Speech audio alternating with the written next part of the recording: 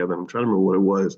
Anyway, but she was here, and oh, I know what. Okay, that's right. I'm just trying to remember what. But anyway, her name was Lachelle, and she's a therapist also out of I don't know what city Lachelle lives in. I gotta ask that. I should know these things. Anyway, so at some point you guys will probably see her if you follow, hang out with my wife at all. At her site, coachingwithdralicia.com, or any of her events, you'll see Lachelle at some point.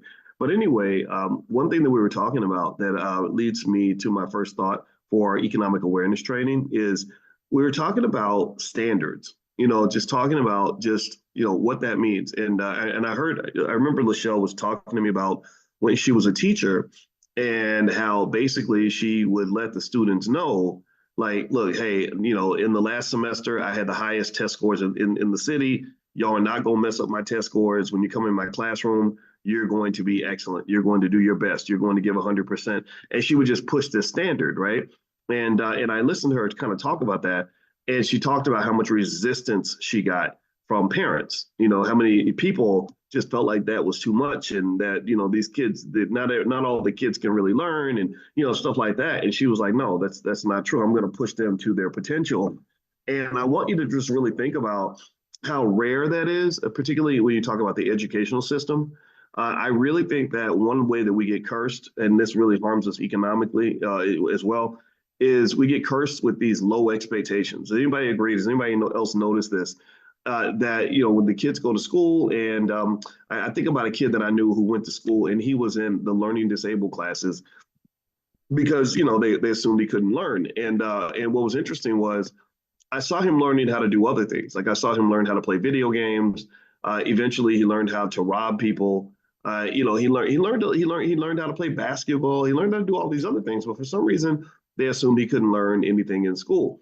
So what happened was he learned. I remember him telling me. I said, "So what do you do in school all day?" And he said, "Well, we just sit in a room and the lady reads to us, and that's it." And there was no effort to help him overcome any learning disability he might have had. It's just sort of like this resignation that, well, this black boy, because we care about this black boy, we're going to set expectations low so he does not feel bad about, you know, about his reading ability or about his intellectual ability. And I really think, and I want to kind of reflect on that really quickly. I really think that perhaps there might be an opportunity, or it might make sense for us to reflect on low expectations that we set for ourselves, low expectations that we set for each other, low expectations we set for our children, low expectations that we set for our community. When somebody gets congratulated because they finished high school and you act like a high school graduation, y'all seen these crazy proms where people are spending $10,000-$20,000 on the prom, and like the prom is the wedding because there's no expectation that they're actually going to ever get married.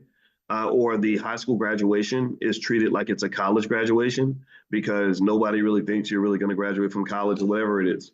I really think that sometimes, not sometimes, all the time, low expectations cause us to really underachieve when it comes to education. It causes us to really underachieve when it comes to our health. It causes us to really underachieve when it comes to our economics.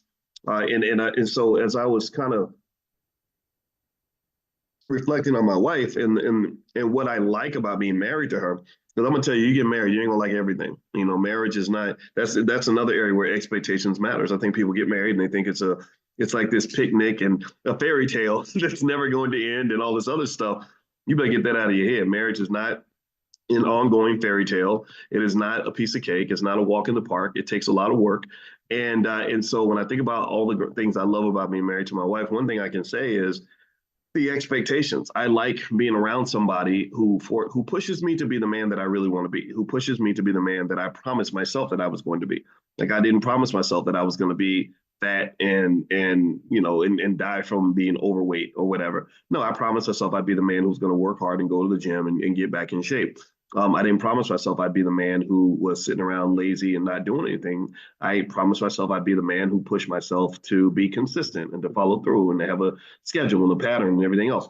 So I really think that one thing that you may want to think about when you're talking about achieving whatever goal you have or elevating to the next level or reaching your goals financially is think about the expectations you have for yourself, and then think about the expectations that are set in your environment, because your environment will have a huge impact on what you can do yourself. Your environment really truly affects what you yourself will ever be able to really accomplish. So if you're in an environment that sets low expectations, but you expect to have high expectations, that's really like running against the wind. It's really it's like swimming upstream. It's like trying to fit a square peg into a round hole, if that makes any sense. It's not it's not something that is going to um, help you really get to where you want to get to. Your environment is really huge. So I'd be very conscious. I think one aspect of consciousness, since this is financial consciousness training, I would consciously think about the environment that you're in, consciously think about the goals you want for yourself. Also, every single morning, I would get up and literally write those goals down. And remember that your whole life is nothing more than a series of days. Like if you add up all your days, and really, there's really even the concept of a day is a contrived, constructed concept. What do I mean by that? We separate our lives into these little blocks called days because the sun goes down and then it comes back up, and then we say, oh, now it's a new day because I went to sleep and I woke back up, and that does help hit the reset button. But really, if you imagine if the sun never went down, and imagine if you never went to sleep, then your life would just be one big long day. Like that's it. It would just be one really long day, and then that just lasted for 80 years or something. And so, in a way, it's like one thing that I do believe though is that sort of breaking life into these things called days allows us to each day just really hit the reset button on what we're going to do that day. And so, my question is not, do you plan to be excellent for the rest of your life? My question really is, do you plan to be excellent today? And really, if you want to go deeper, it's not so much do you want to be excellent today? Do you want to be excellent this morning? And what does excellence look like this morning? What does a wealthy person do this morning? What does a physically fit person do this morning? What does an educated person, a person that's a high achiever, what are they going to do this morning? You understand? Because just the same way you are what you eat, you really are what you do. Your life becomes what you do. And really, this is a wealth concept. In case I'm losing anybody who thinks I stopped talking about wealth, and I'm completely talking about wealth. I'm completely talking about what it means to be a rich person versus a broke person. If you look at the next activity that occurs in the next 2 or 3 hours, I guarantee you that the majority of rich people are going to be doing one thing, and the majority of broke ass people are going to be doing something different. And when I talk about broke, I'm not just talking about money. I'm talking about broke in terms of spirit, broke in terms of attitude, talking about broke in terms of energy. I'm talking about broke in terms of effort. Broke people are going to have a very different morning than most rich people. Do you follow me? So ask yourself, just what kind of person am I going to be? And what is that person, that imaginary person I'm drawing in my head? What are they going to be doing this morning? What are they going to be eating for breakfast? What are they going to do with this extra hour of free time? Are they going to go for a walk or a run, or are they going to sit on the couch and eat potato chips?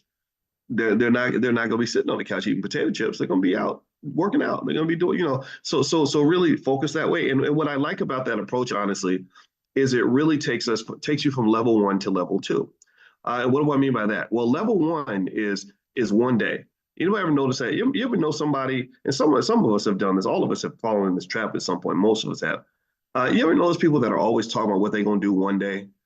Like, one day I'm going to do this, one day I'm going to do that. Let me tell you, see, I remember one time at band camp, I don't know if y'all know that joke or not. But anyway, one time when I was 14, I met my biological father for the first time.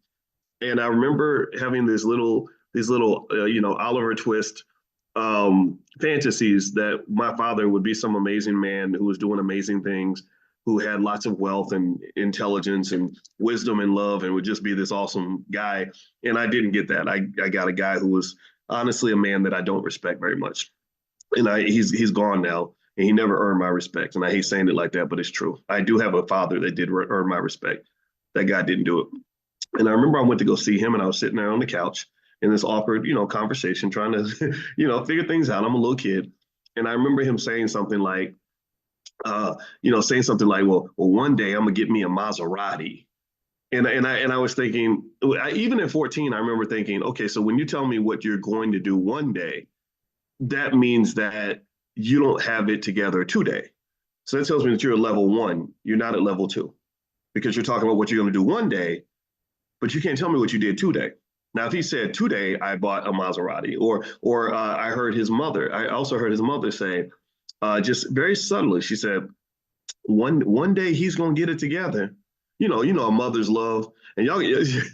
I know mamas are love. Y'all love the sons and nurture them, but you need the. I think that father energy is so important because sometimes you can love that son to the point where he just becomes this little marshmallow man that isn't good for anybody. But then again, I just think love is a good thing though. We all need it, but it's like a pillow. Like your whole life is not going to be a pillow. Sometimes you need to be a rock, right? So anyway, um, I remember hearing my grandmother, who was his mother, I heard her, she was the sweetest lady. I remember her saying, yeah, one day he's going to get it together. And that told me, okay, so that means he doesn't have it together yet. That means wherever getting it together lives, he has not arrived in that city yet. So that means he's at level one. He's not at level two. He's in the one day, which is fantasy, it's theory, it's hope, it's just this belief that one day things are going to get better versus 2 day. Like if she said, he really got to get it together today, or he's got it together today, or he was out here, he was hustling today, he got it done today. And that's really a really subtle distinction between what I see as successful people or wealth builders or high achievers or people that just really get things done is typically, and I really think this is a subtle point you might want to pay attention to. At least I pay very close attention to it because I have to have heightened awareness because I attract so many people that come around and, I'm shaking hands and meeting people and stuff like that. And a lot of people want to come closer and get things, get to know me. So, and you have to be mindful because sometimes not everybody wants to be your friend. Not everybody is going to benefit you in your life. So I have to be very observant and I pay attention. So when people talk, I listen carefully and I sit there like this and I just listen and I'm literally writing every word that comes out of your mouth.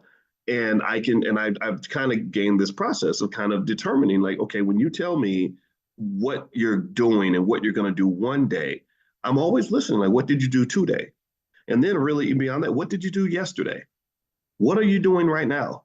And, because the future is like this sort of mushy thing where we kind of make it into whatever we want it to be because it's flexible. You can permeate it into whatever. You're living in the ether. You're in the quantum universe of all these possibilities that could exist for your life. And we tend to pick the one that is the most optimal. Like when I visualize myself next year, I visualize myself in great shape.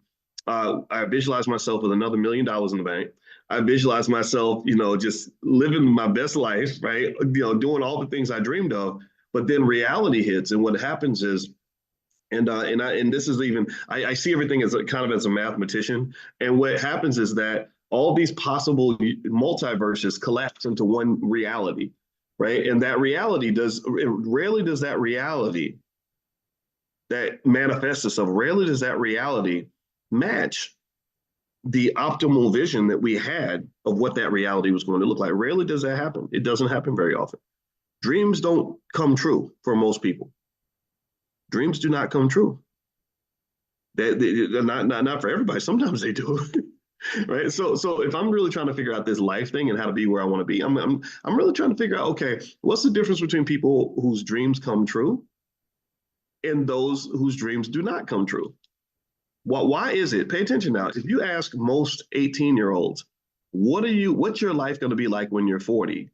What do you think is the first thing that a lot of them are going to say? What's the first thing? Tell me in the chat. Tell me in like 1 or 2 words or 3. What do you think most 18-year-olds predict for themselves? If you say, well, what are you going to do where's your life going to be in 20 years? I'll give you a hint. It relates to money. Most people are going to say, I'm going to be rich. I'm going to have money. At least most optimistic. Now, maybe somebody who's really depressed might say, I don't know, I'm going to be broke and poor and unhappy. I don't think most young people think that way. I think most young people look at their future and they say, I'm going to be rich. And what's fascinating is that if you go to the next step and you say, well, how are you going to get rich? How is that going to happen? They have no idea. They can't tell you. They don't know. They're like, I don't know. But I can grab this fantasy because it's available to me. I can grab it and pull it in and just say it. I can make it real. But I still haven't really learned that talk is very, very cheap. Talk is pretty meaningless because I can say anything. I can say that tomorrow I'm going to be a 400-pound giraffe. And that is feasible if I just talk about it, but it's not very realistic because I have no idea how that's going to happen. So for most people, the dreams do not come true. For most people, they say what they want to be and they don't do it. So what's the difference? Here's the point. Here's what I'm going to get to, and this is something that I hope to support you with. That again, God's telling me to share this message, so I'm going to share it. So the question becomes, in my view, if you're talking about trying to be rich or whatever it is you want to be, what is it that is going to tether you from your existing reality to the reality that you're hoping to achieve? Like, what is it that's going to connect you, like almost like a rope? What's going to tether you to that reality and not cause you to fall into the other 10 million realities that could happen to you if you're not focused or whatever? Well, part of it might start with things like accountability, standards, a plan. A plan is a big start. When you make a plan, you have accountability, you have standards. And in fact, what I actually the way I kind of view the future, and I still haven't mastered this, by the way. Some of this is theoretical. Now, I can't say that I've accomplished a lot of my dreams in my life. I can't lie. I'm very content with where my life is. But some areas I'm like, damn, Boyce, you fell short. You didn't deliver. You didn't become the man that you said you were going to be. So a lot of it is almost like when I visualize the man I want to be, say next year, and we're really doing this together, by the way. I want y'all to know this. I'm a player coach in this game. I'm not just the teacher. I'm also the student, or I'm the teacher who's going to classes at night, because we're all learning this together. I'm just sharing what I know, okay, or what I see. So when I think about the man that I want to be, it's almost like he's a ghost. The vision, and I want you to really one day sit down and visualize the person that you want to be a year from now, and really maybe write that down. Write down 2 or 3 characteristics of that person. Don't make it overly complicated, because and remember that person is a ghost. They're a concept, and in order for me to become that ghost of a man and to make him real, it is a very spiritual process in a way. It's very spiritual in the sense that in order for me to become him, I've literally got to leave my body. In order for me to become him, I have to kill the old me. I have to leave that Boyce behind, the Boyce of 2024. I'm hoping that you never see him again. I'm hoping that the man that I come back as tomorrow or next week or next month is a completely different guy. So this guy that I am right now, I'm going to do my best to put him in a casket and say goodbye to him. And really have that, thank you, Calvin, it's a great word, ascension, have that ascension to become this other guy. Right? So that requires me to really spiritually leave my body, and I got to enter into something else, right? And so to do that is so hard to do. That is so hard to do, because we are really spiritually trapped inside our body. We're trapped inside our reality. We are trapped inside our habits. We're just trapped. And you have to break out of prison almost. It's so hard. It's so hard to break habits. It's so hard to disconnect from unhealthy culture. It's so hard to break away from a bad environment or a bad relationship or whatever. It's really hard to do. It's not even natural. It doesn't feel comfortable at all. So sometimes you just need that help. You need that Harriet Tubman figure maybe in your life that's going to literally pull out the shotgun and force you to do the things that you're not going to want to do. You're going to be kicking and screaming, because every instinct in your body is going to want to revert back to everything that is familiar and comfortable. That is just the nature of being human. That is how we all go through that. And, but when I'm really thinking about that transformation, thank you, BJ, great word, that transformation I want to make, if I'm really honest with myself, right? If I'm really honest, it's like I have to confront the fact that it's not going to be fun or comfortable at all. Right? And I have to be okay with that. I think that when we visualize success, economic success, or a success when it comes to health and relationship, whatever it is you're trying to be successful, I think when we visualize success, we assume that that getting to the destination is going to be as much fun as it will be when we actually get there. And the reality is that it's not. It's like I used to have this fantasy that one day I'd run a marathon, and my wife, and I said I'll never do it. I was like I was like 40 something years old. I said I'm too old. I ain't trying to be running no marathon. But she got me to do it. We worked up to it. We did all the training and we ran the marathon. And let me just tell you, it wasn't fun at all. It was absolutely horrible. I hated that marathon. It was one of the most stressful days of my life and depressing. There's nothing like running 17 miles and then having people say, you're almost there, but you got 8 miles to go. 8 miles is a long way. I'm like, I'm not almost there. Stop lying to me. Stop that. Stop telling me that it ain't almost over. I hate this. It's so, but I did finish, and I had this great picture on my wall and a big medal they gave me, and a picture of me like at the finish line, and I look back at that and I'm so proud. I'm like, I did it. I ran that. I did the damn thing. But I did not feel that way when I was being forced to do it. And what was required for me to do that is an acknowledgement that Boyce was not enough. Boyce could not do that. Boyce uh, was not the guy who made that happen. It was Alicia outside of Boyce, pulling Boyce out of his body, pulling him out of who he was, and making him do something that was horrifically uncomfortable. You understand? And that's what I think is really interesting about will I do it again? Probably not. I don't want it to. I don't enjoy the memory of that experience at all. It wasn't.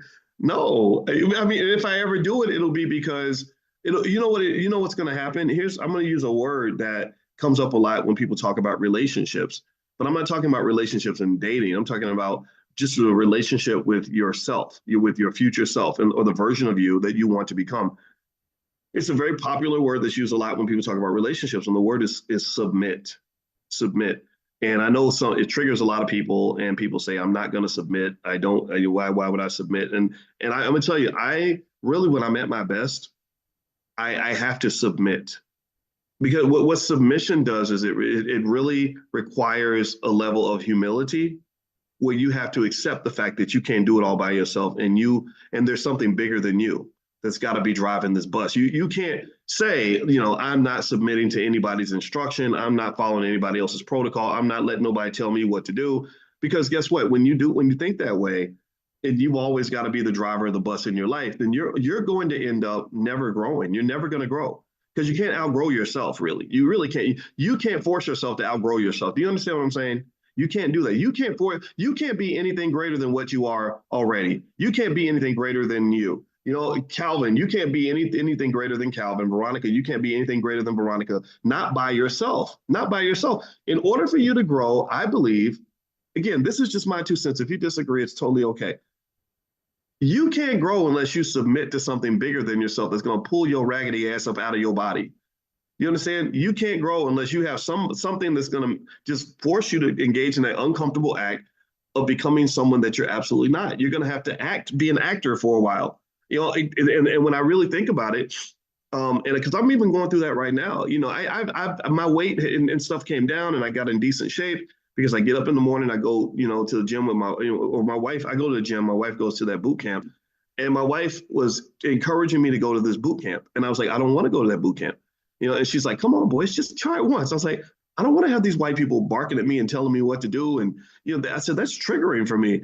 And she's like, no, come on, boy, you got to try it. It's real, because every time she gets in the car, she's like exhausted. Me, I'm kind of sweating a little bit because I was on the treadmill, reading the articles and, posting content, right? Just kind of walking when I feel like it. So my workouts are pretty comfortable. Her workouts are absolutely brutal. And that's why at the age of 50, she wears the same size she wore when she was 22. I don't wear the same size I wore when I was 22. I don't wear the same size I wore when I was 32. Maybe not even 42. I don't know. I got to check. So here's the thing. I remember thinking, I really don't want that. I really want to actually lose this weight. I really want to actually get in a higher level of shape. And so I went with her to visit the boot camp reluctantly, and it was hard.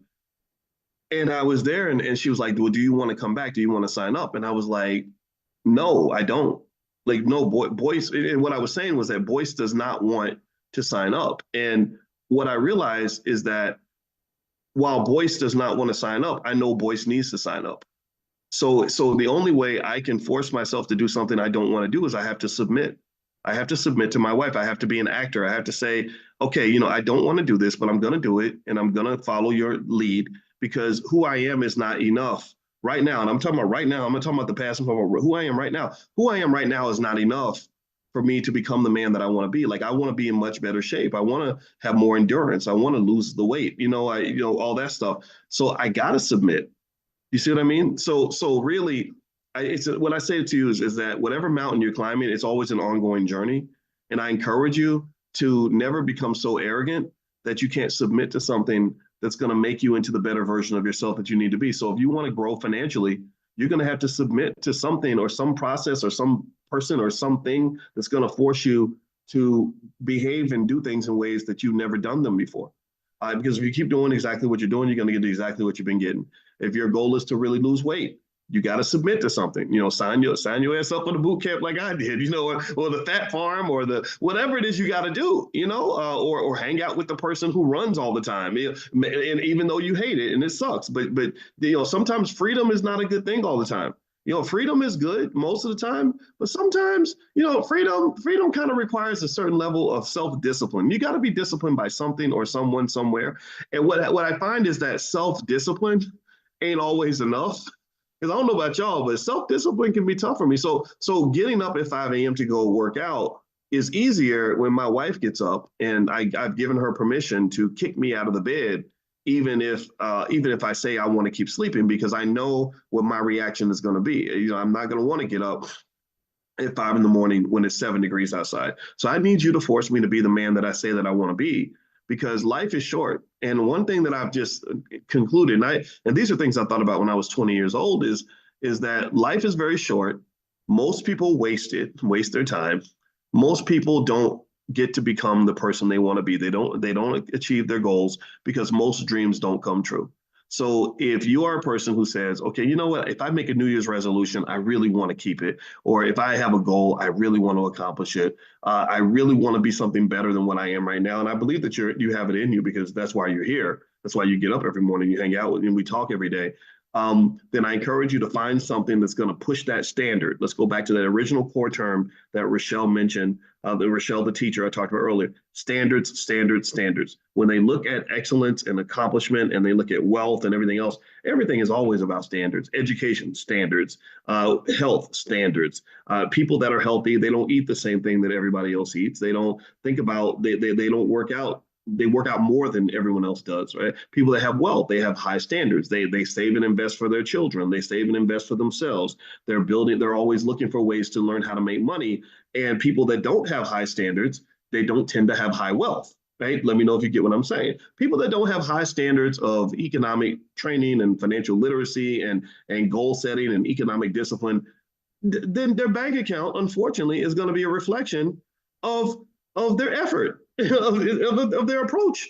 It is, and what happens is that society always gives you an excuse to be a weak ass. Society will always give you an excuse to not set a standard for yourself, because we live in this world where it's like, well, we don't want to hurt anybody's feelings or make them feel bad. So we're always going to be accepting of every single thing you do, every single person you choose to become. And that to me is a little bit of a crutch, because I think that especially for Black people, I think that there are people that encourage us to keep our standards low. Like, even if you look at education and our kids are failing and struggling in school and people are like, well, it's because they're Black. Or if you look at economics and people, you're blowing through all this money, people are like, oh, well, that's okay. You don't have to be a stickler about it. You don't have to, but the problem with low standards and low expectations is that it does eventually, it either keeps you in the trap that you're already in, or it builds a further trap that is even greater than the one that you were in before, because now you're older and you can't go back and fix the things that you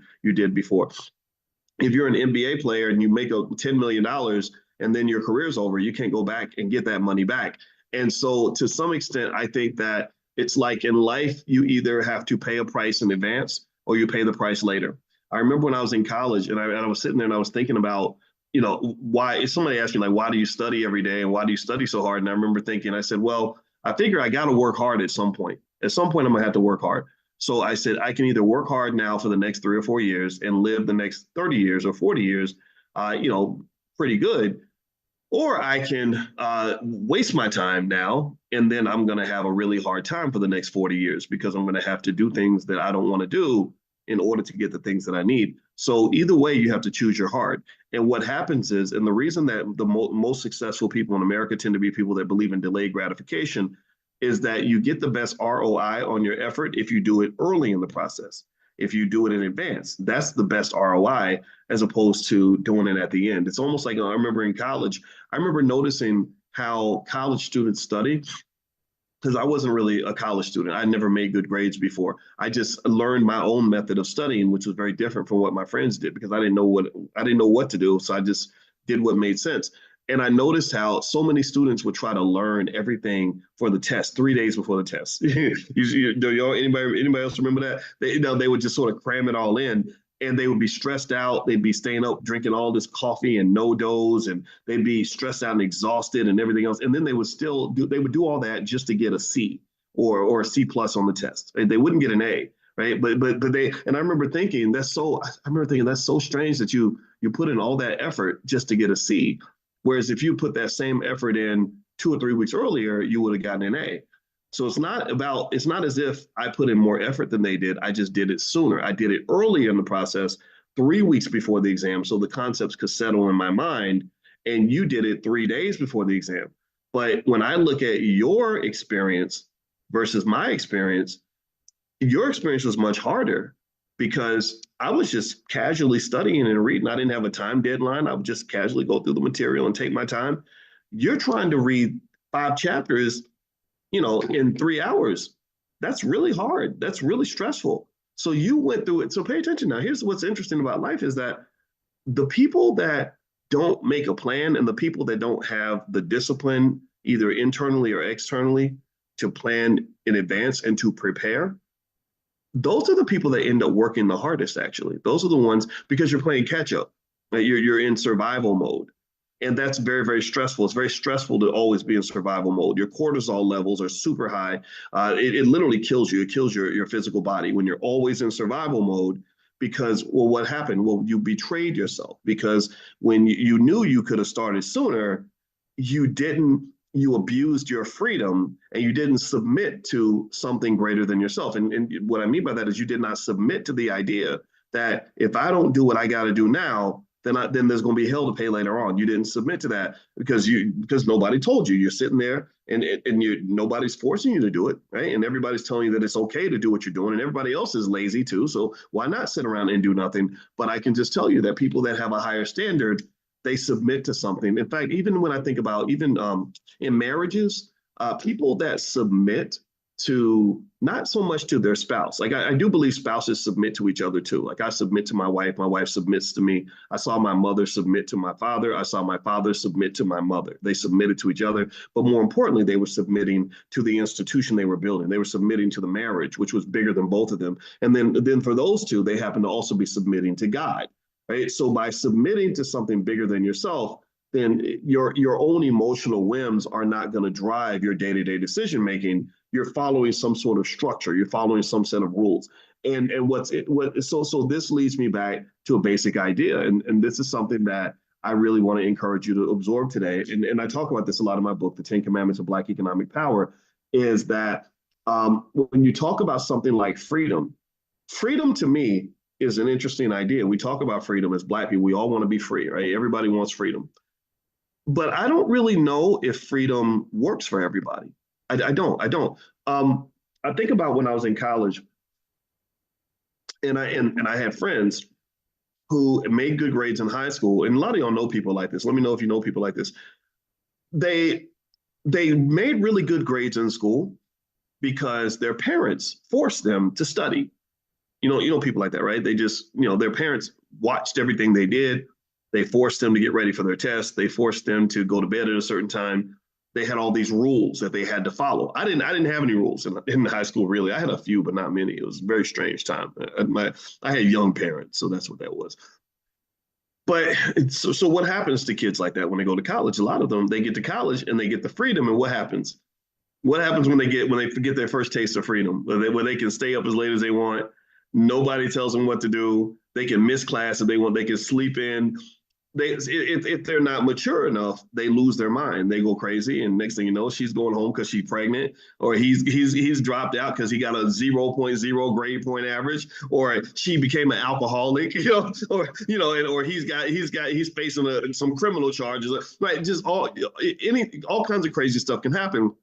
But why is that? Well, because they get that freedom, and they aren't mature enough to handle the freedom because they don't want to submit to anything. The self discipline's not there, and so really, what I would argue is that freedom is something that requires a certain level of maturity, and it requires submitting to something that's going to make sure that that you have some sort of connection to basic ideas of success, like delayed gratification, preparation, things like that.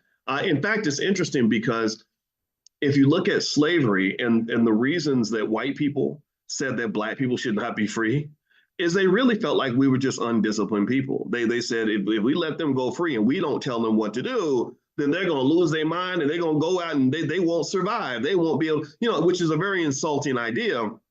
It's very insulting. But what is true though is freedom does require a certain amount of accountability and responsibility. And so if you are a person who wants to be free, but you don't want to be accountable for anything, you don't want to be responsible for anything, you don't want to have any kind of discipline toward anything, then at some point, what's going to happen, in my view, is that you're going to struggle, you're going to fail, and the universe will turn you into somebody's slave. That's what's going to, if you go and you say, I want to be independent and make my own money, so I want to be an entrepreneur, and you don't have the discipline to get up in the morning and work on that damn business every single day, rain, sleet, snow, or hail, then at some point you're going to struggle financially and you're going to have to go right back to work where that boss is going to tell you what time to come in. And the boss is going to tell you what projects to work on.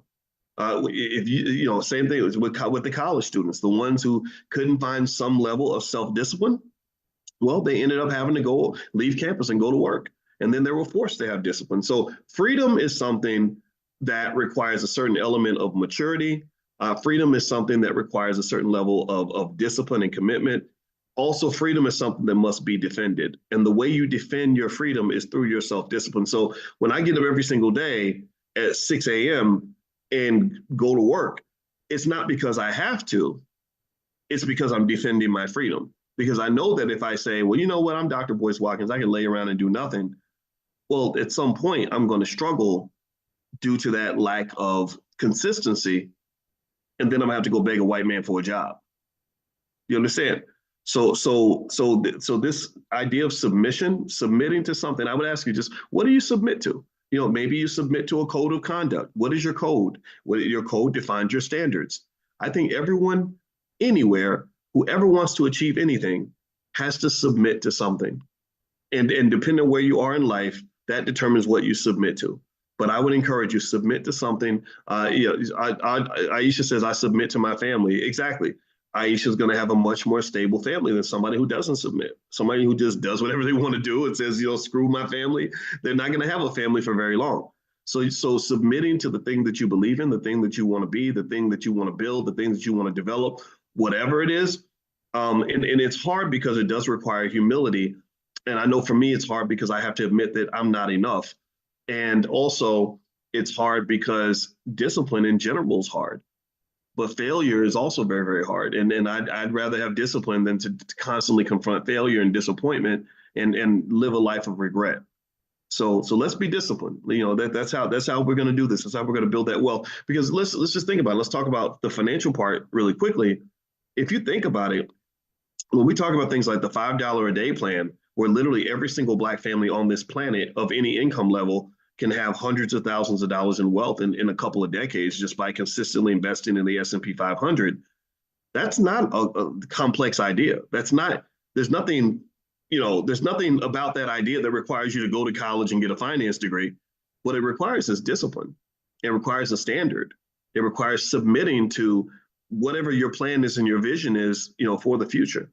And if you have those things, then it's very easy to build wealth if you have some sort of code of conduct that sets a standard for you that is going to get you where you want to get to. If I want to go 1,000 miles in 20 hours, I have to submit to the idea of driving 20 hours at 50 miles an hour. I must submit to that. If I cannot submit to that, then I probably won't achieve my goal. So what are you submitting to? You got to submit to something. Maybe if you're religious, you can submit to God. What does God want you to submit to? What code of conduct comes with that? I think that's perfectly fine. A lot of people make fun of this, but I really think people that get married and say, you know what, I'm not submitting so much to my spouse, I'm submitting to God.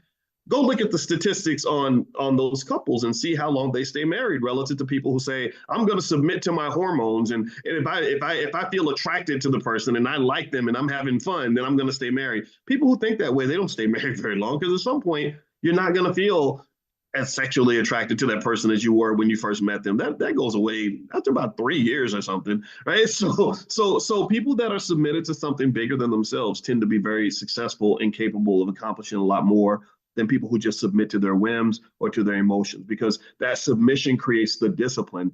Discipline is the dividing line between people who live that dream and those who don't. Right. So whatever your dream is, have that discipline to submit to something, and that will get you everywhere you want to go in life. I promise you. Okay. All right. So that's it for today. By the way, just a reminder, if you want to take a look at some of our stuff that we have in the Black Wealth Mastery store, you can go to drboycebooks.com. Later on today, I'm going to do the portfolio power play, and I'm going to break down what I'm seeing in the stock market. There's a lot of interesting dynamics happening in the market, as really there are every week. And so if you want to join that at noon, just get on the text list. Text the word morning to 87948. If you text morning to 87948, I'll send you a link where you can join us for the portfolio power play. And I'll talk to you about a couple of stocks that I'm interested in that I'm buying so that we can all build wealth together. Remember, the stock market is the number one wealth building mechanism in America. That is the place that separates the wealthy people from middle class people. So every single person has to participate in the stock market. If you have not started yet, don't be scared. You can go to try b1investing.com, be1investing.com. I have a free ebook on the $5 a day plan, which is a very easy way for anybody to have wealth. So the number is 87948, and you text the word morning, type the word morning in your phone, and send that to the number 87948, and I'll send you a link in about maybe 30, 40 minutes where you can join us for today's portfolio power play. What else is happening right now in the Black Business School? We have a few other things. Just a reminder, don't forget the All Black National Convention is closer now. It's going to be October 25th through the 27th in Lombard, Illinois. We're probably going to run out of passes soon. Our team's starting to pull everything together. So if you want to go ahead and lock in your pass now, just go to allblacknationalconvention.com. That's allblacknationalconvention.com. All right, everybody. Well, have a great day. God bless you. And I hope this conversation was beneficial to you. And I will see you all very soon. If not tomorrow, we do this every morning at 10 a.m. Eastern because our goal is to be economically aware and financially conscious, because if you can't see the money, you can't be the money. And I want you to be the money. And that's how we're going to do it. We are the canaries in the mine. We are ahead of everyone else. My PhD gives me the ability to deliver to you on a regular basis cutting edge financial concepts and techniques that are not even covered in textbooks. And that's the gift I want to share with you, because I know that you can do it. I know that you have it inside of you. I know that we are the greatest people on this freaking planet. And I just want us to start acting the way God made us. So just act like yourself. That's what you got to be. All right. So What's going on? I hope you guys are having a good night. My name is Dr. Boyce Watkins. I want to say welcome to drboycetv.com, the home for intelligent Black people. And today I want to cover this list. I saw this interesting list of the 10 college majors that are most regretted by college graduates. And so I'm going to go through this list and kind of talk through it and just kind of share a perspective on it that I think is really interesting. And also, I noticed that Terrence Howard thinks that he's reinvented mathematics, which I think is just hilarious. So anyway, let's get started here. I'm going to jump right into the conversation. All right. So I don't know how many of you went to college, but if you did go to college, type college or college graduate in the chat. Let me know that you went to college. If you don't know my background, I taught on college campuses for a long time. I taught at the University of Kentucky, Indiana University, Syracuse University, the Ohio State University. I also started the Black Business School, where we serve about 167,000 students around the world. And our goal is to focus primarily and solely on the Black wealth issue. I believe that the Black wealth issue is the most important, most pressing issue of our community right now.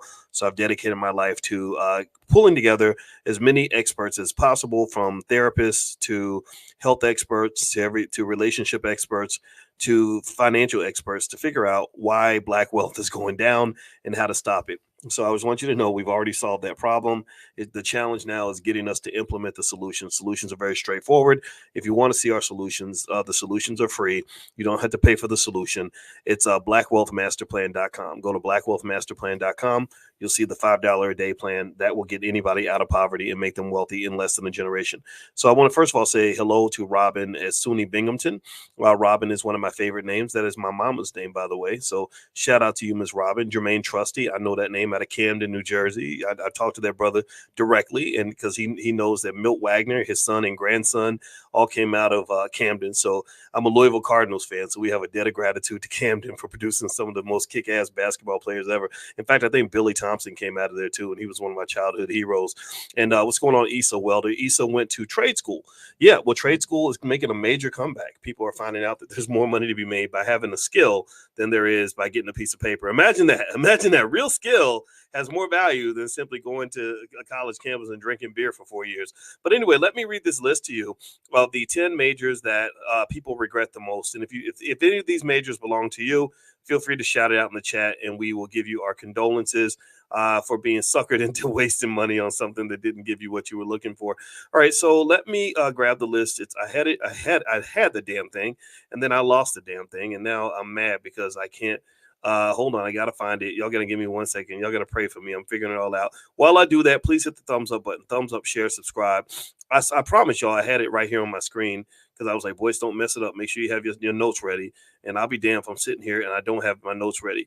All right. So anyway, first, actually, as I find this, I want to mention, did anybody see where Terrence Howard was literally trying to redefine all of mathematics?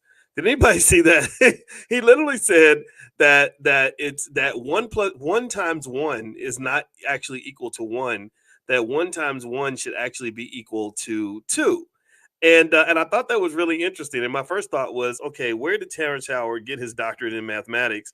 And not to say that you can't be brilliant and all these other things. And I'm not doubting Terrence Howard's intelligence, but Lord Jesus, man, come on, bro. Like you literally, I don't think anybody ever explained to Terrence that we've known that one times one equals one for thousands of years. I mean, that's one of the most original axioms in all of mathematics. So I kind of found it funny that sometimes, fame and whatever they smoking up in Hollywood can make people think that they can do things they really can't do. It's almost like me going to Hollywood and thinking I'm going to be better at making movies and acting than Terrence Howard with no experience. So it's kind of an insult to the real mathematicians out there that he actually thinks he can reinvent all of mathematics. There are thousands of high-level mathematicians who've been working on problems like that for a long time. So him kind of I don't know. I thought I didn't like it. I thought it was kind of funny, but then again, people worship celebrities, so I don't want to insult anybody.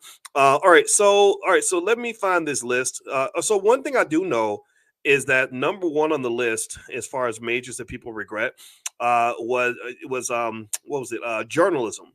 Journalism. 87% of all journalism majors regret majoring in journalism, and I would honestly say that a part of that regret, I would be willing to bet, is driven by the fact that we've lost real journalism in our society. We don't have real journalists celebrated the way they used to be. I watched a documentary about not Ted. Was it Ted? It wasn't Ted Koppel. It was Dan Rather. And there's a Netflix documentary about him. He's a really famous journalist back in the day. And Dan Rather, to me, and people like him and Ted Koppel and the others, they represent a time where journalism was really respected because journalists did their job. I used to consider journalism to be one of those fields that had, just members of that community that just had the highest levels of integrity, that were going to seek out the facts, that were going to be objective and just make sure people were informed. And you don't have that anymore. Now you got, this crap on Fox News. You got the bullshit on MSNBC. Everybody's basically a talking head for their favorite political party. And I think that that's really undermined the quality of journalism in our country. And that's really driven by money. If y'all don't know that, that's a financial problem. It's a financial problem because there are certain things in society that should not be linked to money. Journalism, the ability to get ads and viewers and all that, that's the profit motive of many of these journalistic outlets. And the problem is they have to tap dance for society and not give people what we need. They have to give us what we want. So if you give people a choice between objective journalism, where they're not always going to tell you what you want to hear, versus some loudmouth pundit who is telling you your favorite lies in the middle of TikTok dances, then that's what you're going to get. You're going to get a bunch of nonsense and a bunch of BS. So effectively, journalism has kind of fallen to the wayside. I'd say 20 years ago, I had a tremendous amount of respect for the field of journalism. That's not true anymore. And if you don't understand why, just look at the crap that's on TV. Like Sherwin, you're right, man. When Peter Jennings, that was another OG that really did journalism the right way. Walter Cronkite was the original. And then you had a lot of black guys. What's the brother's name? Was it Brian Williams? Well, no, it wasn't Brian. Brian Williams is the white boy in NBC. Lester Holt. Lester Holt killed it. Just Ed Gordon. Shout out to Ed Gordon, who always did great work. Ed Gordon happens to be a friend of mine, and I'll tell you, I always respected the fact that he was deeply committed to journalism. I have mixed reviews on, say, a Roland Martin, because on one hand, I think Roland's a smart guy and a hardworking journalist, and he seems thorough and committed to what he does. On the other hand, he comes off like a stooge for Joe Biden. He comes off as somebody who's almost he's always applying for a job with the Democratic Party. And that undermines his credibility as a journalist. Ed Bradley, there you go. There's another one. There's so many great black journalists. It's ridiculous. You have the National Black Journalist Society. I think that's what it's called, or the National Black Journalist Association, with so many great journalists in there. So I don't think that the few bad apples should spoil the bunch. But what's happened is that the bad apples have become the ones that they put on TV the most. All right, so let me keep going. Also on the list is sociology. They said if you go to college and you go deep in debt to become a sociology major, apparently that does not have a big payoff for you. You could learn sociology on your own. You could learn it on the internet. You don't have to go to college to learn sociology. Somebody could teach you that on YouTube. And I'm talking about real professors. I'm not talking about just people who are just talking out the side of their neck, like so many other YouTube pundits. You got a lot of people on YouTube who just run their mouths and just say things. But you actually have real experts. You have professors at Harvard and MIT that teach classes for free on YouTube. So if you want to learn something like sociology, I don't know if college and 100,000, 200,000 in debt is really worth it. Not anymore, because you have so many other ways you can learn. Next is liberal arts and general studies. The 72% of the people that majored in liberal arts or general studies regretted it, largely because employers would have a very hard time figuring out what you're actually able to do. They know that you can do something. Maybe you can communicate better. Maybe you have better social skills. Maybe you know a few facts from all the random classes you took. But it's hard to identify, if you are an employer, it's hard to identify exactly what a liberal arts or general studies major could do for you. And if you know, in college sports, I remember when I used to tutor football players at the University of Kentucky. A lot of them were general studies majors, and one of my friends went to Vanderbilt, and he said you would have thought that we were all going to join the military because they were producing so many generals. So many of us had general studies, like we were studying to become generals in the military. But that's what they do, right? Because the NCAA was never in the business of educating people; it was always in the business of making money. Thank God they're forcing the universities to start having to pay the players, because they've always deserved their cut. Next on the list is communication. I personally think communications is really an important skill to have. I think if you can communicate, you can get a lot done. I just think that a major like communications has to be supplemented by something. I'm a big believer that every black child that goes to college, it's okay to go to college. I'm not anti-college, but I really believe you should take the time to learn how to start a business. Why? Well, because you're not white. If you and the white boy apply for the same job, every single study shows that he's more likely to get the job than you. So it's a fact. Now, what are you going to do about it? I mean, you know that it's true. What are you going to do about it? Are you going to just complain about it? If your goal is to just sit there and complain about the problem, then just go ahead and hang up. Just go ahead and leave, because you can just go back to your sad little reality where white people control your access to happiness and fulfilling your destiny. But if you want to solve the problem, well, the way to solve the problem is learn how to start your own stuff. If you learn how to start your own business, then you can walk away from whatever false opportunity they might have put in front of you and actually take your talent and go elsewhere with that and apply it in a way that's going to put food on the table and food in the mouths of your kids. So ultimately, I would say communications is a powerful tool, but I would supplement that with sales, or maybe with entrepreneurship, or just something that's going to put some more money in your pocket. Now, by the way, if you want to learn more about money in the Black Business School, we have a great program called Black Money 101. It's an introduction to the power of money. Right now, you can get 90% off lifetime access by going to blackmoney101.com. That's blackmoney101.com. Also, I put together a list of what I call canna stocks. Basically, there is what they call the green revolution right now. I don't know how many of you, give me a yes or no if you heard that they are working to legalize legalize weed in America. If you know this, then you will know that that there are certain companies you can invest in that will give you an opportunity to benefit from this development. So what I did was I put together a list of Dr. Boyce canna stocks, and you can get that free list. Just the link is in the bio of this video. So if you go to the bio of this video, you will find the can of stocks there. I'm going to try to put something on the screen so you can kind of see what the page should look like, even though I'm probably going to get this wrong. I'm going to hit the wrong button or something. But anyway, there we go. Here we go. I'll show you the page. So this is the page that you'll see when you hit that link. And basically on that link, there is a list of stocks you can get that are can of stocks. So feel free to grab some of those. Somebody says, very true. Corporate life is not for the black man. I agree with you, Tyrone. I learned, I got my dream job when I was 21 years old. And I thank God that I had this dream job because because that was when I started to learn the reality is that there's no such thing as a dream job. There's no such thing as a dream job. Nobody dreams about going to work every day. Nobody dreams about labor. If I have a dream, I'm gonna dream about my sexy wife.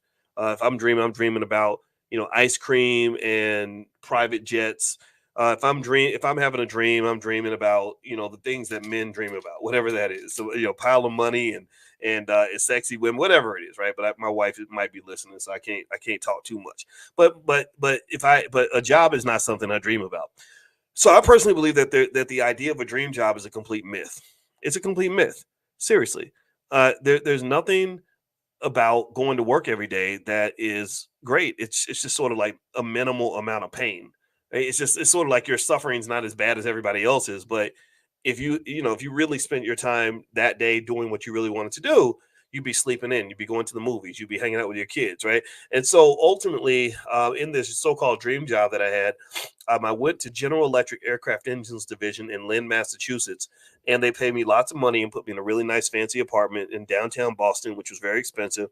And I hated that job. I hated it. I didn't fit into the culture. I didn't understand what was going on. They didn't understand me. It was really tragically painful and stressful for everybody involved. So that taught me that maybe I wanted to do something. If I'd known then what I know now, I would have just become an entrepreneur. I would have just spent a whole year grinding my ass off to learn how to be the best business owner I could possibly be.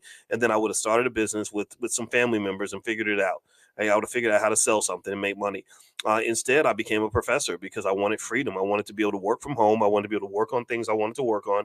And being a professor wasn't bad, but I wasn't able to get away from the bureaucracy of working for other people and also being a black man in a white institution. That's really, really hard. I think it's really, really hard if you are a black man with a strong black identity being in a pretty white institution because they're forcing you to change who you are in order to fit in, and you're criminalized the minute you walk through the door. And that was just really tough. So I kind of think that the solution for most of us, especially brothers out here, learn how to start your own, and also make sure your sons and your daughters know how to do that too. All right, so let me keep going here. Education, that's the next major that people regret. I'm kind of surprised by that because I think education is a good major. We need our teachers. Teachers are extremely important, but teachers are not valued in this society. Teachers do not get the respect that they deserve. Teachers are severely underpaid. You got to deal with these little crazy ass, badass kids who have parents that don't give a damn. It's stressful to be a teacher, man. I feel so bad for our teachers. It's crazy to me. When I see videos of some stupid teenager punching out the teacher and all that, the teacher didn't ask for that. They ain't getting hazard pay. So why are they going into a building where they're getting beat up, cussed out by the parents and all this other stuff? I mean, this is kind of how ridiculous the world has gotten. So, but they say that education is a major that people tend to regret. And that makes me very sad because we need educators in our community. And what we also need is we need more homeschool networks. That's what we need. We need to educate our own. We got to find some way to educate our own kids so that our kids don't get brainwashed and destroyed by this system. So that's something I'm working on in the background. If anybody happens to know somebody that can help us come up with $10 million to start a homeschool network, we will be more than happy to work with that person. So if you know somebody that's got ethical money, they can come in and put up the funds to help us build a homeschool network. We will do that. We will educate the kids ourselves because we can do this. We have everything we need. Next on the list is marketing, management, and research. That's another major people regret. Now, I find that interesting. I find that surprising because marketing is an incredibly valuable skill. Maybe it's the type of marketing you learn, right? So if you learn things like digital marketing or sales, that can actually put you in a really great position to make money. If you know how to sell things, then you're usually not going to be broke. So I personally think that that's just a misassessment. And then another one they say people regret is medical and clinical assisting. Now, so that means the medical field itself, I don't think is something people regret. But I think when you talk about being a medical or clinical assistant, that doesn't give the rewards that people expect. But I think the medical field is very important. And I know a lot of people in the medical field who are doing quite well. The downside is that it requires a lot of work, a lot of long shifts. And one thing that we've discovered in the Black Business School that we've actually kind of advocated for is the idea of learning various ways to make money without going to work every day. We've talked about the most important thing that a young person can have is not a college degree. It's not a college degree. It's not even a technical or trade degree. The most important thing a young person can have is a capital base. A capital base means having assets that they own that can generate income.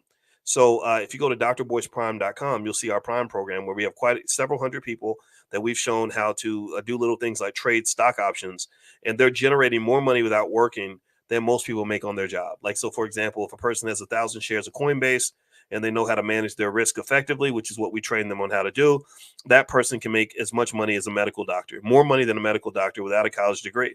So I figured it out. I said, maybe instead of grinding like crazy to get the bachelor's degree, to get the master's degree, to get the doctoral degree, to get the law degree, and being in school for the rest of your life and then working 12, 13-hour days, maybe you focus on saying, hey, how can I get access to 1,000 shares of Coinbase, because then I can sell those options, make $5,000 or $6,000 a week, which is more than $250,000 a year. And I'm already making surgeon money, and I'm 22, 23 years old because my parents cared enough about me to invest for me long term. So this is part of what we call the Black Wealth Master Plan. The plan is not so much for you to be able to do it all by yourself. It's to understand the importance of being teammates, the importance of us working together, the importance of having parents that invest for their children, the importance of making sure that we understand that wealth is a team sport. It's an intergenerational sport. The reason our young people and our college graduates end up slaving for folks who hate their guts is because nobody makes a plan for them. If nobody makes a plan for you, then you will be out here with no plan.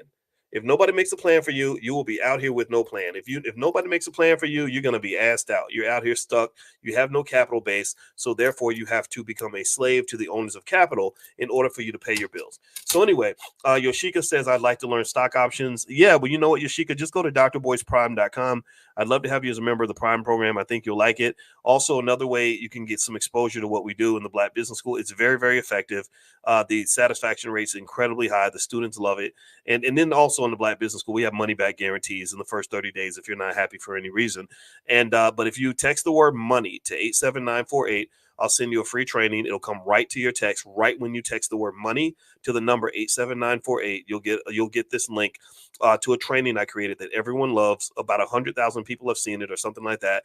And it's called How to Make Money Without Working. This is revolutionary. This is changing the mindset of so many people. It is a breakthrough. Again, remember, I'm not a financial influencer. I'm not a YouTuber. I'm not a financial influencer.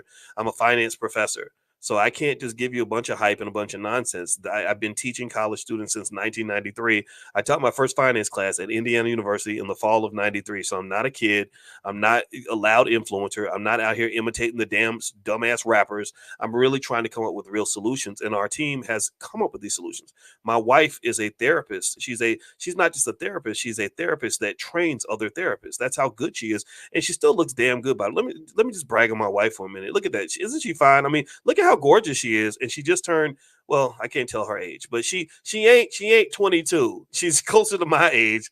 And I think I'll put my wife up against a 32-year-old any day of the week. But anyway, yeah, so her birthday's this week, and we came out to California together, and she's doing this little photo shoot and stuff like that. And let me tell you, I love her, and I think she's gorgeous, and she reminds me of the excellence of Black women.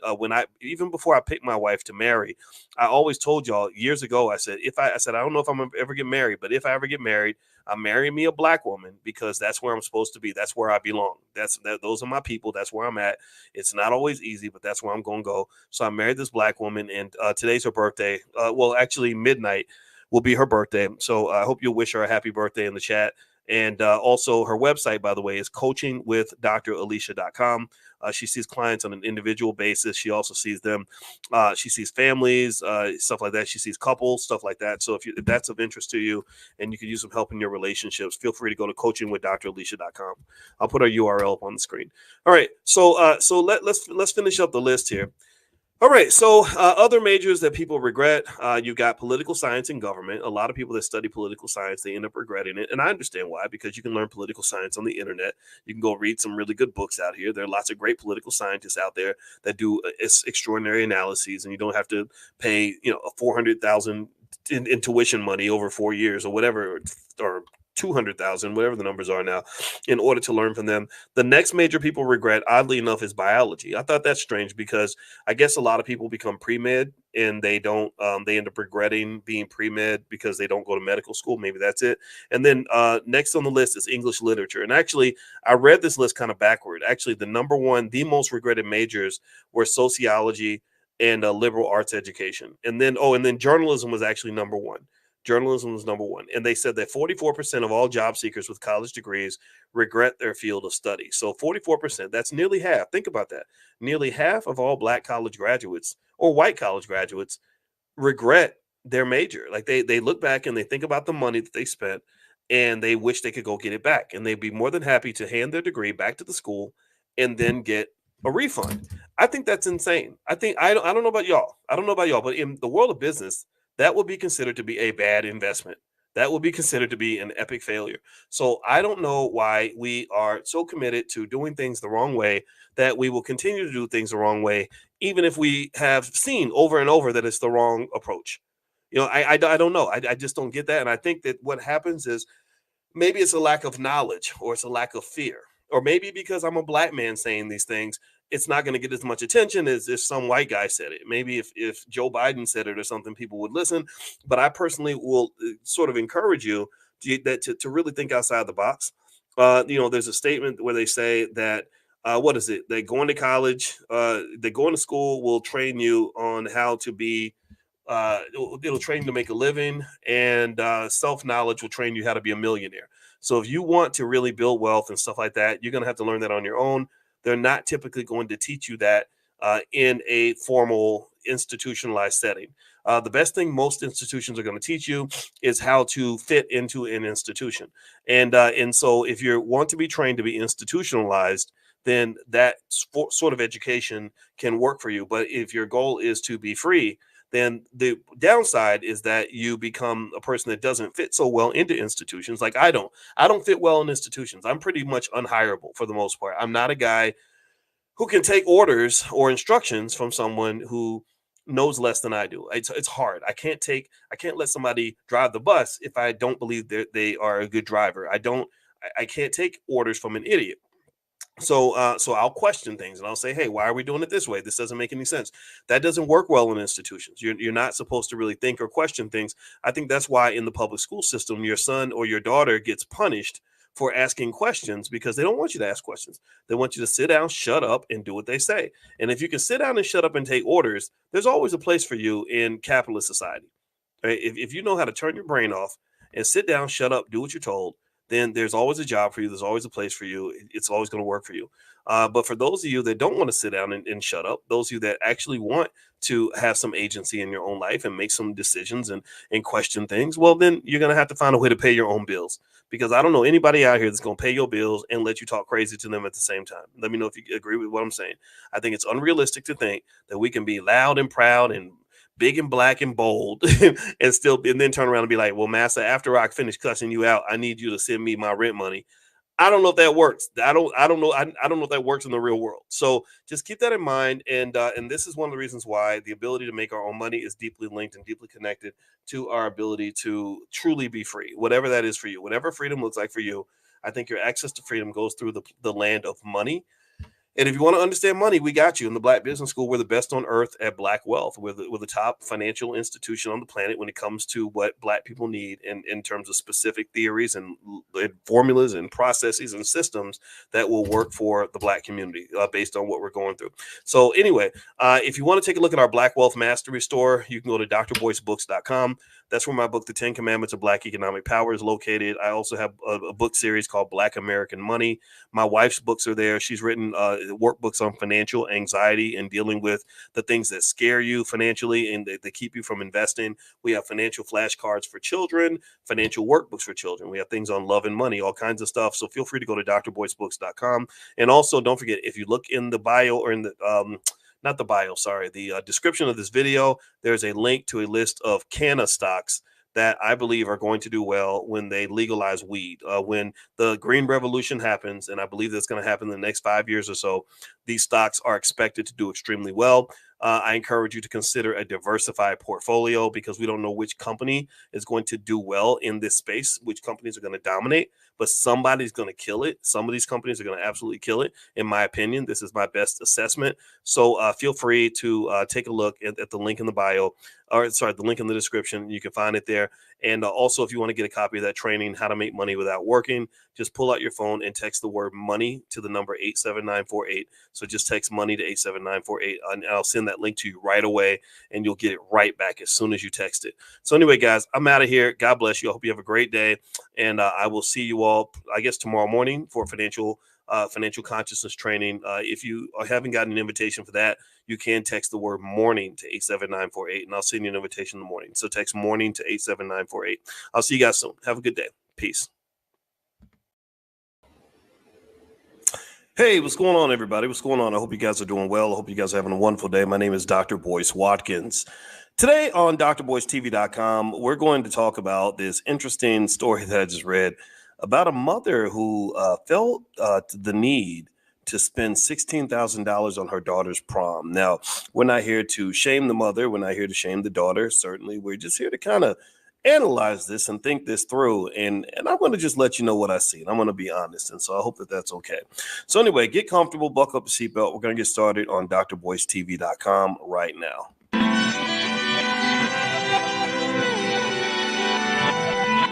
Here we are, clan the isms, cataclysm, great. Our people out here struggling, trying to make it in this state. Everybody out here doing it, but we the ones who late. Now family, we the ones who gotta delegate. Get that money in the power, never be fake. Stick to cosign for 3. What did he say? Create jobs, support our own. Educate the same and buy back your home. Got 3 degrees, triple 10. 3 PhDs, now we on the CNN. DBTV, let's talk about negligence. Ignorance is bliss, but we can turn it to intelligence. Believe none of what you hear, half of what you see. Let's break it down here on Dr. Boyce TV. Here we are, clan. Hey, what's going on, guys? Welcome to drboycetv.com, the home for intelligent Black people. My name is Dr. Boyce Watkins. I want to say hello to everybody, and I see Vic FM. You're the first one in here, and he says, I love you, and I hope you're having a great weekend. Well, same to you, brother. Love you, too. Thank you. And let me know if you guys can hear me okay. Give me a yes if you can hear me.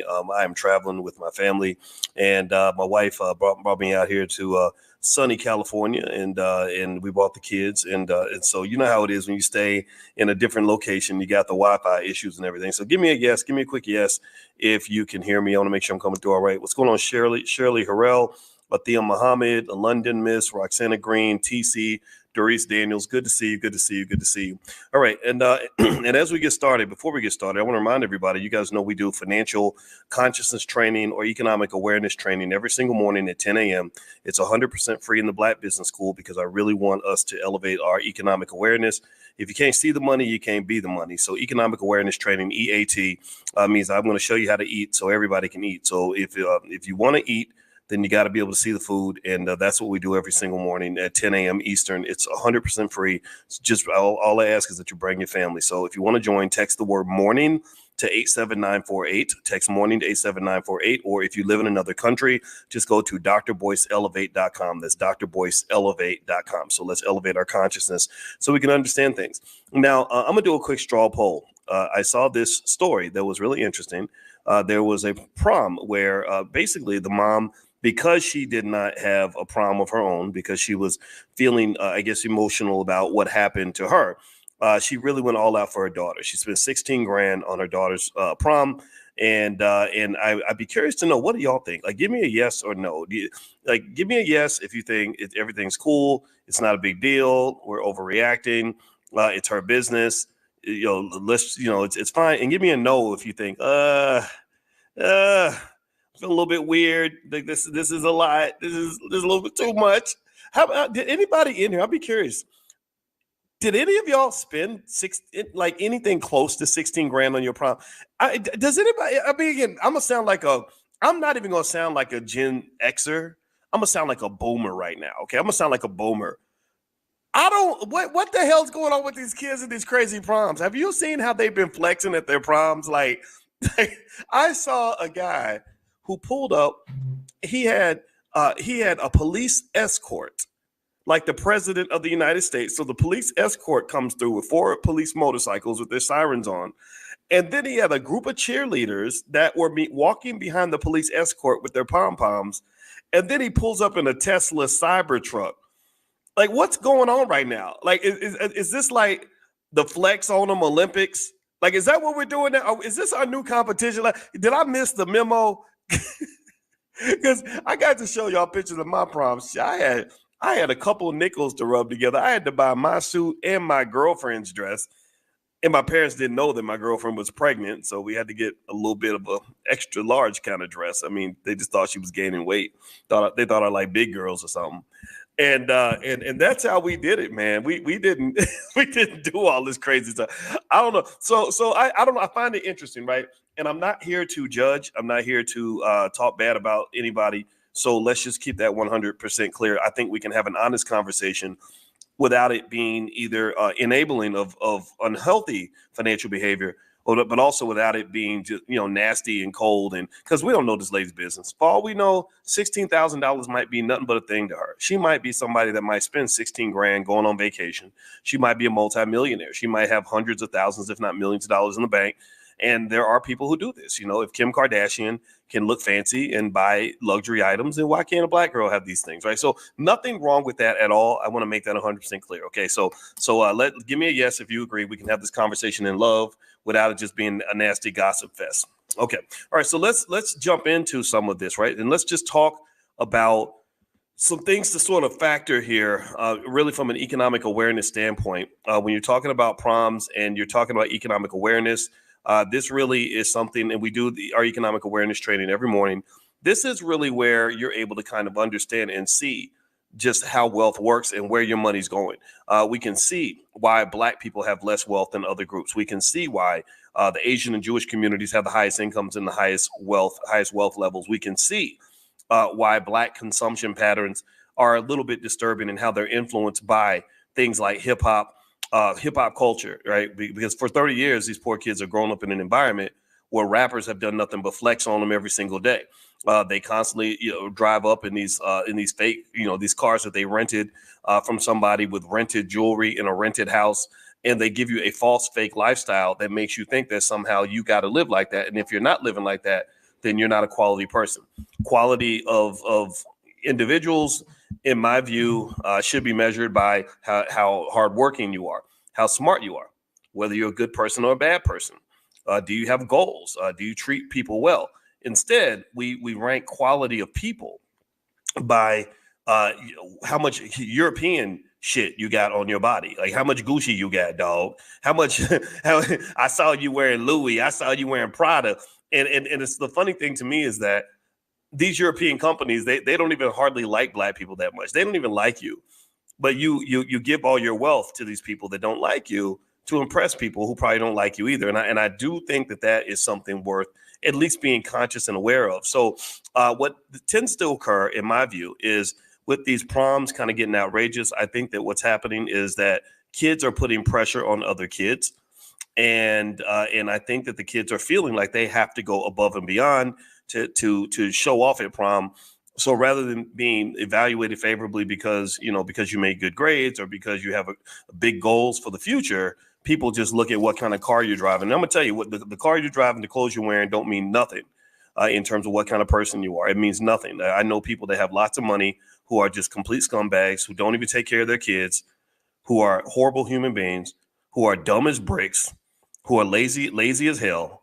And there is no reason that a person should be evaluated on a higher scale just because they're showing up with a bunch of fancy stuff. Also, you don't show your wealth by throwing your wealth away. Throwing your wealth away is not a flex. It is not a flex to say, hey, I'm doing really well financially, and I'm gonna prove it to you by giving all my money away to white people. That's not a flex. What that shows is some sort of deeply embedded insecurity that you have. What it shows is that you don't feel confident and comfortable enough in your own skin that you have to spend money to buy self-esteem. You have to spend money to buy esteem from others. You have to spend money. You have to give your money away in order for you to feel complete, to feel human. And I just don't understand why that is not something that isn't discussed more regularly. Maybe it's because we just don't always have what we need to do that. And maybe I'm overthinking it because I'm a finance professor and my wife is a therapist. So as you know, so imagine a finance professor laying in bed with a social work PhD who's a licensed therapist and analyzing these things. We come to these awkward insights that, you know, may sound strange on the forefront, but I think it really speaks to a need for healing in the community to help us get where we got to get to. Now, do me a favor, please hit the thumbs up button. Thumbs up, share, subscribe. My name is Dr. Boyce Watkins. You're watching drboycetv.com, the home for intelligent Black people. If this is your first time here, I hope that you will join us and hang out with us, because we are the best on earth when it comes to Black wealth and Black economics. We don't play. We are extremely good at what we do. And I was on the faculty at Syracuse University for 13 years. I taught at the Ohio State University, University of Kentucky, et cetera. And our goal is to make Black people the most intelligent economic group of people on the planet, at least those who want to listen. And I speak to you every single day because I'm serious about this too. So we're talking about spending on proms and overspending. Now, when I think about proms and I look at kids flexing out on their proms and going crazy, you know, rolling up in Camels and Bugattis and everything else, it makes me think about that next step, the bigger version of the prom, which is called the wedding. And I thought about how much people spend on weddings. And I think that there's a connection there, right? There's a connection between just basically this idea that you're having this big event where you're showing off for a bunch of other people, right? You're spending a bunch of money so that other people can be comfortable and happy. I mean, because think about it. If you're giving away all your money, you're not comfortable. If you just spent your last nickel and you're looking at your bank account and you got 45 cents in it because you spent everything, or you're thousands in debt, you're not comfortable. So the money that you spend on a wedding or a prom, that's not really for you. That's not really for you. Let me know if you know what I'm saying. Give me a yes, you understand what I'm saying. It's not for you. It's not for you. The money that you're spending is for other people. The money that you're spending is not for you. It's for other people who are looking at you. It's for their pleasure, not for yours. So when you go and you overspend on a prom, a wedding, or any other big event that's kind of a one-day thing, flash in the pan, I think you really might want to take some time to really say, like, why am I doing this? Because if you talk specifically about weddings, let me tell you this as a married man. Weddings are beautiful. Weddings are wonderful. Weddings are necessary for a community that wants to build on itself. You have to have families for your community to be strong. You cannot have a strong family with 10 million baby mamas and baby daddies. It just won't work. Let me know if you get what I'm saying. I hope you all agree with me. I hope I don't sound old fashioned by saying that the only way Black people can really succeed is if Black men and Black women support each other. I hope I don't sound crazy by saying that if Black women don't gain respect for Black men and Black men don't maintain respect for Black women, that we're going to fail. I hope I hope you can agree with me on this. So when you're talking about marriage and weddings and all that, that's necessary in order for your community to thrive. You need to form these bonds and these institutions that allow your children to be safe in a nurturing environment and to grow into the people that they're supposed to be. But in my view, and this is my humble opinion, I think that there's not enough work sort of separating the wedding from the marriage. A lot of people want to have a wedding, but they don't really want to be married. You understand what I'm saying? Just like a lot of people want to have sex, but don't nobody really want to raise no kids. You know, getting married is very different from staying married. Having a wedding is very different from having a 20, 30, 40-year marriage. When I married my wife, I went to the OGs. I went to the people. I didn't go to the internet and listen to some cute little influencer who says everything that I want to hear. That's what people do. They go and they you know, women will get on and they're all 10 million women will follow some guy who's saying that the only reason a man don't want you is because these men is too weak. They too weak. They don't know us. They can't handle a strong woman like you. And you're like, yeah, that's right, girl. And then there's some guy, some good looking guy, probably got a beard and some dreads, telling women, you know, or say whispering sweet nothings in women's ear, or some lady, you know, with a boobs out, you know, telling men like these women are out of pocket. These women need to stop. And these women, they don't appreciate a good man. They don't know how to treat no man, you know. And then all the men are like, that's right, queen. Thank you, queen. I appreciate you, queen. Right? I get it, right? But these are not your people that should be advising you on relationships. The people that should be advising you on relationships are your grandparents, because your grandparents got married in 1962 and they've been married ever since. Those are your scholars. Those are your romantic intellectuals. Those are the people that can tell you how to build something and make it last. So here's the deal with weddings. This is interesting. A lot of you may not know these financial facts about weddings, so let me share a couple with you. I don't know if you all know this, But let me see. I pulled up some studies here. Basically, the average wedding in 2023, the average wedding was about $30,000. Secondly, 28% of all couples go into debt to pay for their wedding, and the debt usually amounts to $11,737. That's a lot of debt. So you're literally, so you get married, you're taking on another student loan, and then some people they get a divorce before the debt's even paid off.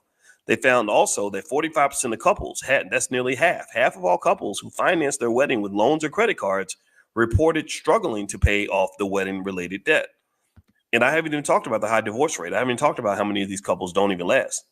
So effectively, when I see extravagant spending on a prom, it reminds me of the extravagant spending on the wedding, because what you're really doing is you're giving yourself some sort of emotional orgasm that is not in any way connected to the actual act of doing something that's actually lasting in long term. Marriage and things like that require discipline. Whereas getting married or blowing your financial back out at your prom or whatever, that doesn't require discipline at all. That's just a feel good moment that you're sacrificing your financial future for. Now, do me a favor, everybody. Please hit the thumbs up button. Thumbs up, share, subscribe. My name is Dr. Boyce Watkins. You're watching drboycetv.com, the home for intelligent Black people. And I hope you'll allow me to thank a sister who is supporting the Black Business School and helping us to do this podcast. And her website is ericatree.com. So if you're a parent, there's an amazing resource for you. There's a 30-day ninja cursive workbook that was inspired by a student named Patrick, who asked Miss Latanya Williams to teach him cursive so he could compete in chalkboard game wars.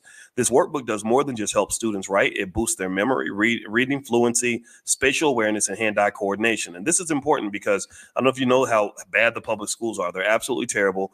They're not educating our kids. They're not doing right by them. In Chicago public schools, the vast majority of the children can't read, write, or do math at grade level. So let me know if you agree with me that we need to educate our own kids. So this sister's doing this, Miss Latanya Williams, that's her name. The digital download is $39.99 at ericatree.com. That's RECA-tree.com.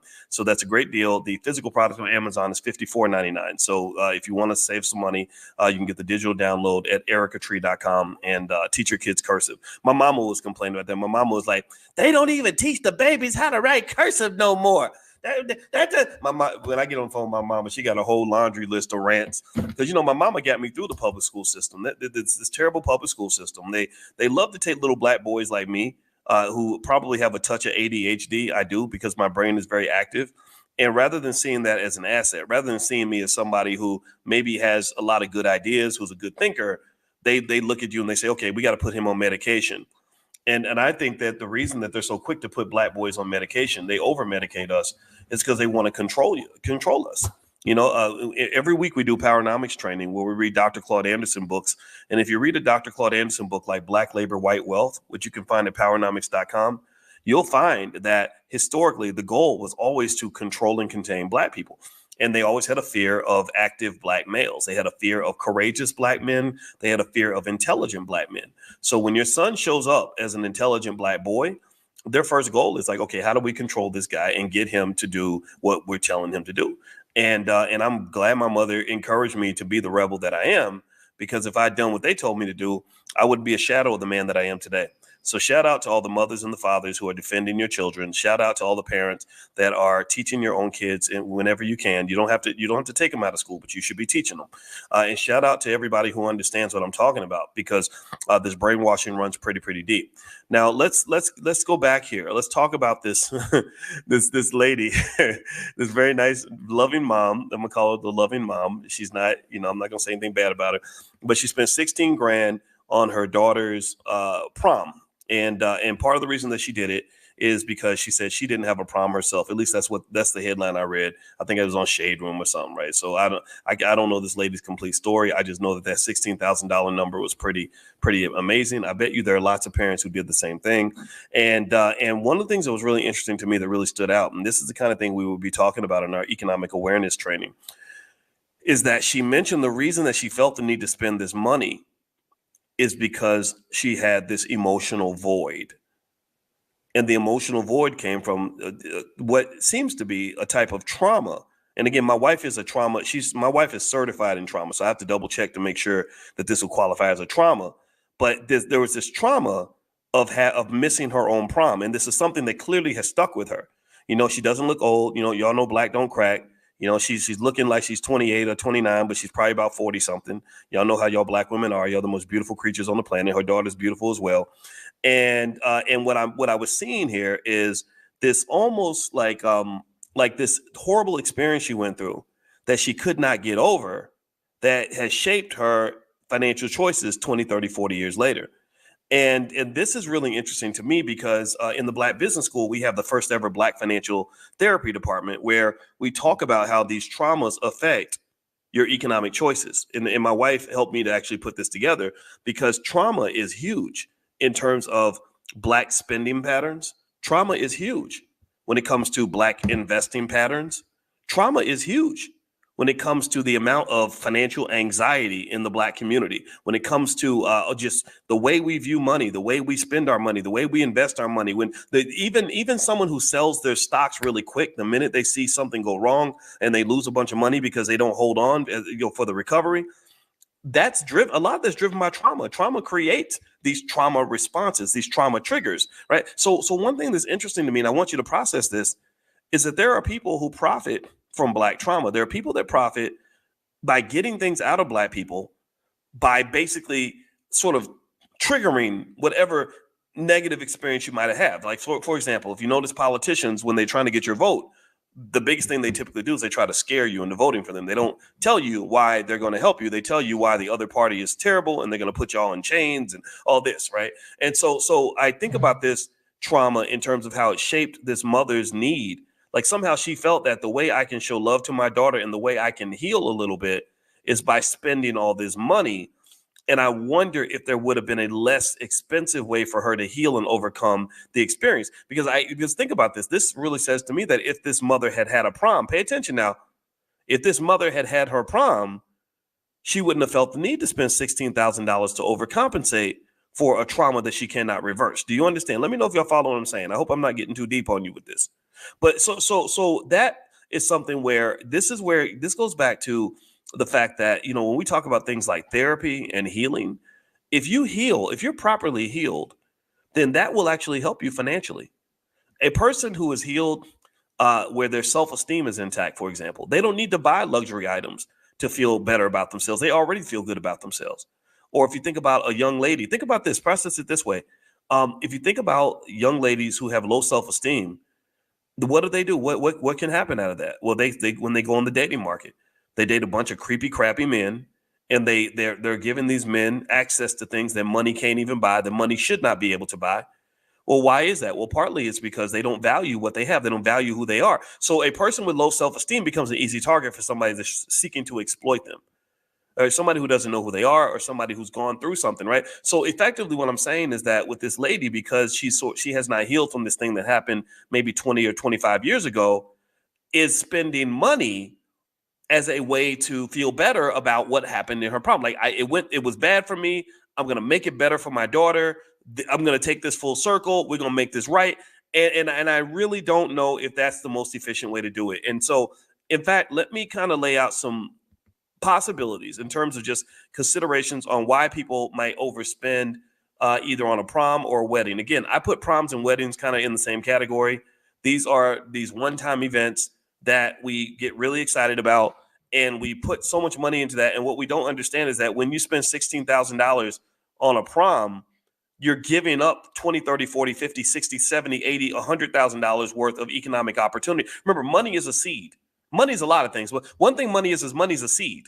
You plant seeds. Seeds get planted. Planted seeds grow. Seeds that get eaten do not grow. So when you consume, you are eating your seeds. Do you understand? When you eat your seeds, the seeds do not grow. The seed cannot grow if you've eaten it. So when you take your money and you consume, you eat, then what occurs is that you have destroyed the potential of what that money could have become. So let me give you some examples. So let's say that this mom had taken the $16,000 and said, you know what, I love you, and I want you to have a nice prom. So we're going to spend about $1,000 on the prom, but we're going to take the rest of that money and we're going to put it towards your future. Well, what could she have done with that? Well, number one, $16,000 could have been a 20% down payment on a property, or maybe a 10% down payment on a $160,000 property. If that property accumulated value of even a modest rate of, say, 3% per year, By the time your daughter's 40, she's got a property worth over $300,000. Do you understand? So when you spent the $16,000, the daughter misses the $300,000. Again, you went for the little reward, but you could have got the big one. I'm not making fun of it. I'm just telling you the truth. What else? Let's say y'all know I love the stock market. Well, if you take that $16,000 and you put the $16,000 in a regular S&P 500 fund, which we show you how to do at blackwealthmasterplan.com. It's totally free. Go to blackwealthmasterplan.com, and that's our $5 a day plan. You'd be amazed at how much money grows when you let it grow. You'd also be amazed by how much money doesn't grow when you kill it. And killing it is spending it. When you spend it, you're killing your potential. So let's see what would have happened if she'd taken that 16 grand and put it in an S&P 500 index fund. By the time her daughter was 40 years old, she would have $86,776. So again, you didn't spend $16,000, you spent $86,000 when you spent money on this prom.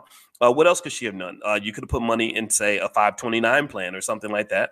The 529 plan also grows. It's a way to kind of save for college, right? So again, I'm not assuming the mother didn't do all these things, right? She may have done all these things. She may have the 529 plan in place. She may have the stock portfolio in place. She may have her daughter in position to own real estate. She may have done all these things. But here's my point. If any of these things have not yet been done, that concerns me, because I get concerned when I see us having just sort of embracing a culture where we blow the whole bag before we get a chance to really have anything, right? This instant gratification culture is very anti-wealth. The instant gratification culture is being heavily promoted through things like hip hop.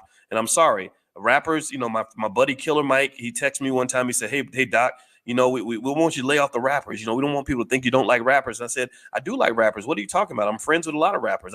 Immortal Technique, I love that guy. He's a great guy. D1, love D1. Willie D from the Ghetto Boys was in my wedding. One of my best friends, Ice Cube, is my friend. I have a lot of friends that are in hip hop, so I don't dislike rappers. What I'm saying, though, is that hip hop culture, the bastardization of it, creates a space of where instant gratification is glorified. Where looking good, pay attention now, looking good is more important than actually being good.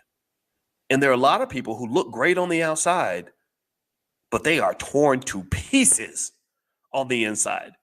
They are torn to shreds on the inside, but you looking fly on the outside, so you think everything's okay. I don't want you to just look good on the outside. I want you feeling good on the inside. I want you to heal. I don't want you just to appear to be financially secure. I want you to really be financially secure. Ain't no future in the fronting. Remember MC Breed? Ain't no future in the fronting. So why are we fronting? Why are you trying to look good for all these other people, but you can't look good for yourself? Because you got to look in the mirror. You know what you really look like. You know what you really look like. When you take off the clown mask, you know what you look like. When you take off the makeup, you know what you look like.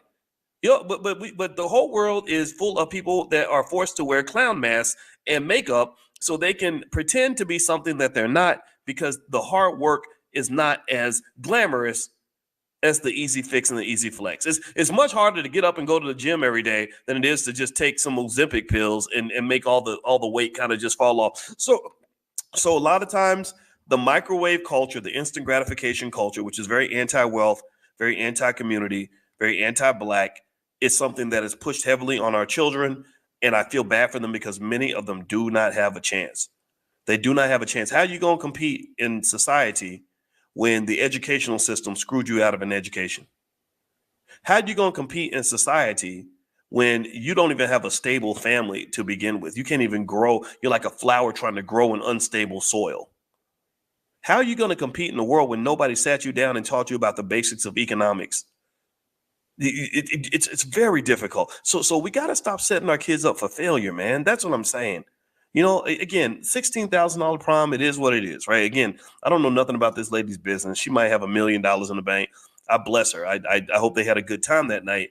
But I really kind of think we got to really analyze the culture if we really want to understand and analyze our economics. So anyway, do me a favor, hit the thumbs up button, thumbs up, share, subscribe. You're watching drboycetv.com, the home for intelligent Black people. And I want to also give a quick shout out, if you will allow me to, as you hit the thumbs up button, to our sister who runs ericatree.com. Her name is Miss Latanya Williams, and she has a daily phonics book that's a must-have for your child's early literacy development. It was inspired by legendary educators like Marva Collins and Dr. Jawanza Kunjufu. It reinforces the 44 sounds of the English language, boosting fluency and phonemic awareness. Help your child build a strong foundation in reading today. And you can go to ericatree.com to check out some of her products. This particular link, I can, you know what, I'm going to send out Dr. or Miss Latanya's direct links to her products via text to you. If you get on a text list for Money in the Morning, just text the word morning to 87948, and I'll send you a link to her phonics product. It's a kind of a long bit.ly link, and I can't really recite it. Her main website is ericatree.com, ARECA-tree.com. But I can send you the link to this second product that she mentioned, because it sounds like this sister's really doing the thing. My mother talks about Marva Collins all the time. Does anybody know? Give me a yes or no if you've heard of Marva Collins. Does anybody know who Marva Collins is? Because if you don't know who Marva Collins is, I really need you to know who she was. Marva Collins was one of the greatest educators ever. Marva Collins, from what my mother said, she started a school in the projects. Like this, I mean, this lady did not play. This lady, she started a school in the projects. See, and y'all, some of y'all in here, 7-figure Negroes driving luxury cars with fancy jobs. Some white man that gave you a fancy job. But the problem is you ain't doing the job.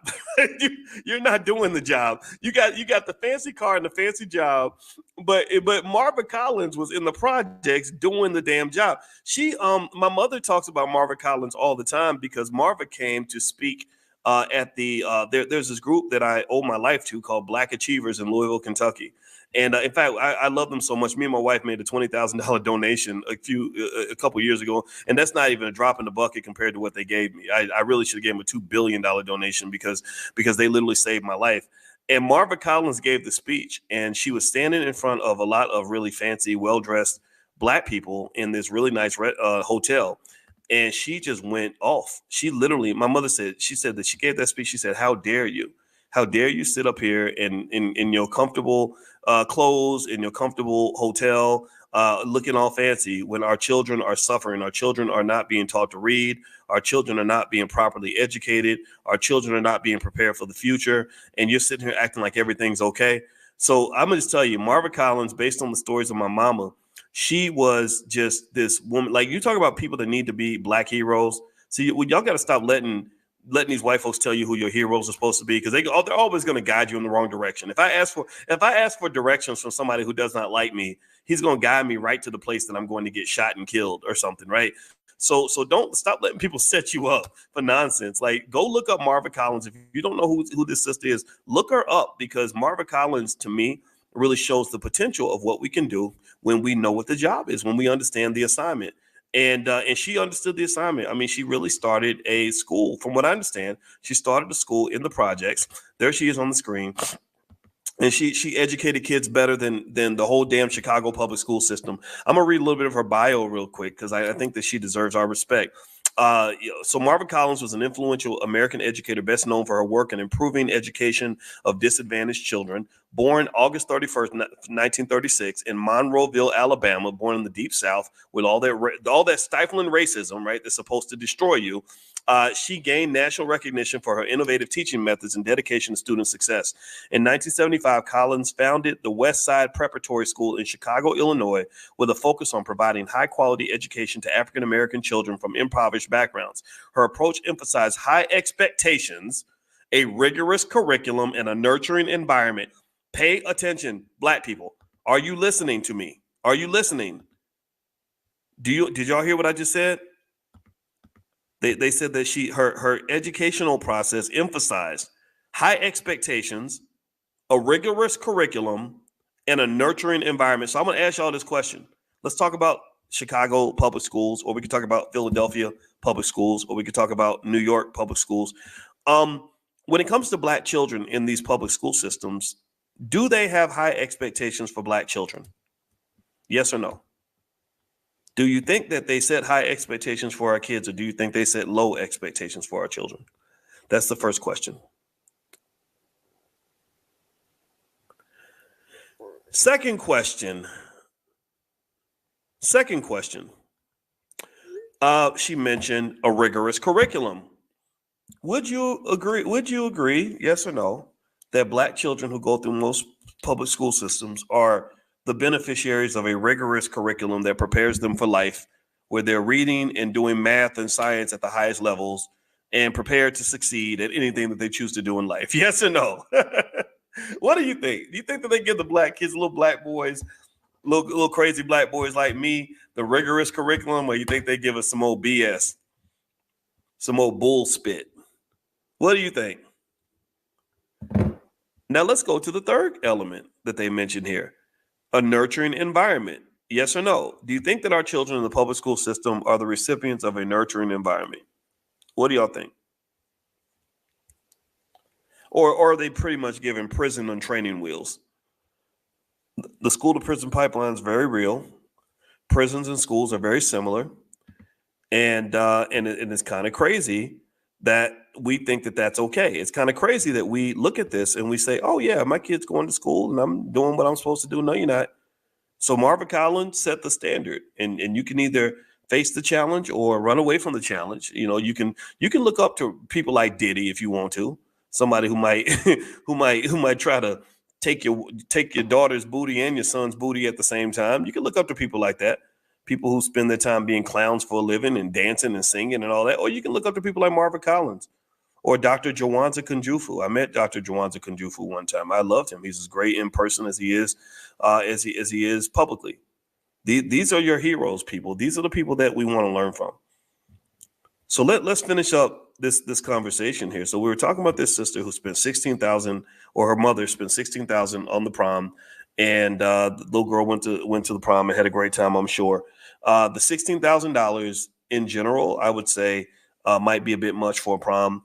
But then again, though, I think that it becomes kind of a weird dilemma, because do we have the right to really tell anybody what they should spend on a prom? All of us have spending habits on things that we just want to enjoy, right? And I think that when it comes to money, I think you can be financially literate, financially secure, and financially intelligent without it always coming down to you beating yourself up because you got coffee at Starbucks, or get mad at yourself because you decided you wanted to get a luxury car. A lot of people will tell you this. A lot of the financial gurus who didn't go to school that long on the internet will beat you up all day about all the little expenditures that you have and all the little ways that you spend money. And I can tell you as a finance professor that a lot of that stuff is BS. A lot of it's silly. Basically, being financially secure and financially intelligent doesn't mean that you can't splurge. It does not mean that you can't enjoy your life. It does not mean you can't have nice stuff. You deserve nice stuff. You deserve a nice life. What it just means is that you have to have that work hard, play hard kind of mindset. The problem is not so much that young kids want to have nice stuff. It's that some of them ain't trained to work for it. They don't understand the sacrifice required to even get to a point where you deserve to lean back and kind of chill a little bit. Some people come into life chilling, and I don't understand that. I'm just gonna tell you, I probably sound old fashioned, but I don't get that. How you gonna start off chilling at 18? How are you 18 and you going into retirement already? And I don't understand that, right? Because I do think that there is something to be said about hard work, planning, perseverance, education, all these other values. Those tend to be the characteristics that are common in cultures that are successful. So if you were to pay attention to things that you see on, say, the Shade Room or places like that, you see the remnants of a really, really toxic, unhealthy culture. What do you see? You see unhealthy relationships, lots of baby mama, baby daddy drama every other day. You see lots of materialism, lots of shallow behavior, right? Like, I'm doing well because I'm a famous rapper that's wearing Gucci and riding in a limo. But the reason I have 8,000 tattoos on my body, with a couple of them being teardrops, and the reason that I passed out at my last concert is because I got a drug addiction, an alcohol addiction, and I slept with 3,000 women. So not only have I received every STD in the book, but I'm giving STDs to your daughters because your daughters have been falsely led into being attracted to toxic, horrific men like myself, which is, to me, just one of the most sinister things that the racists can do to the Black man and to the Black woman. The most horrible thing that they have done to us is to take people that are unhealthy and elevate them as your success stories. Do you understand what I'm saying? to really take people. I mean, have you ever looked at some of the guys and the women that are just on, go to like the Shade Room. I follow the Shade Room because I like to see what young people are looking at. I like to see what they're looking up to. And I say, gosh, that person looks physically and mentally unhealthy, but somehow people think that person is a hero or a leader. Oh, wow, that person is ignorant as hell. They probably can't even read, but somehow the kids look at that and say, I want to be just like that when I grow up. Wow, that person is really wasting a lot of money. They're probably in a really bad financial situation, or they're going to be, but yet we look at that and we say, wow, look at how successful they are. Those are not your success stories. Those just aren't, and I really think that this whole phenomenon of overspending at prom, spending like a damn buffoon and I'm not calling this lady a buffoon. I'm just saying that some of this stuff is kind of crazy. There's a history to this, by the way. If you read Dr. Claude Anderson books, which are at powernomics.com, in his book, Black Labor, White Wealth, he explains that historically, the Negro has been seen as this outrageous, almost like a cartoon character kind of person, right? Just like this person that's going to be outlandish, that's dancing and singing and smiling and doing the minstrel show all the time, that's always like trying to be the life of the party because he wants to impress massa. And then Massa will give him rewards. Massa will give him extra butter biscuits and everything else because he was dancing and singing so loud. And I thought about that when I saw Diddy. His son was on stage and they took the music away, so it made it look even crazier. His son was dancing, and it was really weird because he was dancing just like his dad was dancing in like 1998. Exact same, very similar moves, very similar, like really exaggerated arm movements and all that. And I say, gosh, am I the only person who thinks that looks kind of clownish? Like, am I the only person who's kind of feeling uncomfortable about the fact that this is what the African-American male is known for throughout the world? I don't know. I mean, am I being too serious, or what do y'all think? I mean, because I just really kind of think it's something that we have to kind of process, because trying to sort of be outlandish in order to sing for your supper is I kind of think that's beneath us. I don't think that is dignified behavior. I don't think that is behavior that's going to get respect from other people, right? I don't think that's going to make people say, golly, look at those African Americans. Those are some model citizens. Those they raise their kids properly. The black male, he's always intelligent. He's always prepared. He's always thinking about the future. He's always doing right by his family. He's just sturdy. He's just solid. You can rely on him to come through. I don't think they look at black men and think that way. I really don't. I don't, and I hate it. But that's what I think. I think that they look at black men and they say, "Oh, well, they don't get pregnant by a black man. He won't take care of the kids because he's irresponsible. He's like an animal. He's a buffoon. He's an idiot. He's a clown." That's what people say about you. That's what they say. That's just true. That's what they say. And I will personally say overall that we have to sort of look at the culture. Not because this is a culture that was created by us. This culture was not created by us. Even if you look at a guy like Diddy, who was really heavily influential in quote unquote the culture, he referenced the culture all the time. Remember, he was backed by people like Clive Davis. Without Clive Davis and these other people at the record labels, there would be no Diddy. There would be no Diddy out here if it wasn't for whoever was giving him money to fund the mass marketing of whatever he was doing on stage. So really, when I say let's challenge the culture, I'm not talking about challenging black culture. I'm really talking about challenging racist culture in blackface. And it's racist culture in blackface that I believe had a huge impact in the culture of our kids that feel like they got to spend $10,000, $20,000 at the prom just to not get made fun of. There's no reason, again, if kids want to go, if their parents want to go blow the whole bag on a prom, that's their right. But what I feel bad for are the kids whose parents are thinking, no, I don't want to spend $20,000 on your prom. We're going to spend $1,000 on your prom, and the other $19,000 is going to go into your investment portfolio. I don't want that kid to get made fun of by the loud clowns who spent $20,000. I don't want that to happen. And that's what occurs. That's what happens. The smart kid gets made fun of. The kid who's thinking about the future gets made fun of. The kid who's serious about his life gets made fun of. And I think that that's wrong. I think we have to defend those children. So anyway, that's my 2 cents on the topic. I actually don't have much else to say about it. I want to say thank you guys for listening to me on this. I appreciate it. And I also want to give a quick thank you to Miss Latanya, who actually has some great products at ericatree.com or Ericatree, I'm sorry, ARECA-tree.com. She has some great educational products. I hope you'll go take a look at that.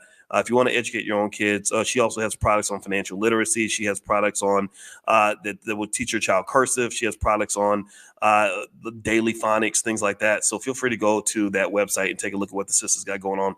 Now, if you want to join us tomorrow morning, every single morning in the Black Business School, we do financial consciousness training, or what we call economic awareness training, where I show you just how to see the money, how to see the economics around you, how to see the possibility around you. It's totally free. I just ask that you pay attention and you bring your family. If you want to join us, text the word morning to 87948 on your phone. So just type in the word morning and text that to the number 87948. And if you live in another country, you can go to drboyceelevate.com and join us there. All right, guys, I'm out of here. God bless you. Thank you so much for listening. I hope you had a great day. Have a great day. And I appreciate you. Take it easy. Peace.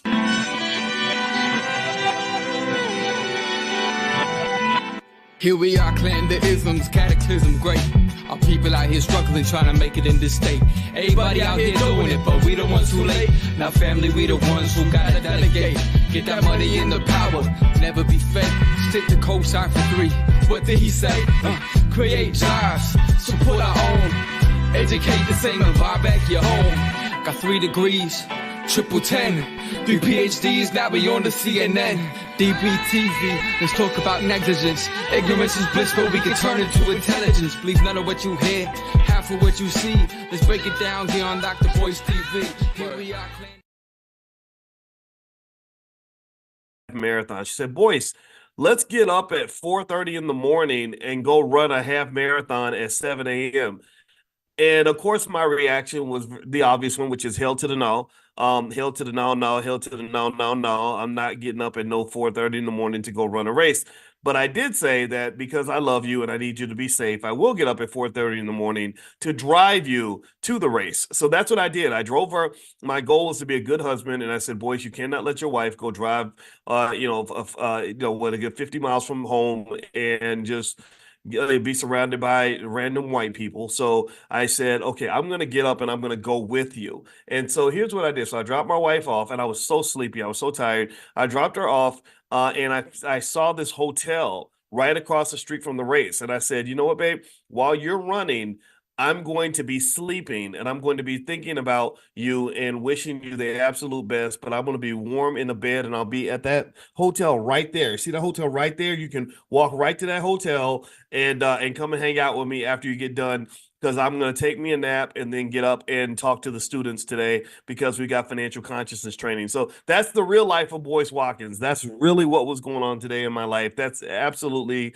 the truth in terms of what happened today. Now, the second thing that was on my mind as I was dropping my wife off was I started to I did some research on what's going on with debt and what's going on in America when it comes to debt. Also, what's going on with Black people as it pertains to debt, and also what's going on with both educated and uneducated Black folks when it comes to debt. One group is not better than the other. It's just you deal with different dynamics in the economy, and it made me think about the corporate plantation, and it made me think about corporate slavery and how so many of our people that do everything right. You do everything you're supposed to do. You go to school. You work hard. You get good grades to get a good job. And it just doesn't quite work out the way you want it to. And in fact, actually, but I'm still a big advocate of education. In fact, my wife's brother, or who happens to be my brother-in-law, that's what your wife's brother is called, he actually works with this company called C2.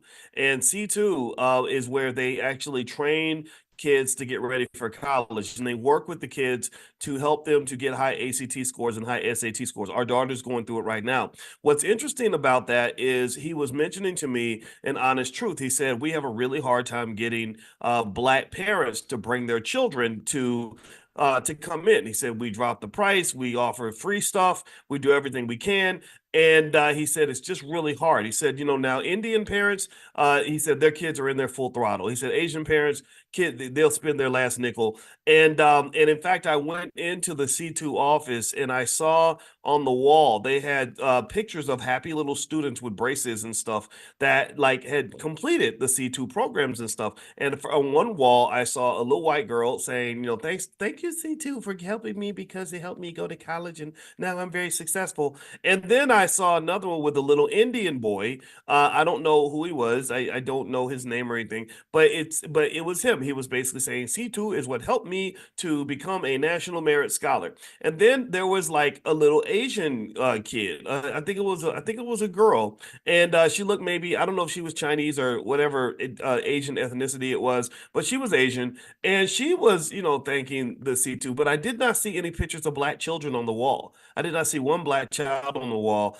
and I don't know if that's because they forgot that black kids exist, or if it's because black kids just we don't participate as much. But I was looking for the black kid. I was looking for the black person. And so one of the things that made me think about is it made me ask this very obvious question that I think maybe from a consciousness standpoint, we might want to ask ourselves, which is this. It's very simple.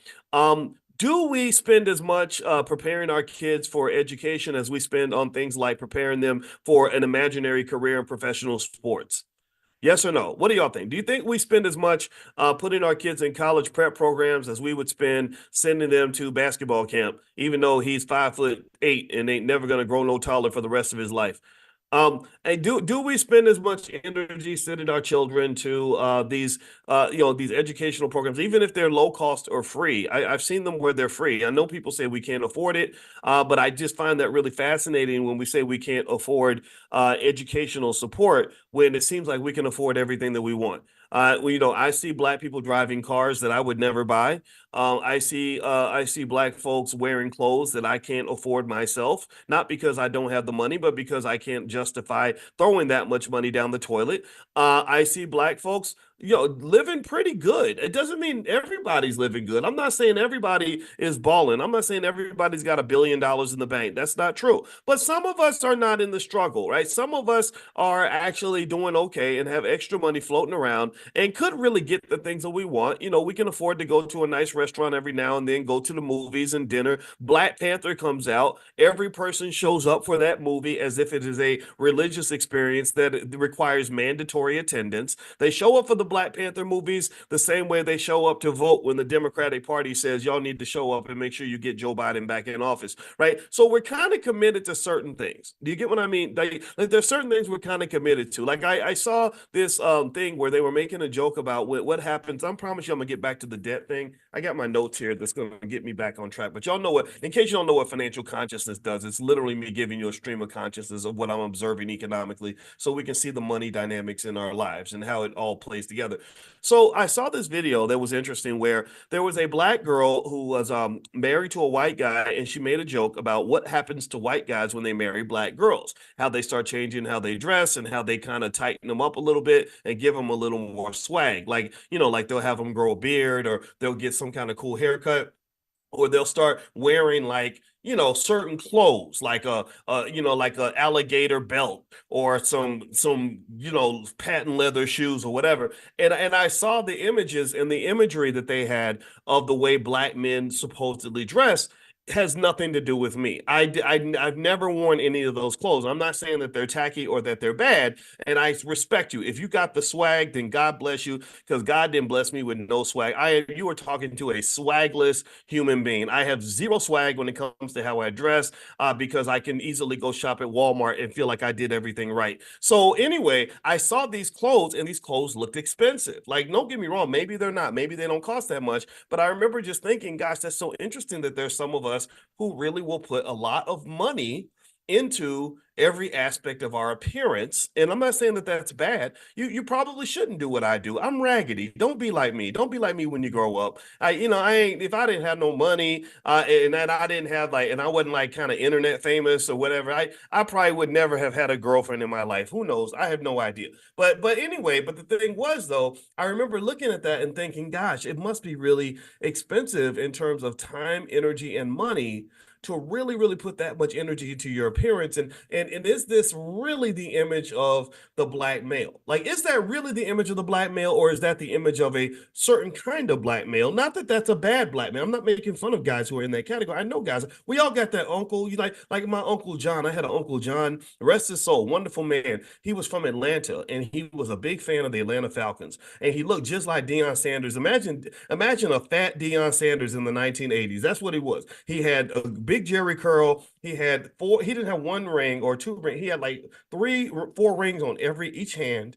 He had 5 or 6 chains that he would wear around his neck, and he had a couple gold teeth. And he just always was fly. Like if he went out, he'd have the hat and the shoes and and some of that stuff it's interesting because I remember just thinking, that's so fascinating that people spend that much money and that much time on appearance.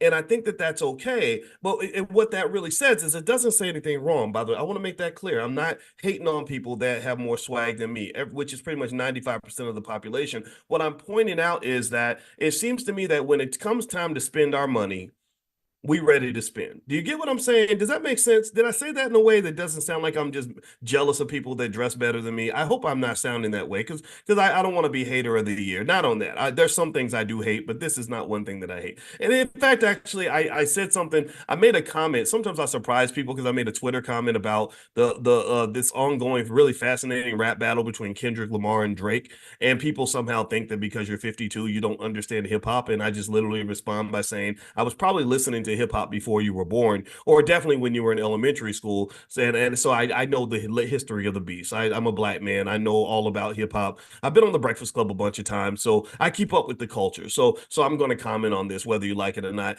And then one of the things that about that interesting beef was that somebody said, and I said, yeah, I think Kendrick is literally destroying Drake right now. But it's kind of like me sort of being petty because I've always thought Drake rapped like a suburban white woman to me. I didn't relate to Drake, honestly. I relate to Kendrick Lamar. But then again, that's a personal thing. But anyway, so as Drake is destroying Kendrick Lamar is destroying Drake. My bad, I got that backward. Somebody said, so Doc, do you agree with so you're okay with the destruction of the image of a black male? Are you okay with that? Are you okay with Kendrick destroying the image of a black male in public? And I said, well, are you talking about Drake? I said, because that's not an image of a black male. I know he's a certified lover boy and he's got all the swag that comes with being a rapper. I said, but that's not a black male image because that was an image created by a white man. That was the black male image created by white people. White people run that. White people own hip hop. Black people do not own hip hop. Black people do not control it.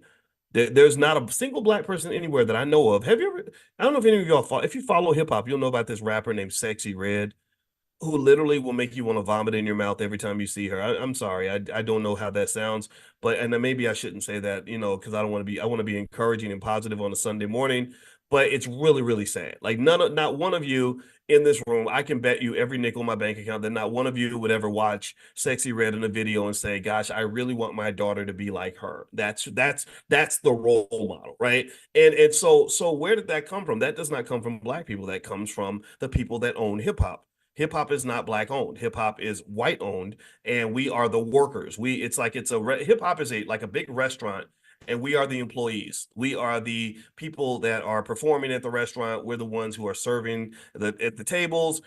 We don't get to decide what food is going to get served in this restaurant, but we all eat at the restaurant because the restaurant is full of black employees. Do you understand?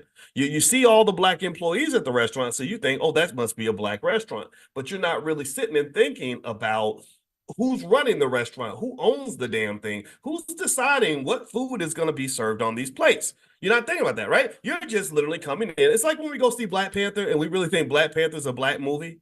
Black Panther is not a black movie. Black Panther is a white movie with black people in it. Disney, I know, I'm a shareholder in Disney, unfortunately, because their stock has done poorly for the last several years. And most of their shareholders do not look like you and I. The people that make the money when a new Black Panther movie comes out are not people like us. That money does not go to Wakanda because Wakanda doesn't exist.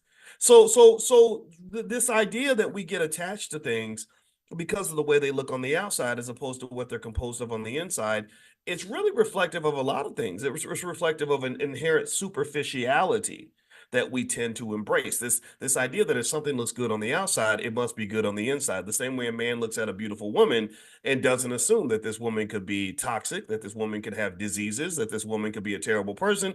You just think she's amazing because she's got a great smile and a nice booty, right? So the same thing happens, I think, when it comes to our economics. If you don't have the financial consciousness to really dissect an entity and really understand what it really is and what's really going on and how the dynamics are working, it's like a person who might watch a puppet show and think that Pinocchio is a real boy.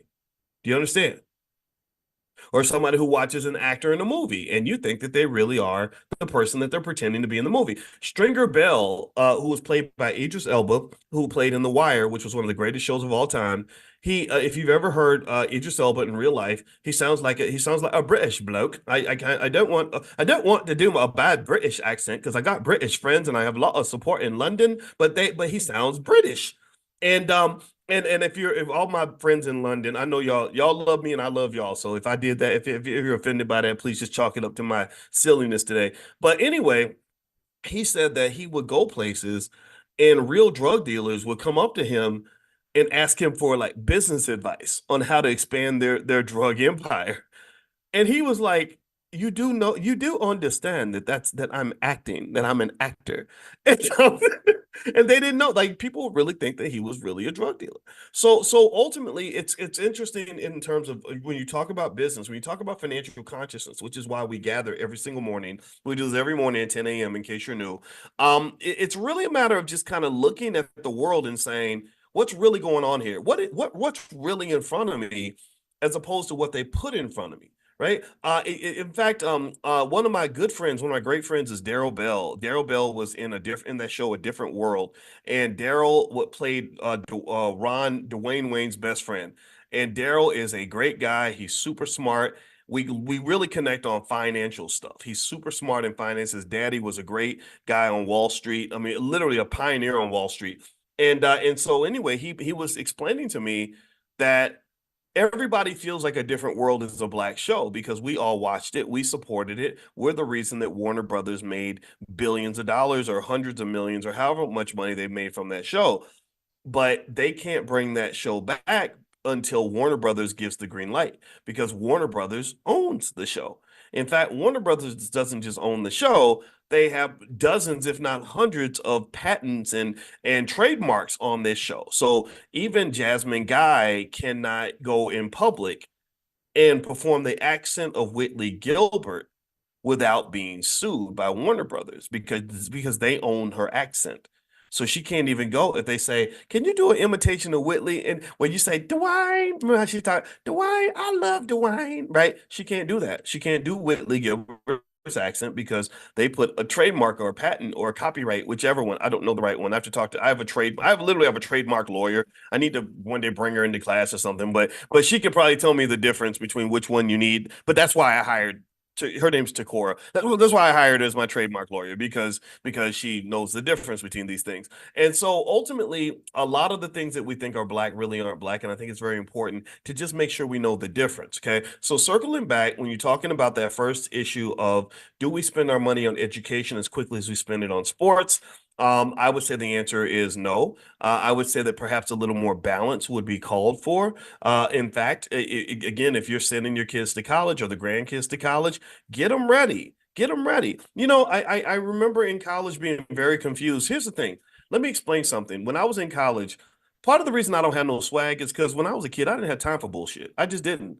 I was independent from the time I was like 12 or 13. I got my first job when I was 11. And then my mama made me pay rent when I was 14. That's just terrible. That's so abusive. But the good side of it is it made me into a man very quickly. And so I would literally go out and do grown man stuff. I'd be like, I'm leaving. I'd leave at 16. At 16 years old, I would just leave the house and come back whenever. And I don't know why my parents did. They were just so terrible, right? But anyway, I love them though. But it was a different time. So anyway, so I got to college, and I remember when I got to college, here was my story. All through high school, I was a really bad student. All through high school, my grades were bad. I never made an A. I remember my goal was like, I'm gonna make an A this time in something, and I would make A's in like PE because I could run fast and I could jump high and I was strong. I had those three things. I was a good athlete, like so many other black boys. And that was it. I never made an A in anything ever in my life, in not one single class. And I remember being so lost in school.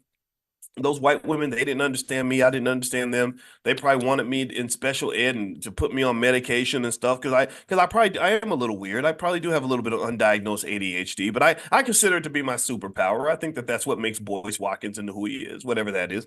And I remember school was just a terrible, really bad experience. And a lot of you have sons and daughters that are going through the same thing. A lot of you have kids that are feeling that. In fact, we have that's why we bring educators to the All Black National Convention to kind of help you work through some of that. My daughter is one of those people. She actually works with kids, particularly in special ed and stuff like that. I'll bring her by so you guys can meet her. I think it's time, and she's super smart. She went to Columbia University, and I love her, and I think she's somebody that might be able to add value to what you're dealing with your children. So long story short, I went to college, and I didn't have a fallback option. I had no money in my pocket. Black Achievers, God bless them, gave me my only little scholarship. It was like $500. And that was enough to just get me on the University of Kentucky campus. And I'm so grateful to Black Achievers in Louisville, Kentucky, that my wife and I went back to their banquet and we made a $20,000 donation about a year ago because I said, I owe you everything. Without you, I would have been, I don't know what would have happened. Right. So I got to college and I had no money in my pocket. So I had to figure out how to make enough money to have a place to live. And I didn't have time for silly stuff, right? And I remember real thinking like, okay, what's my next move? What am I gonna do? You get in survival mode, so you're trying to figure out what you're gonna. And just like when I told you about the old white lady that was trying to sleep with me for money, and I actually kind of thought about it because I was that broke, but then I kind of started vomiting in my mouth and realized how disgusting that would be, and I just couldn't do it. But really, that was where I was. That's like when you talk about hitting a low, and I'm saying anybody who's ever been broke probably has been through a moment where you thought, hey, you know what, I could sell all this lusciousness and get me an extra $50, and that'll make sure I can at least go to McDonald's a couple of times and not starve to death this week. A lot of us have been there. If you haven't been there, then you haven't really lived. So anyway, I was in college and I just didn't have time to mess around, and my friend. So when I was figuring out my next move, I said, okay, I think this education thing could be my next move. I think this is the thing that can help me to provide for my daughter because I had child support and it can help me pay the bills, right? So I poured all my energy into education. I was like, okay, I'm going to figure out how to succeed as a college student.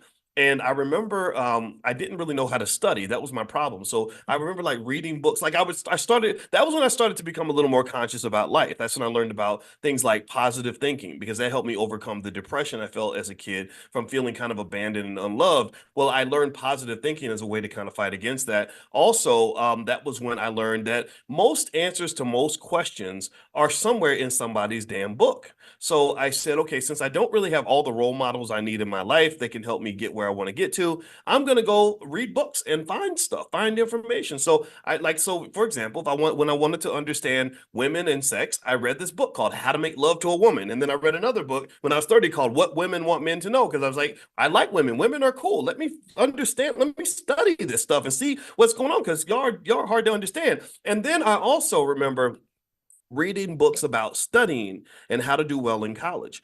And the thing was, though, as I read those books about how to do well in college, I also leaned on what I knew. And what I knew was I knew two things that really helped me. One, I knew hard work, because my father always taught me that every man's got to work hard for what he wants. So I would go to work at these minimum wage jobs and make, $3 or $4 an hour and bust my butt for 10 straight hours and be grateful for it. And then also I understood from sports very basic values about success and winning. I understood that to be a great athlete, you had to practice consistently. You had to prepare in advance, right? You couldn't wait to the last minute. You couldn't be lazy and think you're going to win the championship. So that's how I thought about my academics. And so I approached academics that way. And what I didn't realize was that I was actually studying harder than all my classmates. I thought I didn't belong in college. I thought that because I didn't fit the look, I didn't know how to, I dressed like a student. I didn't have the little tiny glasses with the little backpack. I felt awkward, right? But I just went in there just kind of brute force and just said, okay, I'm going to fake it till I make it. And for about 3 years, I really felt like I was faking it. I didn't really think I was that smart. I thought I was pretending, right? And so what happened was I ended up just blowing away everybody else. Like I had the highest grade point average of all the black students on campus, and I remember being utterly fascinated by just how unproductive so many of my friends were, how lazy they were when it came to school, when it came to studying, how spoiled they were, how weak they were. They were very weak. And that's the thing. You get parents, we always think we're protecting our kids by coddling the hell out of them. And then they're just so weak. They can't weather the storm. One little wind blows by, they fall over like a little leaf. They just can't, they have no resilience, no commitment, no dedication. And they get that little 2.2 grade point average where they were studying 1 hour a week and then whine the entire time. And I didn't understand that. And so one of the things I really felt was I said, I think that there's something happening here where we're just not really hungry in this area the way I think we could be and should be. And there are other areas where we're very competitive. We're very competitive when it comes to sports. You got to be a great black basketball player. You got to be really, really good. We're really competitive maybe when it comes to dance. We're really competitive when it comes to even dressing sharp. When they show like sharp dressed black men, they go to the nth degree and they spend the money getting the beard perfectly shaved. And because for some reason everybody thinks a beard makes you into a man, which is like weird because a beard doesn't do anything except put hair on your face. And just there's so many things that we're really, really into. And there are things that we're not into, right? And typically those things related to academics and whatever, those are not the things that are typically at the top of our priority list. Not everybody, but for a lot of us. And so one of the things I did when I got on the faculty of Syracuse, I see someone says, how do you buy stock? Go to blackwealthmasterplan.com. There's a free training on our $5 a day stock market investing plan. You can go to blackwealthmasterplan.com, or you can go to drboycestocks.com, drboycestocks.com. That's where I give you the stocks that I pick and everything else. So feel free to go there if that's what you're looking for. So anyway, let's go back into this. So we're talking about in terms of investing, where you invest your money, where you invest your time, where you invest your energy. And so the first book I wrote when I was at Syracuse was a book called Everything You Ever Wanted to Know About College. And I put everything in there that I learned as a professor about how to do well in school, right? So one of the things that's interesting to me, though, is that despite the fact that there are people like me who've written books that literally explain every single thing that you need to know to do well in college, there are so many people that will still go to that next level and really will just feel like they're just this uninformed black person. You know, like they'll assume that because you're first generation, that you just don't know what's going on, that you're a deer in headlights, that you're completely lost, that there's no hope for you. And the best thing you can do is hope to just survive and get by. And I just beg to differ with that. That's my point. I beg to differ with that because the resources are out there. The resources are out there. The resources are in your phone. You can open up your phone and learn everything you need to know about how to do almost anything in this world if you are determined to find it. And so ultimately, what I would say to you is that this whole stream of consciousness in terms of investing, the investment of time, the investment of money, I think it goes to the core of some issues that we deal with culturally that we might want to confront instead of continuing to do what we've been doing before, right? So, for example, there's no excuse that these companies that help kids prepare for the SAT and the ACT don't have just as many black kids as they have Indian, Asian, and white kids. When Asian kids show up and they've got the perfect test scores and they got the perfect GPAs, I think that we can get mad about that, or we can simply say, okay, maybe there's another notch we can go to. Maybe there's another level we can go to because we already have excellence in so many other areas. I really think academic excellence should be a part of that. Now, with that said, this is going to spin us back into the whole conversation about debt. And the reason I brought up the whole educational piece is because the debt crisis is actually hitting educated black people as much as it's hitting uneducated black people. And I'm going to explain that to you in 1 second. Let me just remind you guys of something really quickly. Some of you were looking to join the real estate program, something called Dr. Boyce Real Estate, where literally this week we're bringing in a special guest named Shalea Camila, who is a noted real estate expert who can answer a lot of your questions if you're looking to either invest in real estate or if you're looking to buy real estate, etc. She kind of knows everything. She was a speaker at the All Black National Convention. She's very good. And I know that Micah has sent out an offer where you could actually join the program for $1 the first month. Well, here, because you're in this class, I got something better. You can actually join for $0 the first month. So if you want to just try it out, bring your friends and family, just hit that link right there. And because you're here, I've extended that offer to you. So feel free to take a look at that. It's also at drboycerealestate.com. That's drboycerealestate.com. And also the Get Money Fest in Philadelphia is May 18th. And that URL is getmoneyfest.com. But what I'll do is I'll actually share the link with you guys really quick if you want to come to Philadelphia. And we're going to have a lot of panels and speakers and all kinds of stuff. So it's not my event. It's Jay Ortiz. He's the organizer. He's a rapper out of Philadelphia, and I love it when rappers want to be smart. So I told him I would support him 100%, just like all the other rappers, the smart rappers that I know. I'm friends with a lot of smart rappers, and I'm enemies with a lot of dumb rappers. The ones that are destroying the community, those are not my friends. But the ones that want to do better, those are ones I respect. All right. So anyway, let's break down what's going on with consumer debt, and then I'm going to explain to you why consumer debt is a type of financial slavery and why financial consciousness, which is what we cover every single day in this class at 10 a.m., is really important in terms of understanding what debt does for you. All right. So here's the deal with consumer debt. First of all, consumer debt, pretty much any debt that is on the back of a consumer or on the back of a family in America, consumer debt's at an all-time high. Right now, consumer debt is about $17.1 trillion. 70% of that debt is mortgages. I don't think mortgages are automatically always bad debt. I think mortgages are better. Now, someone says, where's the link? Oh, you know what? I didn't. Sorry about that. I apologize. I ran off and there we go. There's the link for the Philly event. And let me share the link for the real estate course. All right, so sorry about that, guys. I apologize. I didn't do everyone when I shared the link. There we go. All right, so there we go. Now let me know if you can see it. There it is.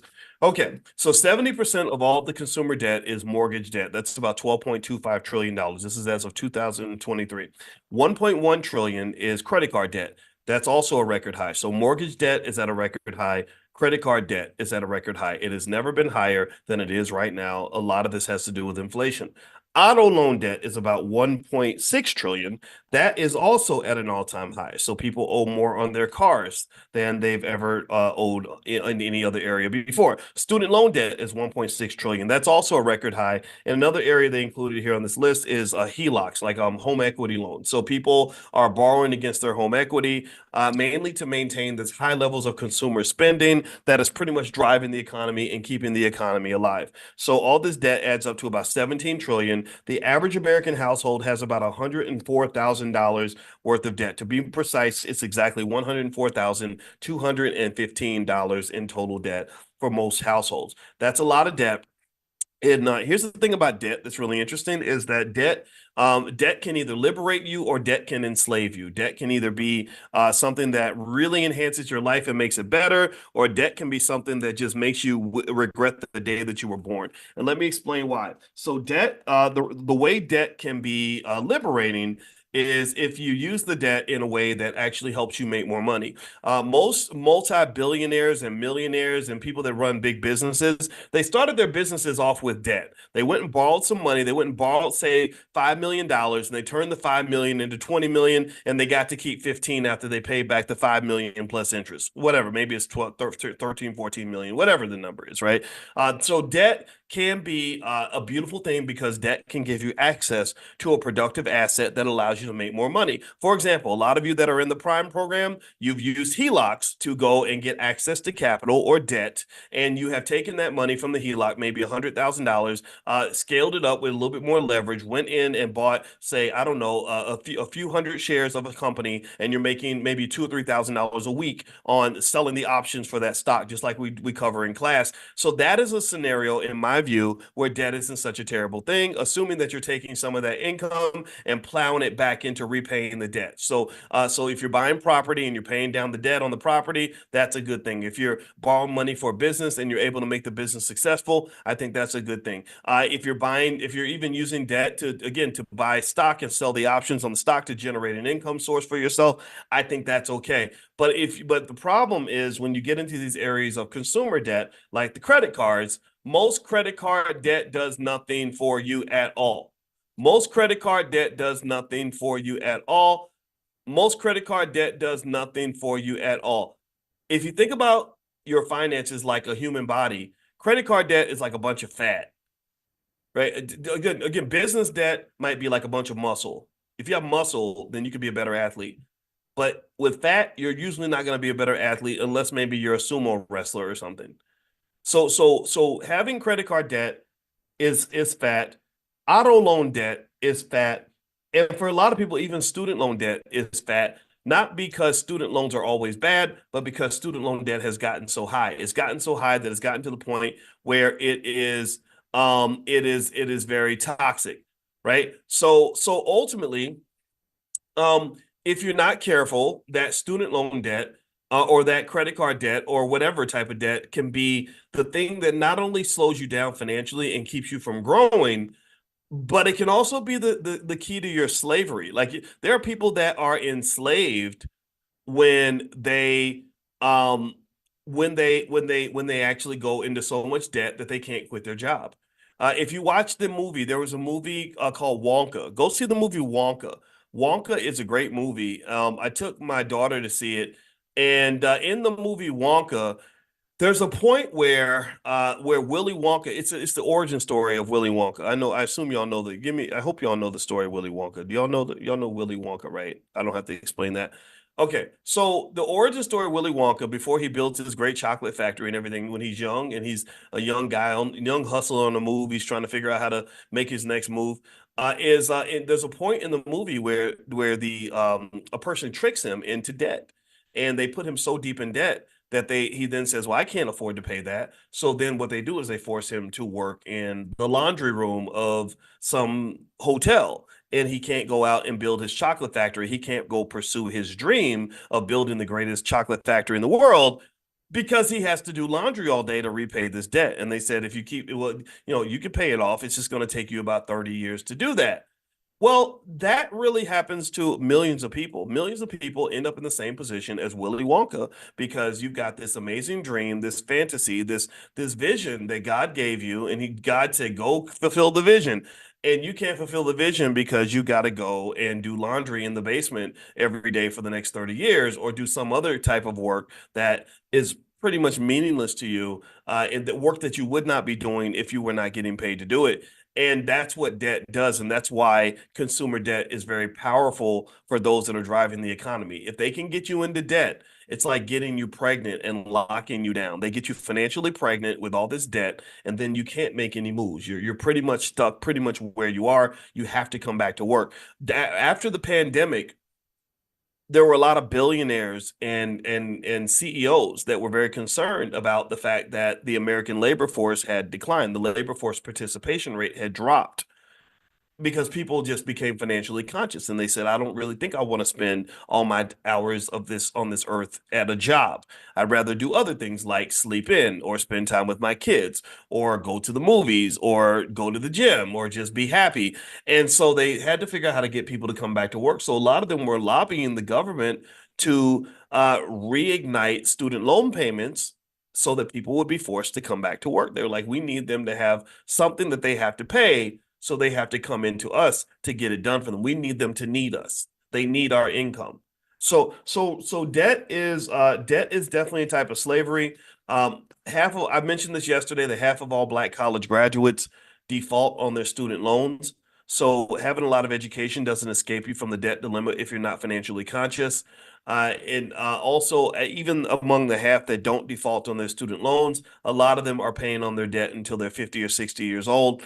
And the thing about debt is that debt moves in the exact opposite of closing the racial wealth gap. So when you talk about closing the racial wealth gap, you don't close the gap with debt, you're increasing the gap with debt. So the fact that we have so many of our best and brightest saddled with the absolute most debt that they can possibly get in hopes that they're going to find some job that will repay them enough to cover that debt is really flawed thinking. It does not work. So with that said, I want to cover a few financial consciousness points. And actually, I'll answer a few questions. So if you have a question, put it in the Q&A section. And if you're not inside the Zoom, I won't see your question. But if you want to join us in the Zoom, all you got to do is text the word morning to 87948.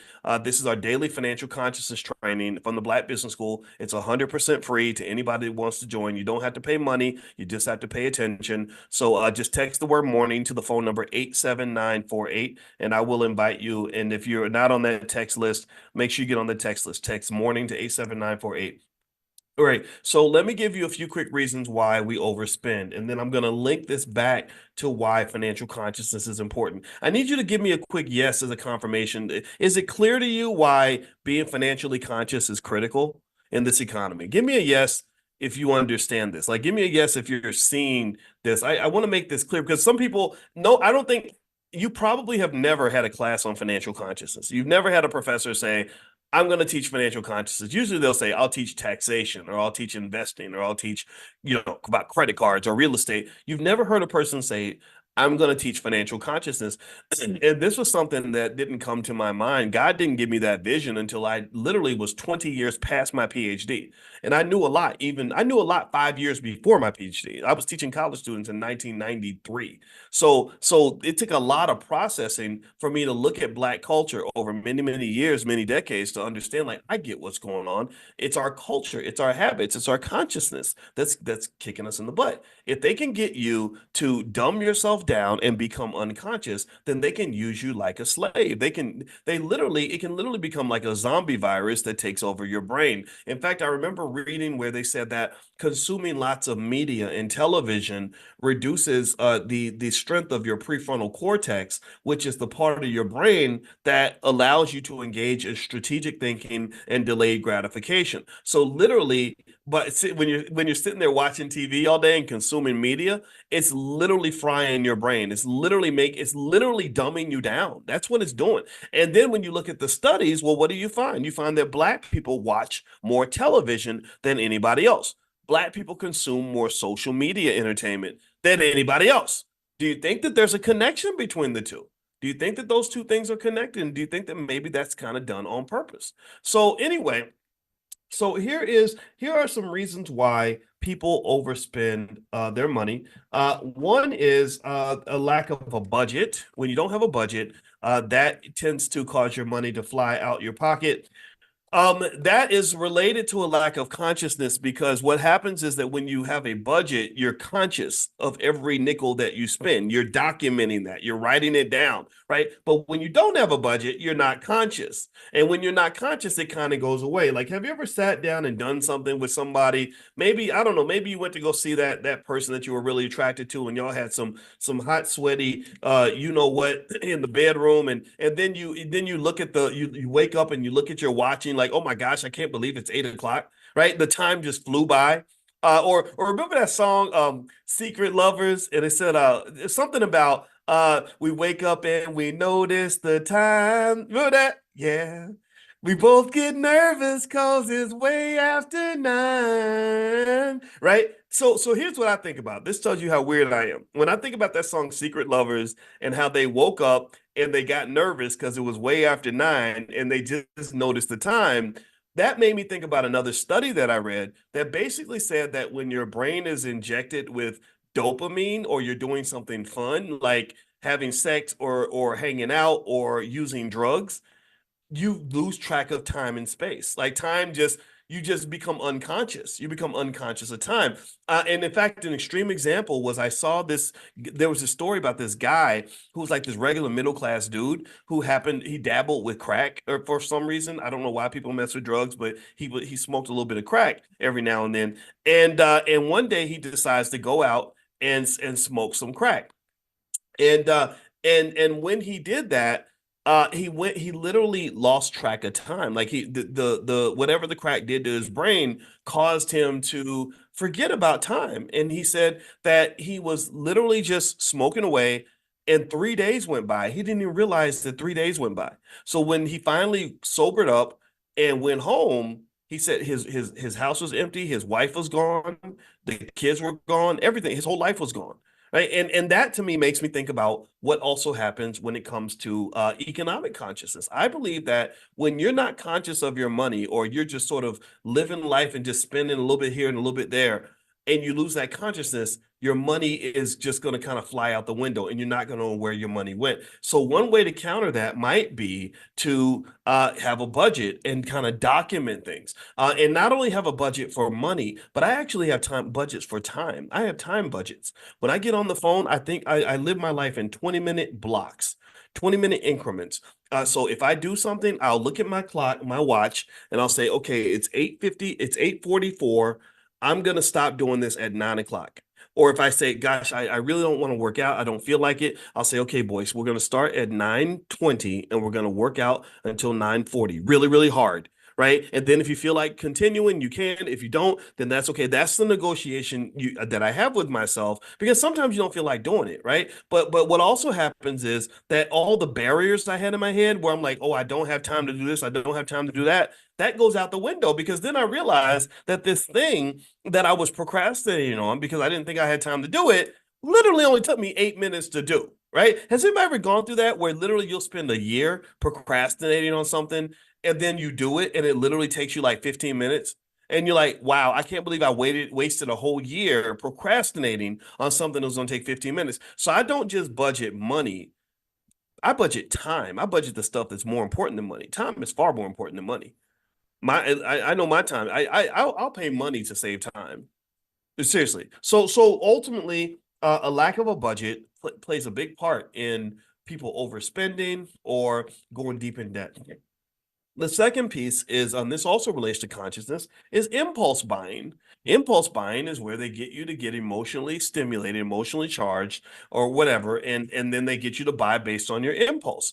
And a lot of this is linked to the inability to to really have the discipline or the consciousness to say, okay, I'm not going to just make this move based on my emotion. I'm going to sit back and strategically think about this. So one way to counter impulse decisions would be to force yourself to have a day or two to think about it before you do it. Imagine this. Think about this. Imagine if they had a law. And it's not just money. Think about stuff like sleeping with the wrong person and then having a baby with an absolute terrible human being.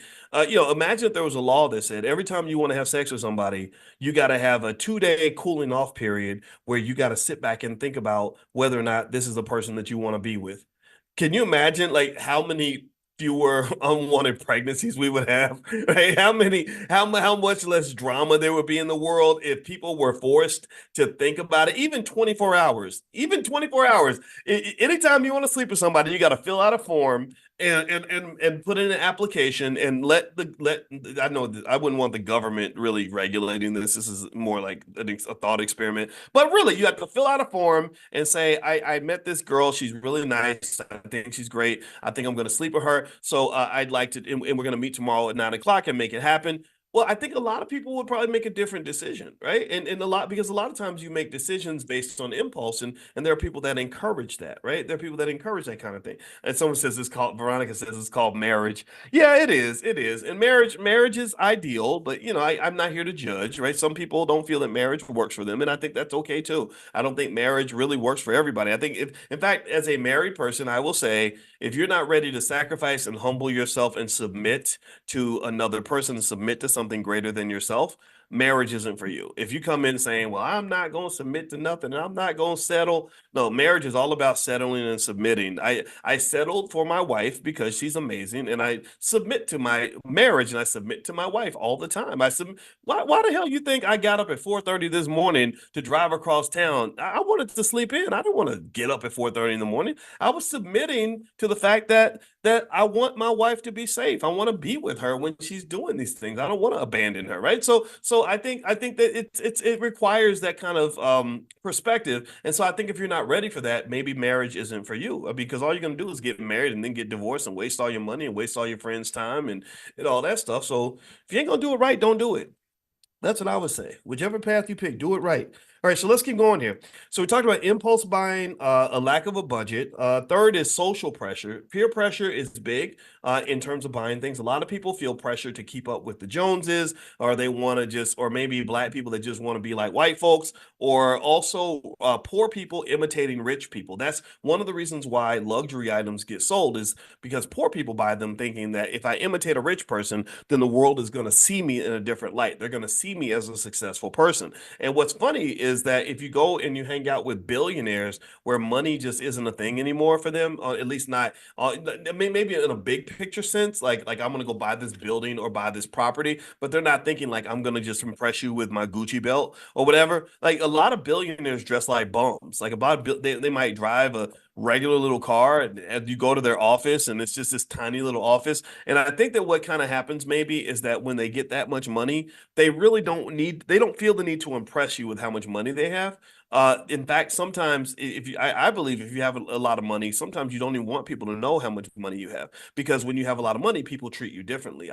I've never wanted to brag to people about the money I have. People know I probably have something because I understand money pretty well, but really I don't like for people to know that I have a lot of money, because people start asking you for it and they start trying to steal it from you, and they people will scam you for it, and people will sue you for no reason and all these other things. So really, no, I'm not leading money first, right? I'm going to lead voice first, whatever that looks like.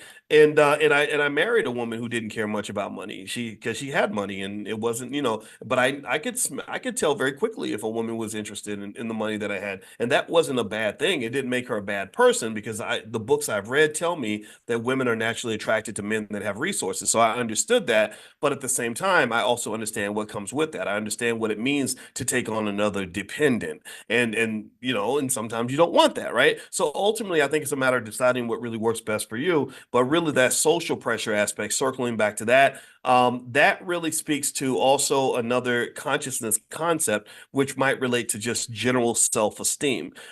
People that have high self-esteem are not as subjected to social pressure as people that have low self-esteem. And for Black people, low self-esteem is a big problem that we have, because from the time that we're born, we're really kind of raised to believe that you're nobody until white people recognize you. You know what I mean? Like literally, if you are not seen by white people, if white people have not labeled you in some way, you're kind of nobody. You're just a Negro. That in the minds of a lot of our people, like well, how do they label you? Well, they might label you with degrees. So you go spend $200,000 to get a degree from a white school, and then you come back and say, "Look at me, I made it. Look at how far I've come." And I might look at you and be like, "But you didn't come nowhere. You still live in the same neighborhood. I don't like, how far did you go? Like, you didn't go very far." But oh, I get it. You have a new label. Like, "Oh, look at me. I am a college graduate from the University of Texas." Great. I think that's wonderful. But I see that more so as a reflection of who you are, not something that defines who you are. Do you understand? There's a difference. You're already a great person even before they realize you were a great person and acknowledged you. Or I'm an Oscar winner, I'm a Grammy winner. I have this important job working for this important company with this important fancy title, and all that's fine. There's nothing wrong with your fancy title or your college degrees. The problem that is, though, that when you give other people the license and the right to validate you, you're giving them a tremendous amount of economic power, because they become the governing body over a resource that you absolutely positively need. Let me go deep with economics for a minute. When you get to the point where you have a resource that you need, which might be something as simple as your self-esteem, and you are allowing someone else, especially your former oppressor, to control that resource, you are in danger. You are in danger. Why? Well, because the minute they want to control you, they can impose economic sanctions on you. They can punish you. They can take those things away from you. They can say, "Okay, because we don't like your behavior, we're going to take away your Heisman Trophy. We're going to take away your Grammy. We're going to take away your fancy title. We're going to take away that fancy job. We're going to take away that access to that degree that you think you're going to get." And then what occurs is that you start feeling bad. You start feeling like you really lost something. You feel like you're less than what you were before, because you don't have all these labels and stickers attached to you. And remember, to get those labels, you paid a price for that. You paid the price in terms of time, money, maybe attention and energy. And that energy that you're putting into having that white man down the street label you could have been spent, could have been poured into the people that you actually care about, the people that care about you. You understand? I think really, and this is a really critical, subtle point that I really hope you'll at least hear me on, is that trillions of dollars in Black productivity and wealth is lost every year because Black people are spending so much time working for and seeking approval from white people. That's what we do. And then when we get that approval, we it is cultural. We encourage that. If you go on LinkedIn and someone says, "Hey, I'm now the vice president of Wackety Wax at Google or something," you'll see 10,000 people congratulating that person. Like, look at you. Look at how far you've come. Look at how great you are now. And I resent that, not because I resent the person who got the promotion. I resent it because I'm like, who the hell said that white man gets to decide if I get to be somebody or not? Who the hell said that he gets to decide if I'm important or if I'm not important? No, I was important before you even met me. It's just you're just late for the party. You're just now realizing how great I am. So I was going to tell you like this. This is where I am. And this causes me some friction for sure with the world, but this is where I stand. I'm sorry. There's not a single person I can think of anywhere that I need to tell me that Dr. Boyce Watkins is good at what he does. I know I'm good at what I do because I put 30,000 hours of work into it, because I know I'm super highly trained at it. I know how dedicated I am. I know I get up every single morning consistently every single day for well over a decade doing exactly what I'm doing with you right now, talking to you every single day. I know I'm good. So if one day, let's say one day the world changes and suddenly CNN and ABC or the White House suddenly say, "Oh, wow, we really want to really honor and acknowledge Dr. Boyce Watkins because what he's doing is so great." My mindset will be like, "Thank you, I appreciate that." And I'm actually proud of you for finally realizing how amazing I actually am. I think that's cool because we've been killing it over here for a long time and y'all were just too stupid to notice. So I'm really proud of you for congratulations. Like, don't congratulate me because I'm still the same. I'm still the same person. I'm congratulating you because intelligent Black people were 20 years ahead of you, and I'm happy that you're finally catching up. That's how I see things. And I think that that's really important because what that does is that helps you understand the importance of you. That helps you understand the importance of what you're doing every day, the people that you're with every day. Why do you abandon the people that are around you to go and sit around a bunch of strangers looking for all this validation that don't mean a damn thing anyway? That's how I don't get. Why would I leave? Y'all love me, man. Like those of you that really have my back, I see you and I feel it. I love it. This is great. I get to be a weirdo and I get rewarded for that. Why would I leave this to go sit around a bunch of strangers just because they're white or just because they're on TV or because they have money or something, and then feel awkward and terrible and then come back and say, "Well, I used to just be the little guy who used to just sit on the internet with the Black business school, but now look at me. I'm the president of Yale University. Look at how far I've come." That was not a come up. That was not a come up. That was a demotion. That was a step down. That's a lesser version of who I am because then I have to be this whole other person, walking on pins and needles, scared to offend white people. I don't want to make the people in Israel mad because anti-Semitism. I'm not trying to be that person, right? So this social pressure piece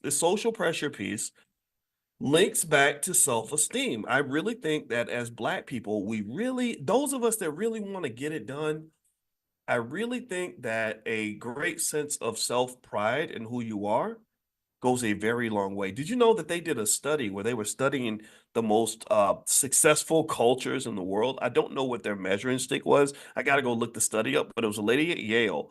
And I don't think it was scientific, but I liked it because the winning culture was actually Nigerian culture. And I'm part Nigerian, so I think that's kind of cool. And she said one of the things that the Nigerian people have is that they're proud of themselves. You can't tell a Nigerian, well, why don't you become a Mexican? They're not gonna want. They're like, why would I want to be a Mexican? I'm from the Igbo tribe. I don't want to be Mexican. Like that. So they have a lot of pride in who they are. And if you want to know what the other two criteria were, it was pride in who you are, like almost like a sense of self-importance, like I'm holding down the fort of something really important. My job in this family is to protect the reputation of an entity that is more important than anything on earth I could ever be attached to. So I'm not going to abandon my post. And if you believe that your family name is the most important thing that you have going on in this world, you're not going to abandon your post so you can go defend the family name of the white guy down the street who offered you a job.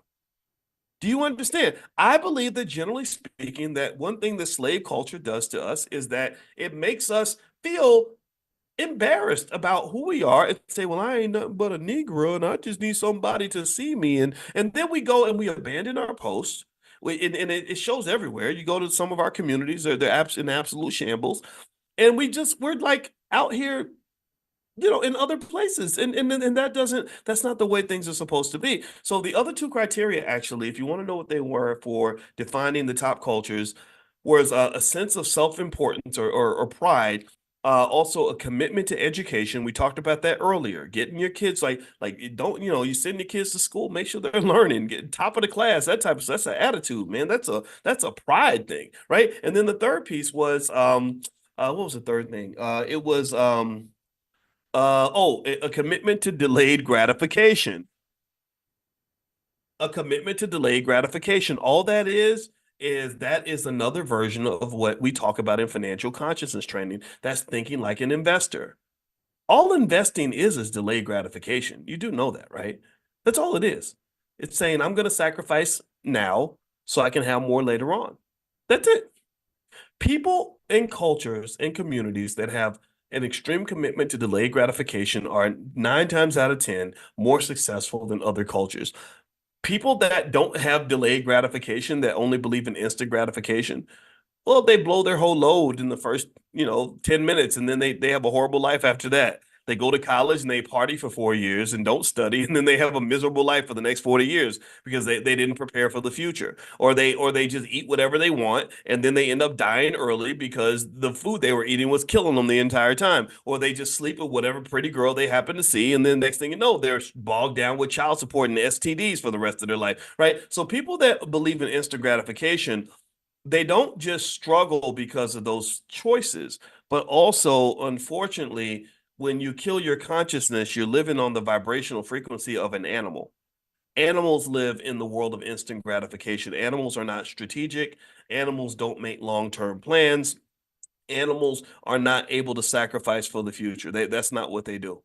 So what I believe, generally speaking, is that there is a consistent effort to reduce the consciousness of all Americans, especially Black people. I think this is one of the reasons why, even in hip hop music, which has tremendous capacity to elevate the consciousness of anybody, it promotes things that are very low vibrational behavior, very instant gratification based sorts of activities, because the goal is to keep your consciousness low. A consumer and a worker that doesn't have economic consciousness, for example, is very easy to control. You throw out some instant gratification.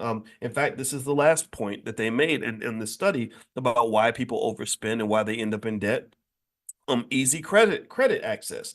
When you have easy access to credit, you end up in debt. Like college students, they put in the credit card in front of the college student who is hungry for money, and they say, look, just sign this piece of paper and you can go to the mall and have the flyest clothes and spend money. And a lot of y'all remember that. Anybody go through that? Anybody else fall for that trap when you were 19 years old or 18? I know I did. And they do it with the student loans. They just sign here and everything's fine. And that instant access takes advantage of anybody that doesn't have a high level of consciousness or commitment to delayed gratification. That's why Jerry Heller with NWA was able to put the contract in front of all the members of the group, Eazy-E, MC Ren, Dr. Dre, and Ice Cube, and said, here is $80,000. Here's a check for $80,000. Here's a nice car out front that you can have. All you got to do is sign this document and you can have it all right now. Every single person signed the document except for Ice Cube. He was the only one who did not sign because he was the only one who was strategic enough and had enough of a commitment to delay gratification that he wasn't going to sell his entire future so that he could drive away in a nice car. And so really, and really, and I think that translates to so many other things. That's why 30 years later, the man's worth hundreds of millions of dollars. And the reason we became friends is because we both align in that line of thinking. We were both actually heavily influenced by our fathers. And this is one of the reasons why I think Black fathers are extremely important. They took another few trillion dollars in your wealth when they took your fathers out of the house. Fathers matter. Just like mothers matter, fathers matter. You cannot talk me out of that. Okay. So anyway, what I want to do is put your question in the Q&A section. Let's do a quick Q&A. I'll answer a few of your questions. And one other thing I want to share with you, I mentioned this before, is with the summertime coming, we have our financial flashcards for kids and stuff like that you can take a look at in our Black Wealth Mastery store. So I'm going to put this here. It's at drboycebooks.com, and there's the link directly. Also, if you use the code word book club, all one word, use the code word book club, you can get another 30% off everything in the store.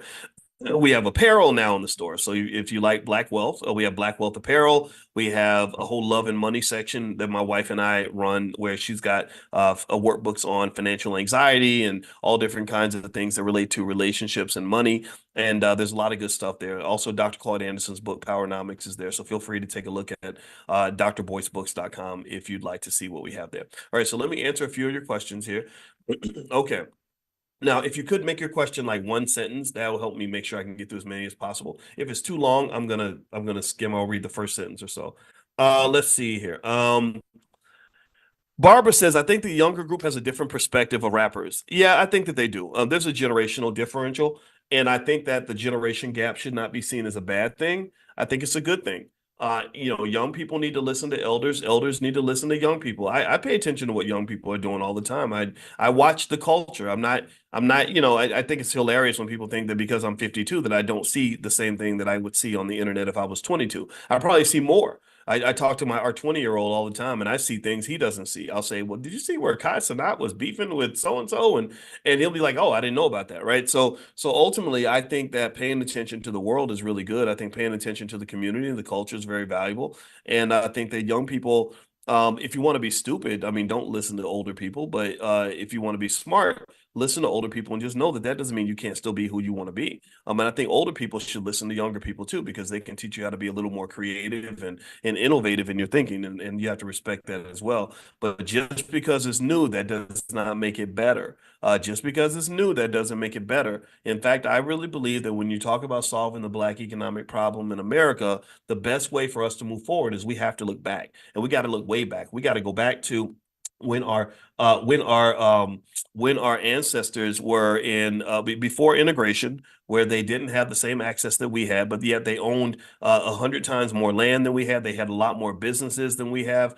They had stronger communities than we have. The kids were better educated than they are now. That's where our solutions lie. I don't think that our solutions lie necessarily in all the progressive answers. Okay, so someone says, were you teaching at a PhD level in 1993? No, I wasn't. I was a graduate student, and I taught my first finance class at Indiana University in 1993, and then I taught mathematics at the University of Kentucky in 1995 and 96, and then I taught finance also at the Ohio State University when I was working on my doctorate.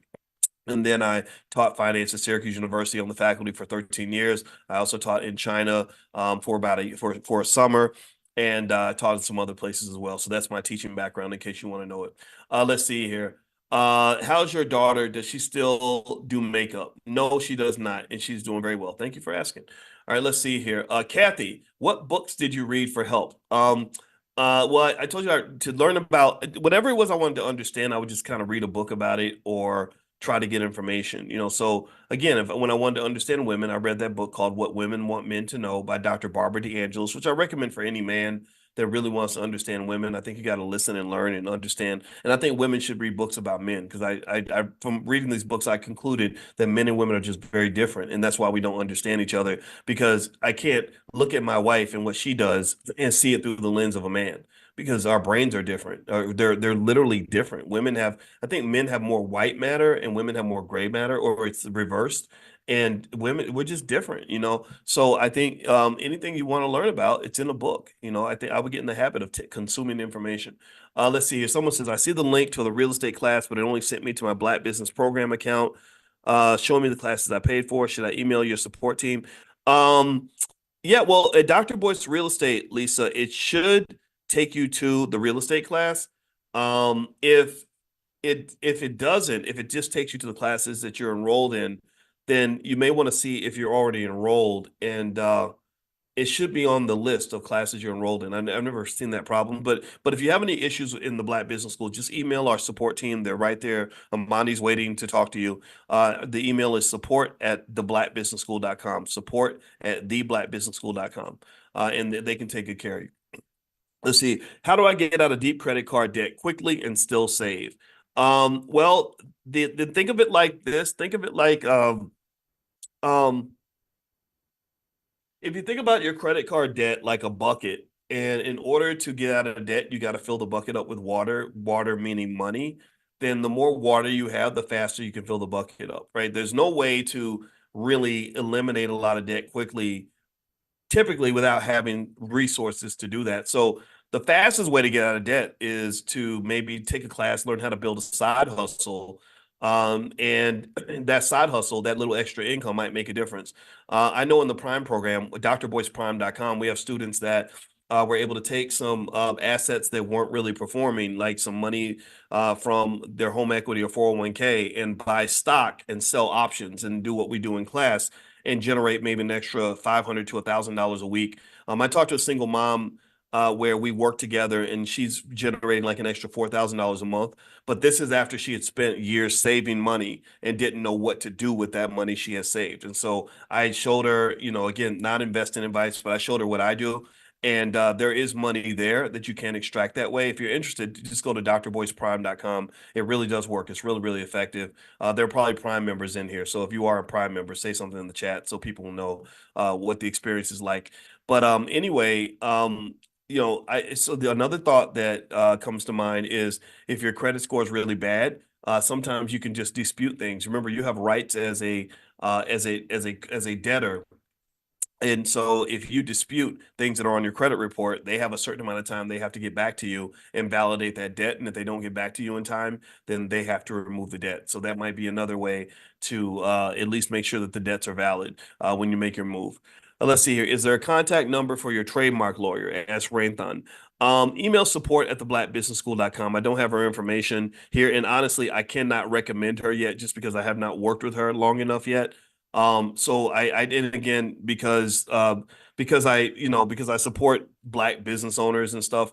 And I was really a little irritated and traumatized by people assuming that I was running the Tulsa Real Estate Fund because Jay came on the channel and talked about what he was doing. I'm really hesitant to really recommend anybody like that just because I don't know exactly what people are doing in their businesses. I focus on my business and that's it.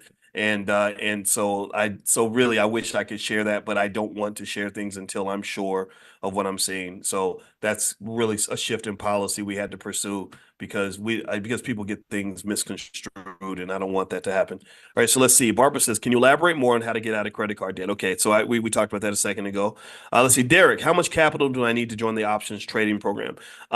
There's no specific minimum. I mean, just learning stock options is beneficial wherever you are capital wise. However, if you're talking about generating significant income, I found that at least maybe 10,000 to jump in and participate, and then maybe using a little margin can get you like a little bit of income coming in that can maybe get you the feel of maybe what it would feel like to own a multifamily property. Like, I think that this approach is better than owning multifamily property. Take it from somebody. So I scratch that. I don't own multifamily property. So I want to be clear on that. I own 2 properties, and we're selling our properties, and we're just basically going to replace that with selling stock options instead because the ROI is higher. There's no work required. It's much more liquid. And those are really 3 things that are driving us to kind of make that shift.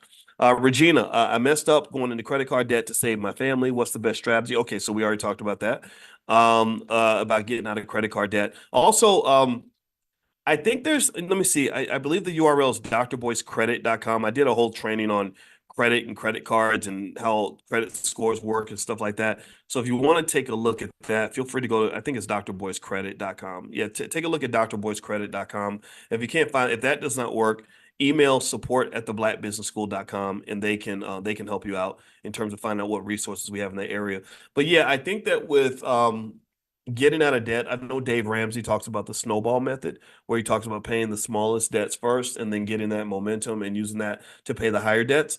And so there are lots of different ways to kind of get out of debt. But generally speaking, I really think finding ways to make more money just is a great solution that works across the board. And I think that having an abundance mindset helps. So I really believe that really embracing entrepreneurship and investor culture, but doing it conservatively can go a long way. So what I mean by that is this, there are people out here that have, these $30,000 masterminds and stuff where they promise you the world. And I'm not a fan of any of that. I don't believe in going and spending a bunch of money to be a part of stuff, but I'll spend a little bit of money to kind of dip my toe in the water, especially on something that I believe is actually going to work. And also, there are groups you can join where you can at least get ideas on ways to make extra money. The hard part is that there's so much stuff out here that just does not work. And I think that leaves a lot of us jaded. For example, I don't believe in MLMs. I know some of you may be members of MLMs, and I don't want to offend you, but what I believe with MLMs what happens is that a lot of people that they put on stage, what happens is that they put two or three people on stage, and everybody at the conference aspires to be like the two or three people on stage, but 99% of the audience hasn't made any money yet. And so to me, if I am looking to join anything, an MLM or whatever, one of the first things I'm going to ask is the person that's bringing me in. I'm going to say, well, how much money are you making? And can you show me how much you're making? And if you can show me that you're making a lot of money and exactly how it's being done, I might consider that. I might consider making some limited investment to explore that. But the risk is that you're putting up a lot of times you're putting up a lot of money and a lot of time. And I just don't have time to waste on stuff like that, right? So one of the things that I like about the Prime program that makes it just me really excited about it is that I met the students at the Stock Options Summit in Los Angeles, and all of you were there. It was totally packed up. Sorry it sold out, but we're going to do another one in Chicago. And I just told them, I said, if you have a little bit of capital to invest, I can show you how to make money on Monday. Like that's like literally, and students have sent me, one student sent me screenshots of money he made on Monday, and it wasn't gambling. It wasn't like I made a bet and then the price went up. It was like, no, this is where money's actually there. You can extract income. People only think about investing in terms of putting money out in hopes that something goes up in price. That's speculation. But there's also the other side of investing where you sell risk instead of actually buying and embracing risk. And that is an income stream that a lot of people use. So there's money out there.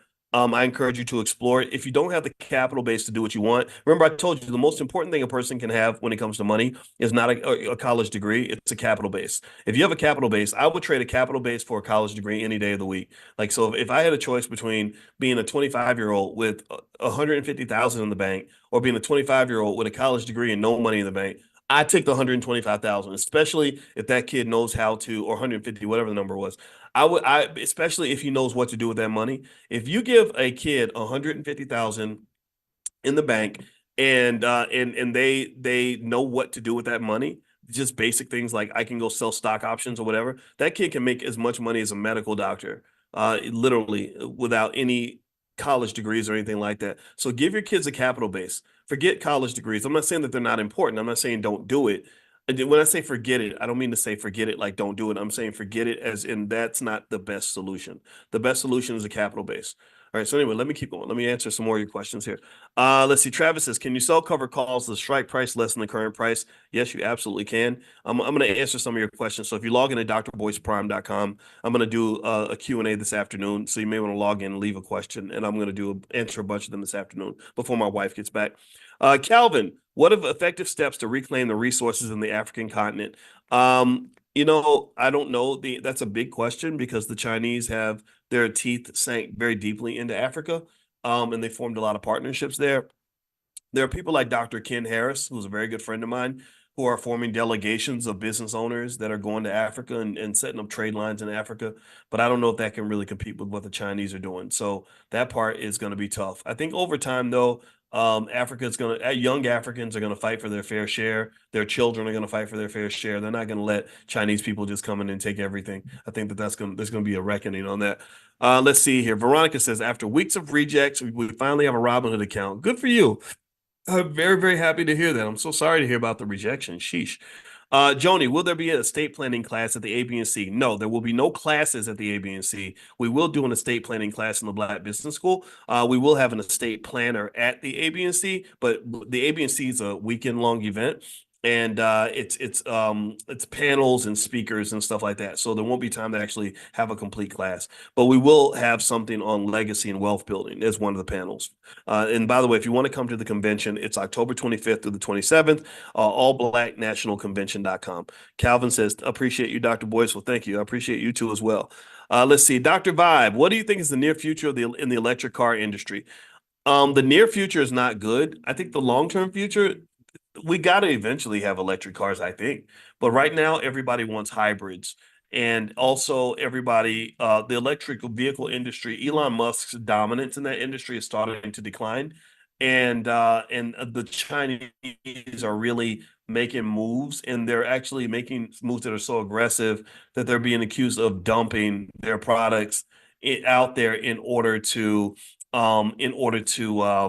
take over market share, right? So I personally think that that's going to be interesting to watch. When it comes to solar panels and EVs, I think the Chinese just have a long-term strategy. They're very long-term delayed gratification thinkers. The challenge of competing with China economically is they think very long-term and they think as a group. And it's very hard to compete with a team like that. So over time, they're going to probably end up dominating the EV industry, I believe. Let's see here. Let's see. Someone asks, is the Prime membership a monthly or annual? It's either one. If you go to drboyceprime.com, there's different options there. And also, if you text the word money to 87948, there's a training called How to Make Money Without Working that you can receive. So just text the word money to 87948. Yvonne says, is the real estate meeting $1 or free, like you said today? It's free. You can do the first month for free. So the link was in there. I put the link in there earlier. If you want to join for the first month, it's free. After that, it's $89 a month, and it's a bunch of resources and private discussions with real estate experts that can enhance your real estate training. There's already a lot of free bonus material in there. There's like $1,000 worth of stuff already in there. But then also I have private sort of VIP sessions with real estate experts, and you'll be able to join those as well. And you can share the membership with your whole family. So feel free to go to drboycerealestate.com. Dr. Vibe, on a scale of 0 to 10, how optimistic are you about Black economics future for the next 50 years? It depends on which Black people you're talking about. I don't think all Black people are in the same boat. I think that there's a segment of the Black community that's going to just sort of be stuck, and they're going to be part of the permanent underclass that Dr. Claude Anderson talks about. And I don't, in that there's not much I can do about that, just because if you're listening to mainstream people and rappers and stuff like that, in the public school system and all that, I don't know how to fix that. But I do believe that there is a large segment, a growing segment of intelligent Black people that are really making just dramatic economic moves that put us on a scale of 0 to 10, they're on a 14. You remember that when we're training you to teach your kids about investing at the age of 7, other people aren't really doing that.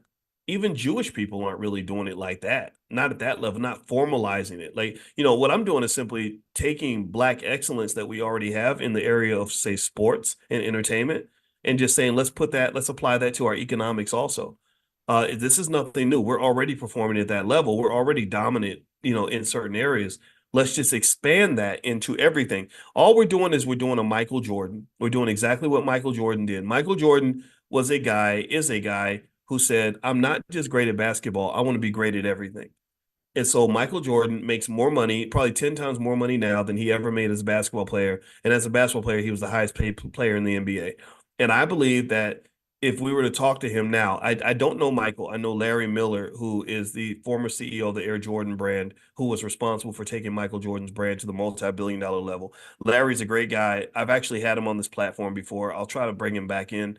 But I would love to talk to Michael too, but I'd be willing to bet you that if we had Michael in here, he would probably say that his competitive energy that he used to be great at basketball was something that he wanted to apply to business also. He doesn't like being a loser, and so that's why I don't understand with young Black boys that are super competitive on the field, but then they become wimpy and intimidated, when it comes to things off the field. No, we should be dominating everything that we do. So this is because economics is a sport. Economics is a competition.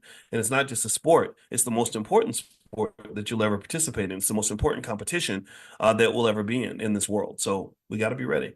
Next, okay, Ranice says best stocks to buy this year. I mentioned some stocks this week. If you go to drboycestocks.com, that's what Dr. Boyce is buying. I list stocks every single week that I find. I'm trying to think of the stock I mentioned yesterday. If somebody remembers the stock I mentioned yesterday, put it in the chat because I buy them. I think it was Sprout. I think the ticker symbol was SPT. I think Sprout was the one I mentioned yesterday. Rue Parker says, I recently started investing in the markets. Thanks so much for all your teachings. I have challenges keeping track of my stocks and movements. How do you keep track of your investments? Well, most of the apps will lay out your portfolio for you in terms of telling you what you're invested in, what the gain was that day. They have a pretty good tracking system kind of already inside the app. I don't have a spreadsheet. I don't use a spreadsheet. I just use the apps because the apps will tell you whatever you need to know usually. E-Trade is really good. Fidelity is great. Schwab is great. Even Robinhood keeps track of stuff for you. Let's see. So that's a good point. So thank you, Rue, for that suggestion. Let me think about some other ways to keep track of things. I know that there are students. Some of you do have spreadsheets. I have a spreadsheet for the income I make from my stock options. But outside of that, for long-term investments, I just literally buy stuff and pile it in there and just kind of I try to become wealthy, you imitate wealthy people. What wealthy people do is they're hoarders. They hoard various assets, financial assets and other assets. And then over time, those assets go up in value and that's how they become rich. Okay, a couple more questions, then we're going to bounce out of here. Just saw Jeff Bezos offering landlord status for 100,000 fractions of real estate. What are your thoughts? Oh, $100 fractions of real estate. Really? Jeff Bezos. Oh, I didn't know that, Patricia. I'm gonna look that up. I did. That's very interesting. Have you been cloned on TikTok? Yes, I have. Probably about 80 times. So my TikTok has about 35,000 followers. So if you see me request or if you see me on TikTok, first of all, I don't slide in nobody's DM except my wife's. And also I don't really send out a lot of friend requests. So if you get one from me, that is not me. But if you want to follow me on TikTok, I think it's like Dr. Boyce Watkins. And if you go to Instagram, it's Dr. Boyce Finance. So feel free to take a look. Are you planning to teach in Texas? No time soon, Ranice. I don't have any. We had the convention in Houston one year, but that was a while ago.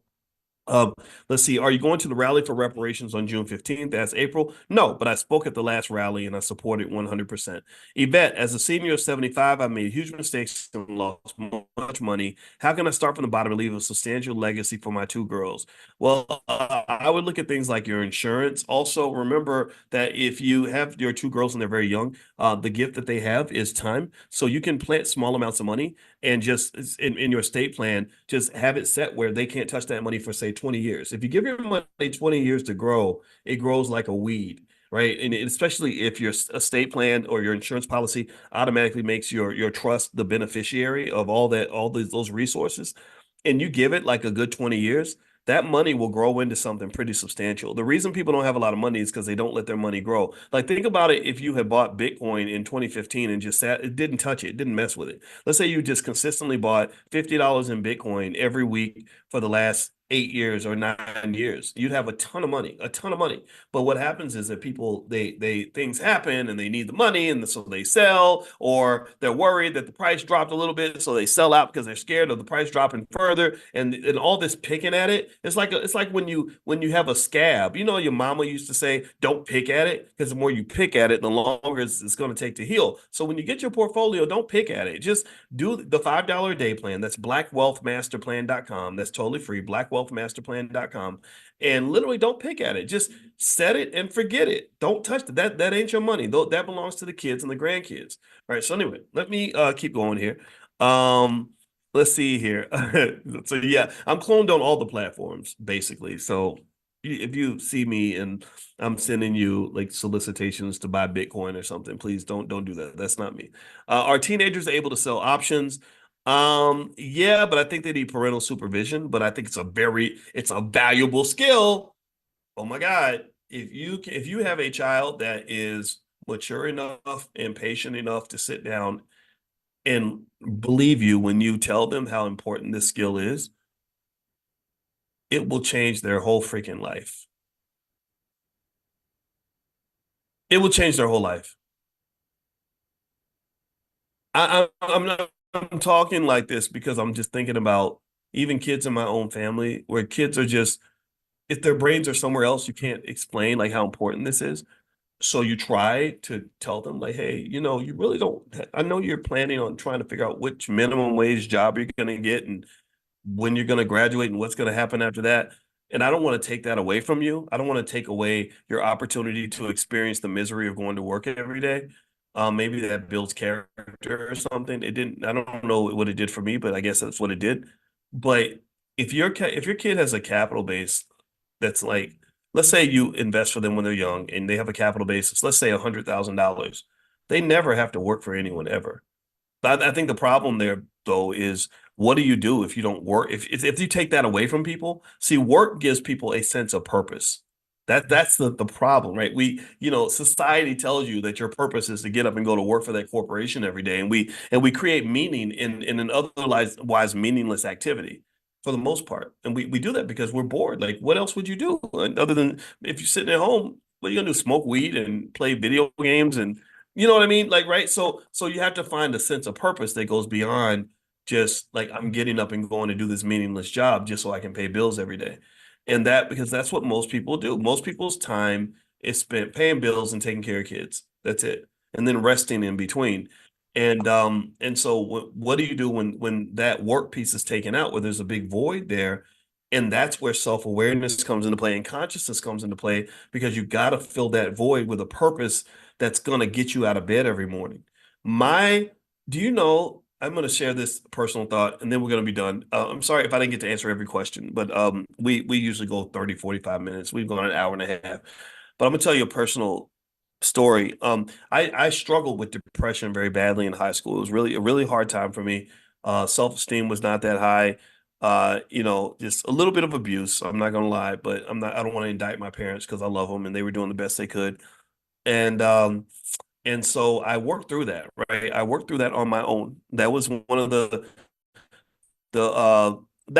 benefits of being kind of like a pseudo abandoned kid is that you learn how to be independent. So I just learned if I don't do it, nobody will. So I started to learn about things like positive thinking and stuff like that to kind of help me to overcome that, right? And when I really focused on that, it really made a difference. So for the next 30 years, I was very happy, very positive, because I would consciously, this is consciousness. This is why I'm so committed to this concept of consciousness. I would consciously look for the brighter side. I would consciously look for hope and possibility in my life. I would consciously look for ways to motivate myself to keep trying harder while at the same time realizing like, hey, God is not through with me yet. I can do this, right? That was literally like I became my own little internal cheerleader. I would give myself little motivational speeches inside my head, because I had nobody else around me to do that. So that was really beneficial in terms of being a driving force.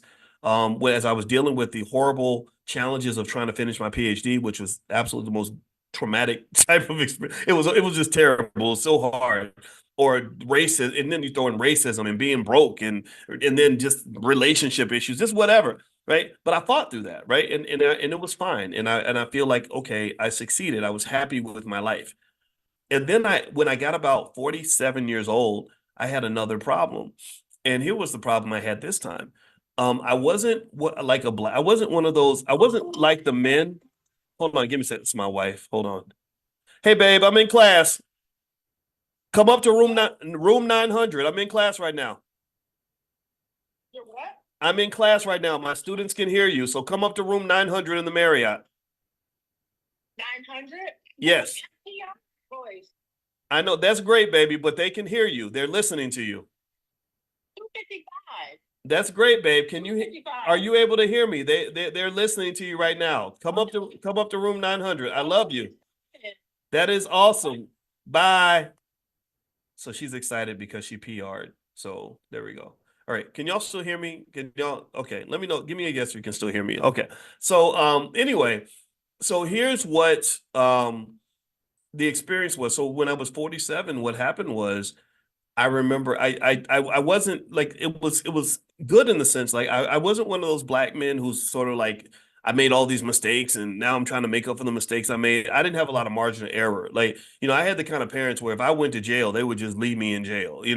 And so I didn't do stupid stuff. I didn't waste my opportunities, and everything I wanted to accomplish educationally, I accomplished it. Everything I wanted to accomplish financially, I accomplished it. Everything I even married, I literally married the woman of my dreams. I married the woman that I considered, if you'd asked me years ago, who's the prettiest lady you've ever met, I would have said Alicia.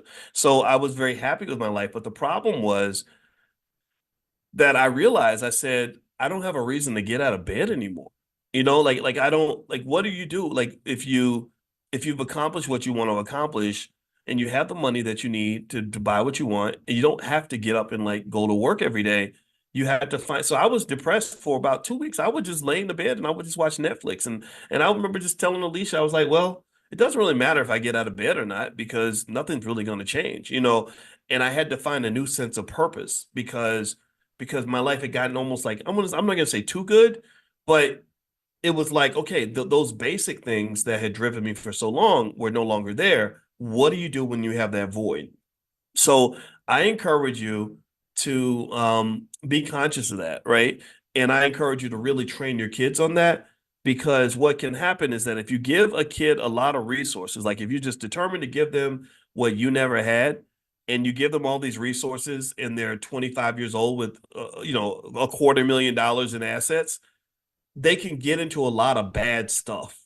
They like, that's why you see the rich kids out here getting on drugs, taking their own lives, doing crazy stuff because they don't have a purpose, right? So find a purpose. Maybe their purpose is the elevation of the community. I think that's a beautiful purpose for a Black person to have, is to pour back into their own community, their own people. Maybe their purpose is, I'm going to raise excellent children. I'm going to homeschool my kids because I can afford to do that, right? And I'm going to make sure that these kids are really ready for the world. Just little things like that. Or maybe their purpose is building that business that's going to employ other people.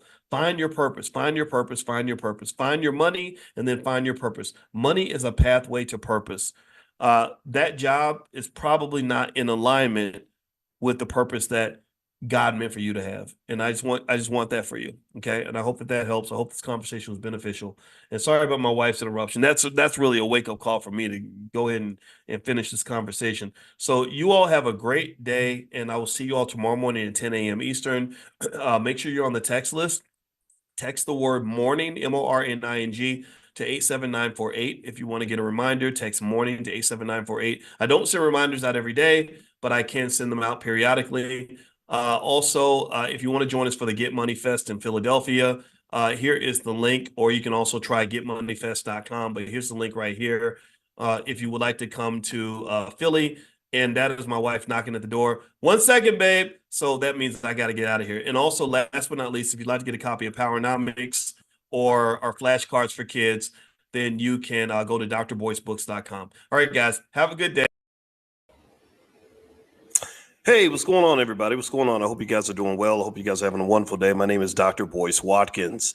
Today on drboycetv.com, we're going to talk about this interesting story that I just read about a mother who felt the need to spend $16,000 on her daughter's prom. Now, we're not here to shame the mother. We're not here to shame the daughter. Certainly, we're just here to kind of analyze this and think this through. And I'm going to just let you know what I see. And I'm going to be honest. And so I hope that that's okay.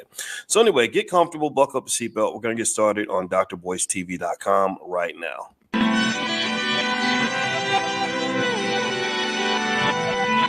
Here we are, clan the isms, cataclysm great. Our people out here struggling, trying to make it in this state. Everybody out here doing it, but we the ones who late. Now family, we the ones who gotta delegate. Get that money in the power, never be fake. Stick to co-sign for 3. What did he say? Create jobs, support our own.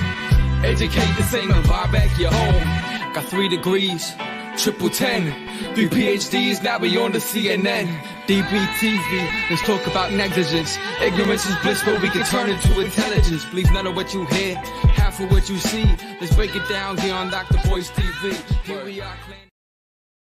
Hey, what's going on, guys? Welcome to drboycetv.com, the home for intelligent Black people. My name is Dr. Boyce Watkins. I want to say hello to everybody, and I see Vic FM. You're the first one in here, and he says, I love you, and I hope you're having a great weekend. Well, same to you, brother. Love you, too. Thank you. And let me know if you guys can hear me okay. Give me a yes if you can hear me. I am traveling with my family, and my wife brought me out here to sunny California, and we brought the kids, and so you know how it is when you stay in a different location. You got the Wi-Fi issues and everything. So give me a yes, give me a quick yes if you can hear me. I want to make sure I'm coming through all right. What's going on, Shirley Harrell, Athea Muhammad, London Miss, Roxana Green, TC, Doris Daniels? Good to see you. Good to see you. Good to see you. All right, and and as we get started, before we get started, I want to remind everybody. You guys know we do financial consciousness training or economic awareness training every single morning at 10 a.m. It's 100% free in the Black Business School because I really want us to elevate our economic awareness. If you can't see the money, you can't be the money. So economic awareness training, EAT, means I'm going to show you how to eat so everybody can eat. So if you want to eat, then you got to be able to see the food. And that's what we do every single morning at 10 a.m. Eastern. It's 100% free. It's just all I ask is that you bring your family. So if you want to join, text the word morning to 87948. Text morning to 87948. Or if you live in another country, just go to drboyceelevate.com. That's drboyceelevate.com. So let's elevate our consciousness so we can understand things. Now, I'm going to do a quick straw poll. I saw this story that was really interesting. There was a prom where basically the mom, because she did not have a prom of her own, because she was feeling, I guess, emotional about what happened to her, she really went all out for her daughter. She spent 16 grand on her daughter's prom.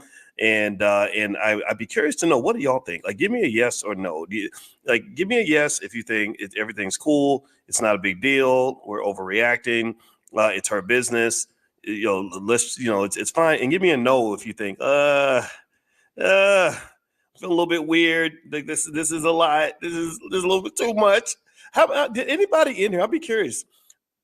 Did any of y'all spend anything close to 16 grand on your prom?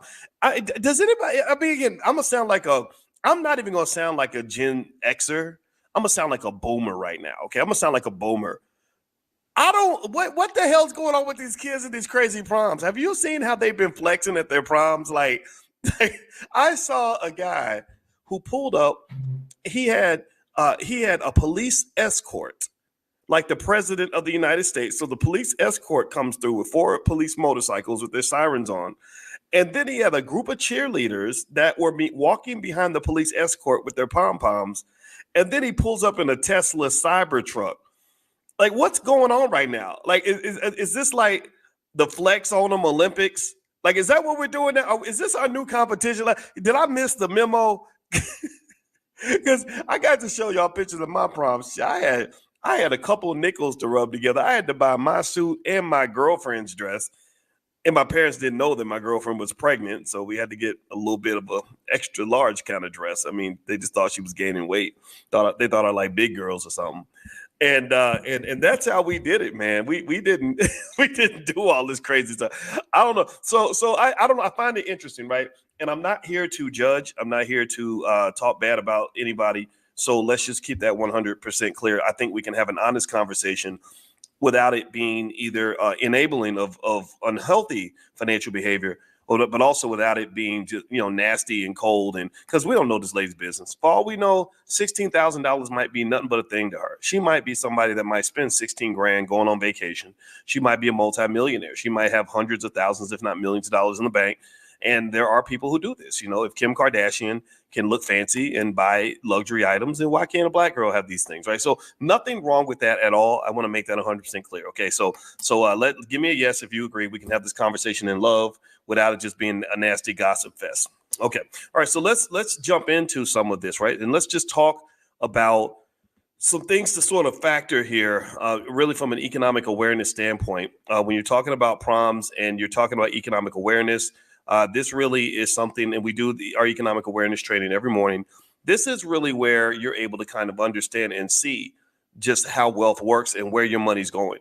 We can see why Black people have less wealth than other groups. We can see why the Asian and Jewish communities have the highest incomes and the highest wealth levels. We can see why Black consumption patterns are a little bit disturbing and how they're influenced by things like hip hop culture, right? Because for 30 years, these poor kids are growing up in an environment where rappers have done nothing but flex on them every single day. They constantly, drive up in these fake, these cars that they rented from somebody with rented jewelry in a rented house, and they give you a false fake lifestyle that makes you think that somehow you got to live like that. And if you're not living like that, then you're not a quality person. Quality of individuals, in my view, should be measured by how hardworking you are, how smart you are, whether you're a good person or a bad person. Do you have goals? Do you treat people well? Instead, we rank quality of people by how much European shit you got on your body, like how much Gucci you got, dog. How much? I saw you wearing Louis. I saw you wearing Prada. And it's the funny thing to me is that these European companies, they don't even hardly like Black people that much. They don't even like you, but you give all your wealth to these people that don't like you to impress people who probably don't like you either. And I do think that is something worth at least being conscious and aware of. So what tends to occur, in my view, is with these proms kind of getting outrageous, I think that what's happening is that kids are putting pressure on other kids. And I think that the kids are feeling like they have to go above and beyond to show off at prom. So rather than being evaluated favorably because you made good grades or because you have a big goals for the future, people just look at what kind of car you're driving. And I'm gonna tell you what the car you're driving, the clothes you're wearing don't mean nothing in terms of what kind of person you are. It means nothing. I know people that have lots of money who are just complete scumbags, who don't even take care of their kids, who are horrible human beings, who are dumb as bricks, who are lazy as hell. And there is no reason that a person should be evaluated on a higher scale just because they're showing up with a bunch of fancy stuff. Also, you don't show your wealth by throwing your wealth away. Throwing your wealth away is not a flex. It is not a flex to say, hey, I'm doing really well financially, and I'm gonna prove it to you by giving all my money away to white people. That's not a flex. What that shows is some sort of deeply embedded insecurity that you have. What it shows is that you don't feel confident and comfortable enough in your own skin that you have to spend money to buy self-esteem. You have to spend money to buy esteem from others. You have to spend money. You have to give your money away in order for you to feel complete, to feel human. And I just don't understand why that is not something that isn't discussed more regularly. Maybe it's because we just don't always have what we need to do that. And maybe I'm overthinking it because I'm a finance professor and my wife is a therapist. So as so imagine a finance professor laying in bed with a social work PhD who's a licensed therapist and analyzing these things. We come to these awkward insights that may sound strange on the forefront, but I think it really speaks to a need for healing in the community to help us get where we got to get to. Now, do me a favor, please hit the thumbs up button. Thumbs up, share, subscribe. My name is Dr. Boyce Watkins. You're watching drboycetv.com, the home for intelligent Black people. If this is your first time here, I hope that you will join us and hang out with us because we are the best on earth when it comes to Black wealth and Black economics. We don't play. We are extremely good at what we do. And I was on the faculty at Syracuse University for 13 years. I taught at the Ohio State University, University of Kentucky, et cetera. And our goal is to make Black people the most intelligent economic group of people on the planet, at least those who want to listen. And I speak to you every single day because I'm serious about this too. So we're talking about spending on proms and overspending. Now, when I think about proms and I look at kids flexing out on their proms and going crazy, rolling up in Camels and Bugattis and everything else, it makes me think about that next step, the bigger version of the prom, which is called the wedding. And I thought about how much people spend on weddings. And I think that there's a connection there, right? There's a connection between just basically this idea that you're having this big event where you're showing off for a bunch of other people, right? You're spending a bunch of money so that other people can be comfortable and happy. I mean, because think about it. If you're giving away all your money, you're not comfortable. If you just spent your last nickel and you're looking at your bank account and you got 45 cents in it because you spent everything, or you're thousands in debt, you're not comfortable. So the money that you spend on a wedding or a prom, that's not really for you. That's not really for you. Let me know if you know what I'm saying. Give me a yes if you understand what I'm saying. It's not for you. It's not for you. The money that you're spending is for other people. The money that you're spending is not for you. It's for other people who are looking at you. It's for their pleasure, not for yours. So when you go and you overspend on a prom, a wedding, or any other big event that's kind of a one-day thing, flash in the pan, I think you really might want to take some time to really say, like, why am I doing this? Because if you talk specifically about weddings, let me tell you this as a married man, Weddings are beautiful. Weddings are wonderful. Weddings are necessary for a community that wants to build on itself. You have to have families for your community to be strong. You cannot have a strong family with 10 million baby mamas and baby daddies. It just won't work. Let me know if you get what I'm saying. I hope you all agree with me. I hope I don't sound old fashioned by saying that the only way Black people can really succeed is if Black men and Black women support each other. I hope I don't sound crazy by saying that if Black women don't gain respect for Black men and Black men don't maintain respect for Black women, that we're going to fail. I hope I hope you can agree with me on this. So when you're talking about marriage and weddings and all that, that's necessary in order for your community to thrive. You need to form these bonds and these institutions that allow your children to be safe in a nurturing environment and to grow into the people that they're supposed to be. But in my view, and this is my humble opinion, I think that there's not enough work sort of separating the wedding from the marriage. A lot of people want to have a wedding, but they don't really want to be married. You understand what I'm saying? Just like a lot of people want to have sex, but don't nobody really want to raise no kids. You know, getting married is very different from staying married. Having a wedding is very different from having a 20, 30, 40-year marriage. When I married my wife, I went to the OGs. I went to the people. I didn't go to the internet and listen to some cute little influencer who says everything that I want to hear. That's what people do. They go and they women will get on they're all 10 million women will follow some guy who's saying that the only reason a man don't want you is because these men is too weak. They too weak. They don't know us. They can't handle a strong woman like you. And you're like, yeah, that's right, girl. And then there's some guy, some good looking guy, probably got a beard and some dreads, telling women, or say whispering sweet nothings in women's ear, or some lady, with a boobs out, telling men like these women are out of pocket. These women need to stop. And these women, they don't appreciate a good man. They don't know how to treat no man, and then all the men are like, that's right, queen. Thank you, queen. I appreciate you, queen. Right. I get it. Right. But these are not your people that should be advising you on relationships. The people that should be advising you on relationships are your grandparents, because your grandparents got married in 1962 and they've been married ever since. Those are your scholars. Those are your romantic intellectuals. Those are the people that can tell you how to build something and make it last. So here's the deal with weddings. This is interesting. A lot of you may not know these financial facts about weddings, so let me share a couple with you. I don't know if you all know this, but let me see. I pulled up some studies here. Basically, the average wedding in 2023, the average wedding was about $30,000. Secondly, 28% of all couples go into debt to pay for their wedding, and the debt usually amounts to $11,737. That's a lot of debt. So you're literally, so you get married, you're taking on another student loan, and then some people they get a divorce before the debt's even paid off. They found also that 45% of couples that's nearly half of all couples who financed their wedding with loans or credit cards reported struggling to pay off the wedding related debt. And I haven't even talked about the high divorce rate. I haven't even talked about how many of these couples don't even last. So effectively, when I see extravagant spending on a prom, it reminds me of the extravagant spending on the wedding, because what you're really doing is you're giving yourself some sort of emotional orgasm that is not in any way connected to the actual act of doing something that's actually lasting in long term. Marriage and things like that require discipline.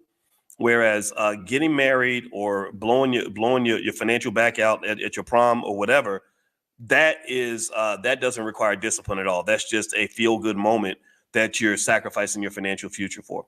Now, do me a favor, everybody. Please hit the thumbs up button. Thumbs up, share, subscribe. My name is Dr. Boyce Watkins. You're watching drboycetv.com, the home for intelligent Black people.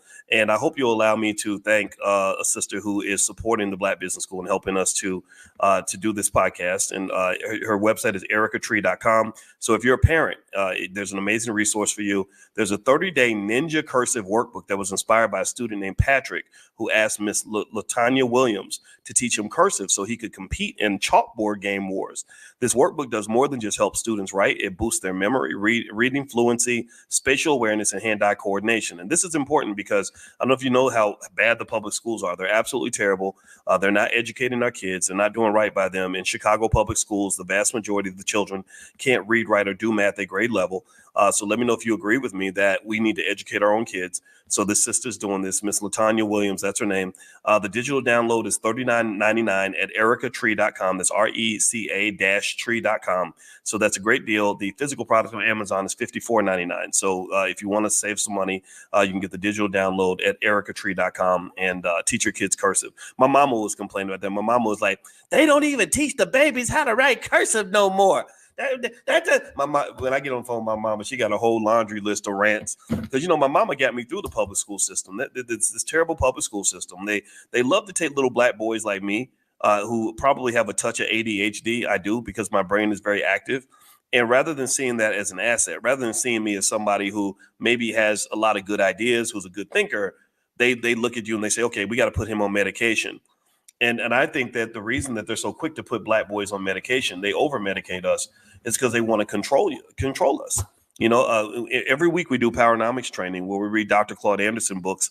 And if you read a Dr. Claude Anderson book like Black Labor, White Wealth, which you can find at powernomics.com, you'll find that historically the goal was always to control and contain black people.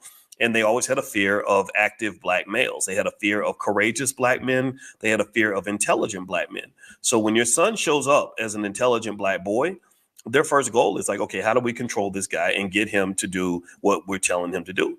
And I'm glad my mother encouraged me to be the rebel that I am, because if I'd done what they told me to do, I wouldn't be a shadow of the man that I am today. So shout out to all the mothers and the fathers who are defending your children. Shout out to all the parents that are teaching your own kids, and whenever you can. You don't have to take them out of school, but you should be teaching them. And shout out to everybody who understands what I'm talking about, because this brainwashing runs pretty deep.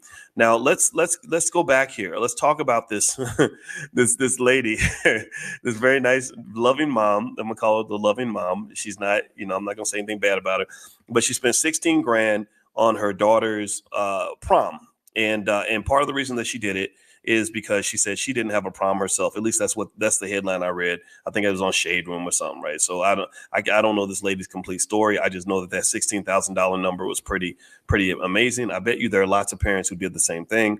And one of the things that was really interesting to me that really stood out, and this is the kind of thing we will be talking about in our economic awareness training, is that she mentioned the reason that she felt the need to spend this money is because she had this emotional void. And the emotional void came from what seems to be a type of trauma. And again, my wife is my wife is certified in trauma. So I have to double check to make sure that this will qualify as a trauma. But there was this trauma of missing her own prom. And this is something that clearly has stuck with her. She doesn't look old. Y'all know black don't crack. She's looking like she's 28 or 29, but she's probably about 40 something. Y'all know how y'all black women are. Y'all the most beautiful creatures on the planet. Her daughter's beautiful as well. And what I was seeing here is this almost like this horrible experience she went through that she could not get over, that has shaped her financial choices 20, 30, 40 years later. And this is really interesting to me because in the Black Business School, we have the first ever Black Financial Therapy Department where we talk about how these traumas affect your economic choices. And my wife helped me to actually put this together because trauma is huge in terms of Black spending patterns. Trauma is huge when it comes to Black investing patterns. Trauma is huge when it comes to the amount of financial anxiety in the Black community, when it comes to just the way we view money, the way we spend our money, the way we invest our money. When even someone who sells their stocks really quick, the minute they see something go wrong and they lose a bunch of money because they don't hold on for the recovery, that's driven. A lot of that's driven by trauma. Trauma creates these trauma responses, these trauma triggers, right? So one thing that's interesting to me, and I want you to process this, is that there are people who profit from Black trauma. There are people that profit by getting things out of Black people by basically sort of triggering whatever negative experience you might have. Like, for example, if you notice politicians, when they're trying to get your vote, the biggest thing they typically do is they try to scare you into voting for them. They don't tell you why they're going to help you. They tell you why the other party is terrible and they're going to put you all in chains and all this, right? And so I think about this trauma in terms of how it shaped this mother's need. Like somehow she felt that the way I can show love to my daughter and the way I can heal a little bit is by spending all this money. And I wonder if there would have been a less expensive way for her to heal and overcome the experience. Because think about this. This really says to me that if this mother had had a prom, pay attention now, if this mother had had her prom, she wouldn't have felt the need to spend $16,000 to overcompensate for a trauma that she cannot reverse. Do you understand? Let me know if y'all follow what I'm saying. I hope I'm not getting too deep on you with this. But so that is something where this goes back to the fact that, when we talk about things like therapy and healing, if you're properly healed, then that will actually help you financially. A person who is healed where their self-esteem is intact, for example. They don't need to buy luxury items to feel better about themselves. They already feel good about themselves. Or if you think about a young lady, think about this, process it this way. If you think about young ladies who have low self-esteem, what do they do? What can happen out of that? Well, they when they go on the dating market, they date a bunch of creepy, crappy men, and they're giving these men access to things that money can't even buy, that money should not be able to buy. Well, why is that? Well, partly it's because they don't value what they have. They don't value who they are. So a person with low self-esteem becomes an easy target for somebody that's seeking to exploit them, or somebody who doesn't know who they are, or somebody who's gone through something, right? So effectively what I'm saying is that with this lady, because she has not healed from this thing that happened maybe 20 or 25 years ago, is spending money as a way to feel better about what happened in her problem. Like it was bad for me. I'm going to make it better for my daughter. I'm going to take this full circle. We're going to make this right. And I really don't know if that's the most efficient way to do it. And so, in fact, let me kind of lay out some possibilities in terms of just considerations on why people might overspend either on a prom or a wedding. Again, I put proms and weddings kind of in the same category. These are these one-time events that we get really excited about, and we put so much money into that. And what we don't understand is that when you spend $16,000 on a prom, you're giving up 20, 30, 40, 50, 60, 70, 80, $100,000 worth of economic opportunity. Remember, money is a seed. Money is a lot of things, but one thing money is money is a seed. You plant seeds. Seeds get planted. Planted seeds grow. Seeds that get eaten do not grow. So when you consume, you are eating your seeds. Do you understand? When you eat your seeds, the seeds do not grow. The seed cannot grow if you've eaten it. So when you take your money and you consume, you eat. Then what occurs is that you have destroyed the potential of what that money could have become. So let me give you some examples. So let's say that this mom had taken the 16,000 and said, you know what, I love you, and I want you to have a nice prom. So we're going to spend about 1,000 on the prom, but we're going to take the rest of that money and we're going to put it toward your future. Well, what could she have done with that? Well, number one, $16,000 could have been a 20% down payment on a property, or maybe a 10% down payment on a $160,000 property. If that property accumulated value of even a modest rate of, say, 3% per year, by the time your daughter's 40, she's got a property worth over $300,000. Do you understand? So when you spent the 16,000, the daughter misses the 300,000. Again, you went for the little reward, but you could have got the big one. I'm not making fun of it. I'm just telling you the truth. What else? Let's say, y'all know I love the stock market. Well, if you take that 16,000 and you put the 16,000 in a regular S&P 500 fund, which we show you how to do at blackwealthmasterplan.com. It's totally free. Go to blackwealthmasterplan.com, and that's our $5 a day plan. You'd be amazed at how much money grows when you let it grow. You'd also be amazed by how much money doesn't grow when you kill it. And in killing it is spending it. When you spend it, you're killing your potential. So let's see what would have happened if she'd taken that 16 grand and put it in an S&P 500 index fund. By the time her daughter was 40 years old, she would have $86,776. So again, you didn't spend 16,000, you spent 86,000 when you spent money on this prom. What else could she have done? You could have put money in, say, a 529 plan or something like that. The 529 plan also grows. It's a way to kind of save for college, right? So again, I'm not assuming the mother didn't do all these things, right? She may have done all these things. She may have the 529 plan in place. She may have the stock portfolio in place. She may have her daughter in position to own real estate. She may have done all these things. But here's my point. If any of these things have not yet been done, that concerns me, because I get concerned when I see us having just sort of embracing a culture where we blow the whole bag before we get a chance to really have anything, right? This instant gratification culture is very anti-wealth. The instant gratification culture is being heavily promoted through things like hip hop. And I'm sorry, rappers, my buddy Killer Mike, he texted me one time. He said, hey, Doc, we want you to lay off the rappers. We don't want people to think you don't like rappers. And I said, I do like rappers. What are you talking about? I'm friends with a lot of rappers. Immortal Technique, I love that guy. He's a great guy. D1, love D1. Willie D from the Ghetto Boys was in my wedding. One of my best friends, Ice Cube, is my friend. I have a lot of friends that are in hip hop, so I don't dislike rappers. What I'm saying, though, is that hip hop culture, the bastardization of it, creates a space of where instant gratification is glorified. Where looking good, pay attention now, looking good is more important than actually being good. And there are a lot of people who look great on the outside, but they are torn to pieces on the inside. They are torn to shreds on the inside, but you looking fly on the outside, so you think everything's okay. I don't want you to just look good on the outside. I want you feeling good on the inside. I want you to heal. I don't want you just to appear to be financially secure. I want you to really be financially secure. Ain't no future in the fronting. Remember MC Breed? Ain't no future in the fronting. So why are we fronting? Why are you trying to look good for all these other people, but you can't look good for yourself? Because you got to look in the mirror. You know what you really look like. You know what you really look like. When you take off the clown mask, you know what you look like. When you take off the makeup, you know what you look like.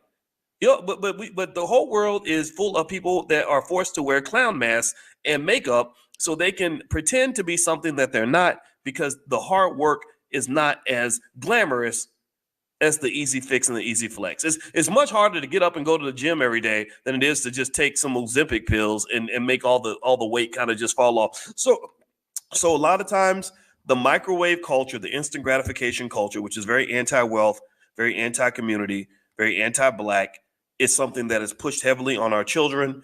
And I feel bad for them because many of them do not have a chance. They do not have a chance. How are you going to compete in society when the educational system screwed you out of an education?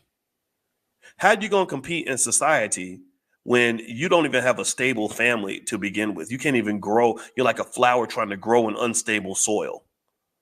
How are you going to compete in the world when nobody sat you down and taught you about the basics of economics? It's very difficult. So we got to stop setting our kids up for failure, man. That's what I'm saying. Again, $16,000 prom, it is what it is, right? Again, I don't know nothing about this lady's business. She might have $1 million in the bank. I bless her. I hope they had a good time that night. But I really kind of think we got to really analyze the culture if we really want to understand and analyze our economics. So anyway, do me a favor, hit the thumbs up button, thumbs up, share, subscribe. You're watching drboycetv.com, the home for intelligent Black people. And I want to also give a quick shout out, if you will allow me to, as you hit the thumbs up button, to our sister who runs ericatree.com. Her name is Miss Latanya Williams, and she has a daily phonics book that's a must-have for your child's early literacy development. It was inspired by legendary educators like Marva Collins and Dr. Jawanza Kunjufu. It reinforces the 44 sounds of the English language, boosting fluency and phonemic awareness. Help your child build a strong foundation in reading today.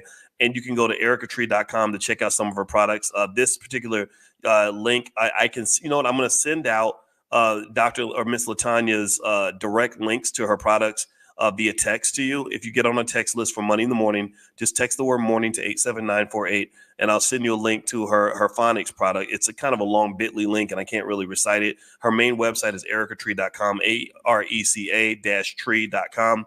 But I can send you the link to this second product that she mentioned, because it sounds like this sister's really doing the thing. My mother talks about Marva Collins all the time. Does anybody know? Give me a yes or no if you've heard of Marva Collins. Does anybody know who Marva Collins is? Because if you don't know who Marva Collins is, I really need you to know who she was.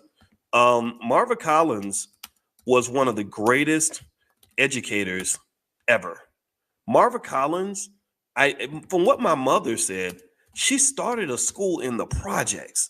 Like this, I mean, this lady did not play.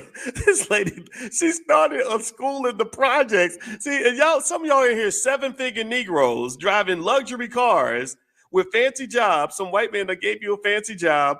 But the problem is you ain't doing the job. You're not doing the job. You got the fancy car and the fancy job, but Marva Collins was in the projects doing the damn job. My mother talks about Marva Collins all the time because Marva came to speak at the there's this group that I owe my life to called Black Achievers in Louisville, Kentucky. And in fact, I love them so much. Me and my wife made a $20,000 donation a couple years ago, and that's not even a drop in the bucket compared to what they gave me. I really should have given them a $2 billion donation because they literally saved my life. And Marva Collins gave the speech, and she was standing in front of a lot of really fancy, well-dressed Black people in this really nice hotel. And she just went off. She literally, my mother said, she said that she gave that speech. She said, "How dare you? How dare you sit up here in your comfortable clothes, in your comfortable hotel, looking all fancy when our children are suffering. Our children are not being taught to read. Our children are not being properly educated. Our children are not being prepared for the future. And you're sitting here acting like everything's okay." So I'm going to just tell you, Marva Collins, based on the stories of my mama, she was just this woman. Like, you talk about people that need to be Black heroes. See, y'all got to stop letting these white folks tell you who your heroes are supposed to be, because they're always going to guide you in the wrong direction. If I ask for directions from somebody who does not like me, he's going to guide me right to the place that I'm going to get shot and killed or something, right? So don't stop letting people set you up for nonsense. Like, go look up Marva Collins. If you don't know who this sister is, look her up, because Marva Collins, to me, really shows the potential of what we can do when we know what the job is, when we understand the assignment. And she understood the assignment. I mean, she really started a school. From what I understand, she started a school in the projects. There she is on the screen. And she educated kids better than the whole damn Chicago public school system. I'm gonna read a little bit of her bio real quick, because I think that she deserves our respect. So Marva Collins was an influential American educator, best known for her work in improving education of disadvantaged children. Born August 31st, 1936 in Monroeville, Alabama, born in the Deep South with all that stifling racism, right, that's supposed to destroy you. She gained national recognition for her innovative teaching methods and dedication to student success.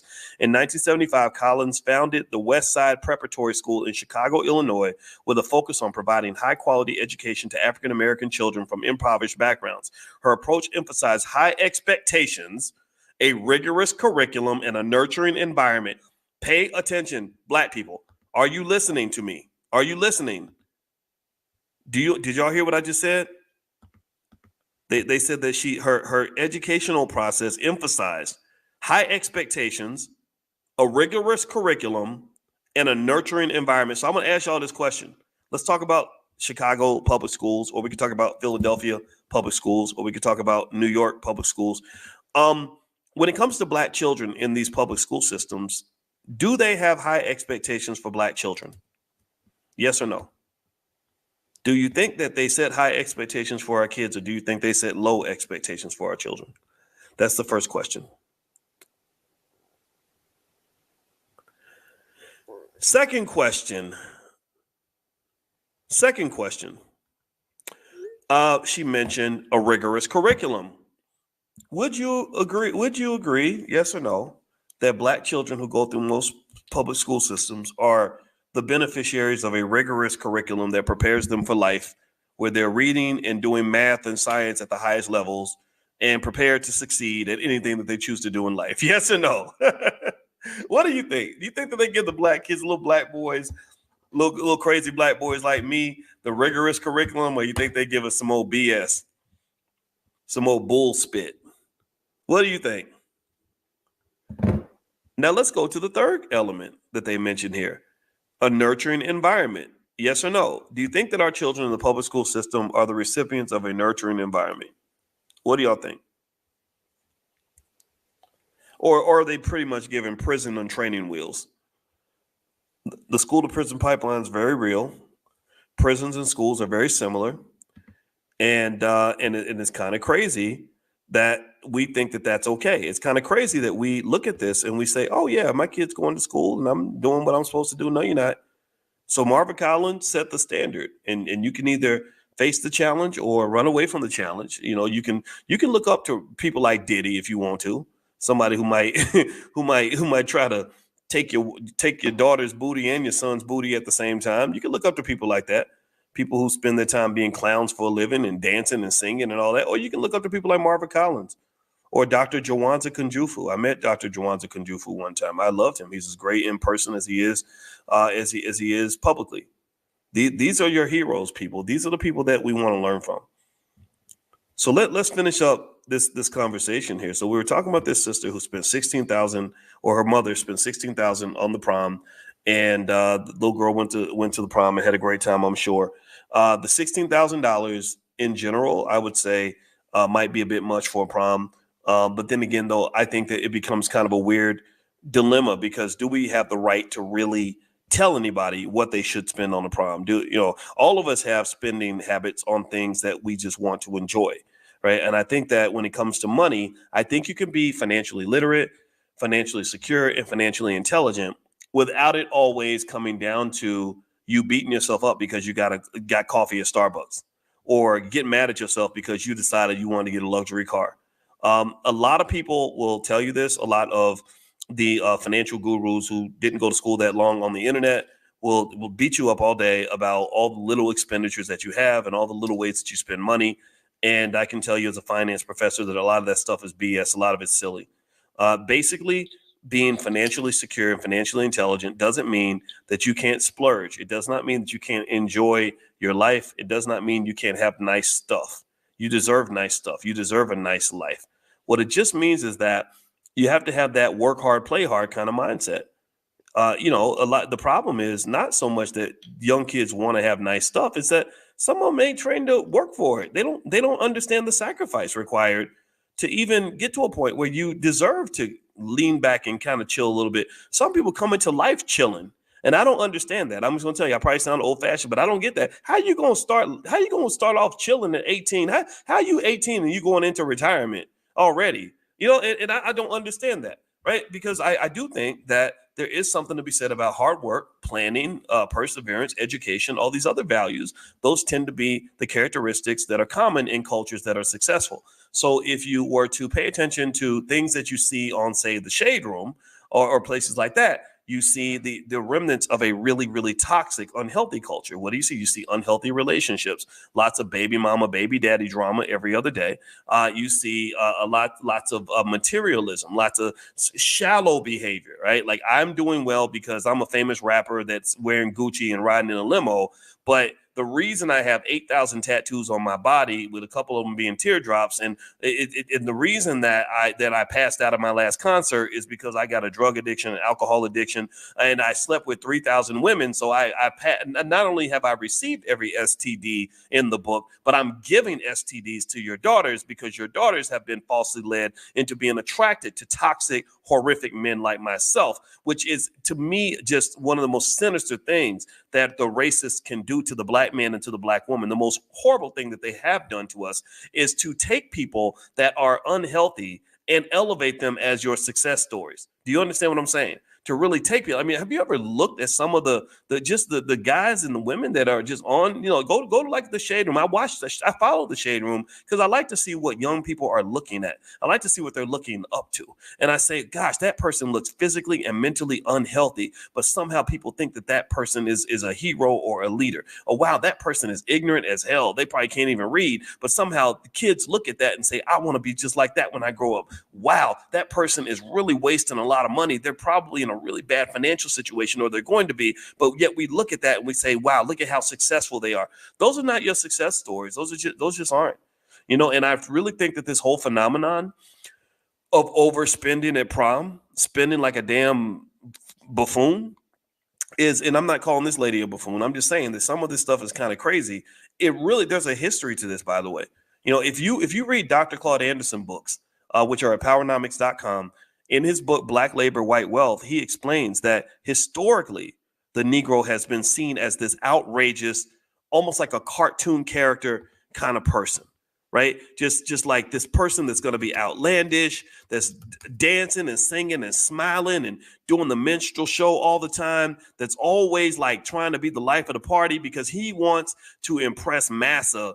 And then Massa will give him rewards. Massa will give him extra butter biscuits and everything else because he was dancing and singing so loud. And I thought about that when I saw Diddy. His son was on stage, and they took the music away, so it made it look even crazier. His son was dancing, and it was really weird because he was dancing just like his dad was dancing in like 1998. Exact same, very similar moves, very similar, like really exaggerated arm movements and all that.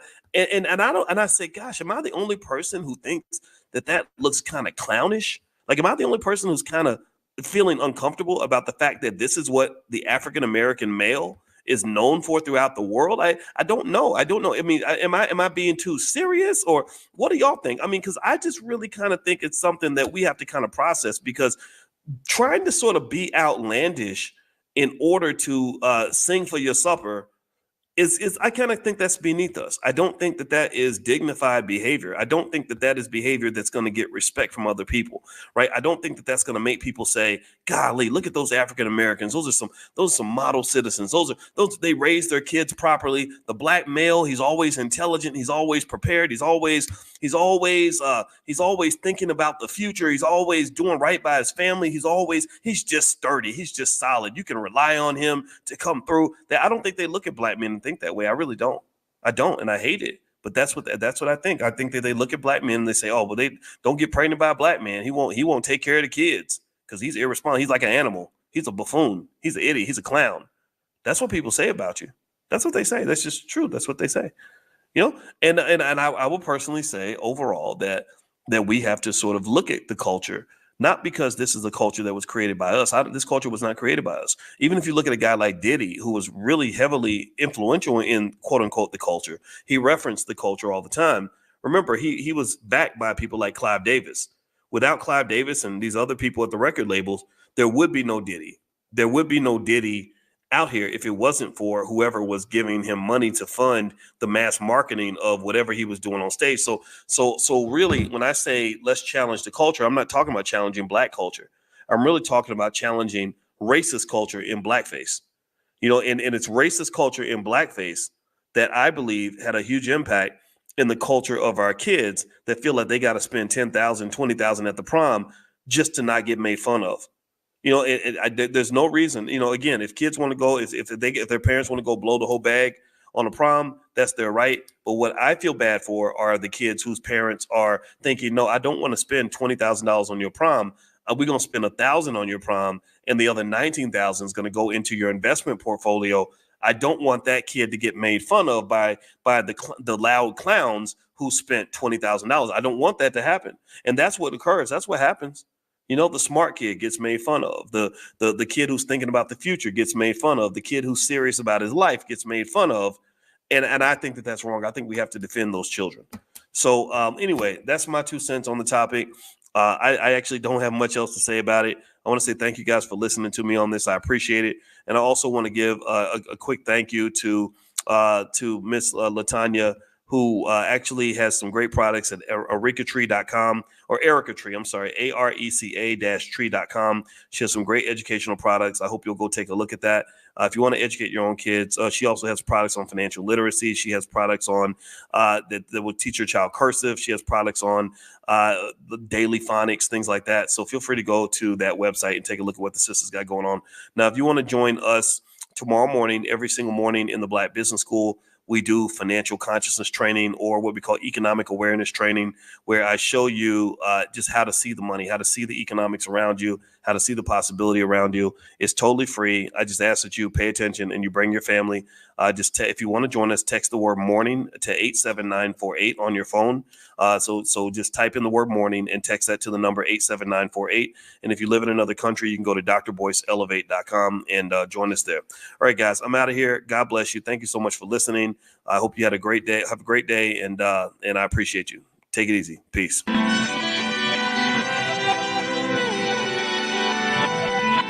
Here we are, clan the isms, cataclysm great. Our people out here struggling, trying to make it in this state. Everybody out here doing it, but we the ones who late. Now family, we the ones who gotta delegate. Get that money in the power, never be fake. Stick to cosign for 3. What did he say? Create jobs, support our own.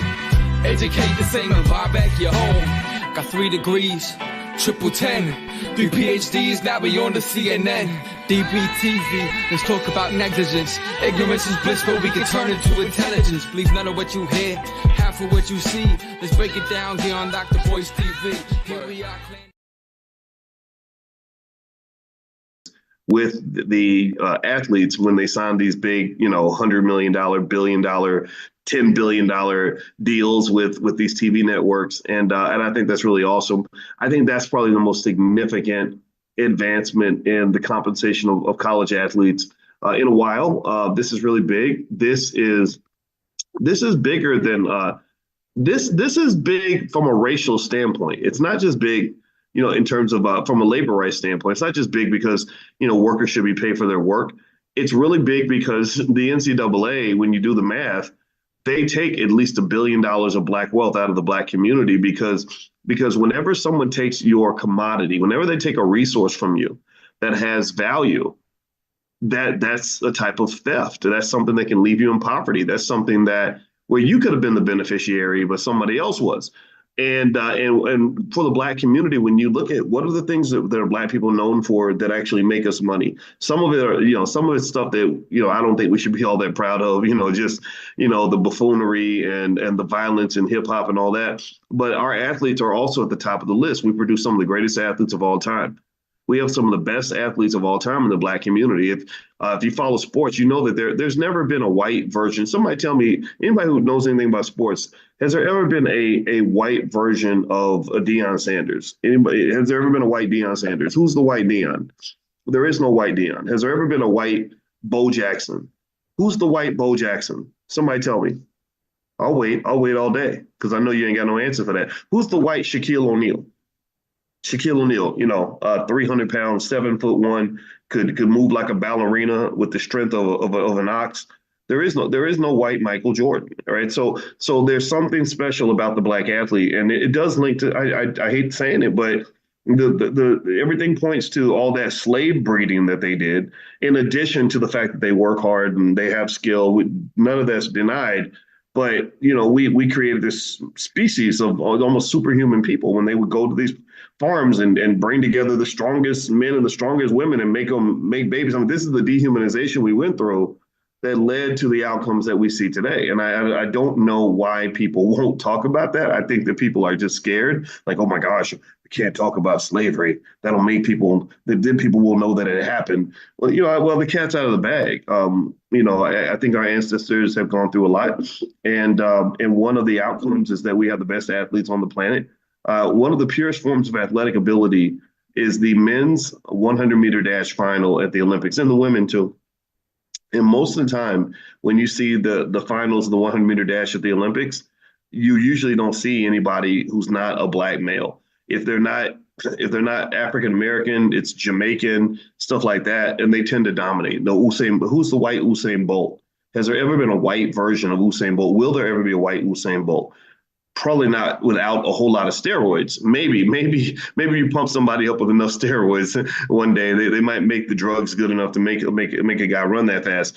But for the most part, there is no white version of Usain Bolt. So our athletes are a commodity, and I point that out to you so that as a message of economic awareness, it's extremely important for us to just understand how much gets taken from us when they take one of your most precious, most valuable commodities and don't compensate you for that.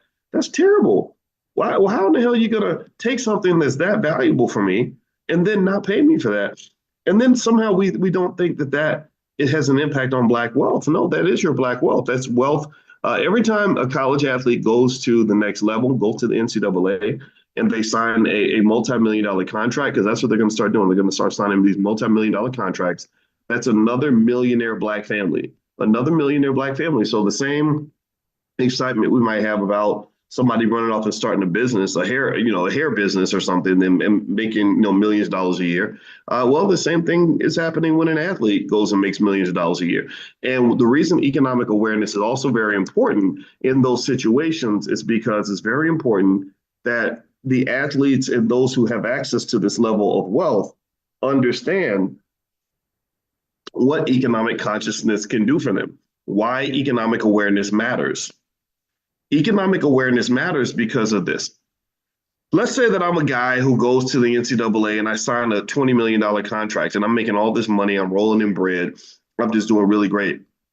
Well, if I am a person who does not have a lot of economic consciousness, that means that in my mind, I can't see the future. I'm only looking at the present, because consciousness and awareness means I can see not just what I'm doing now, but how what I do now is going to play out for the rest of my life and the rest of the lives of all the people that are going to come behind me. If maximal economic awareness over time means that I can see 100 years from now how this $20 million contract I got can change the lives of my great grandkids. Do you understand? Give me a yes if you're following. I'd like some confirmation, if you don't mind, to let me know that when I'm not getting too weird here.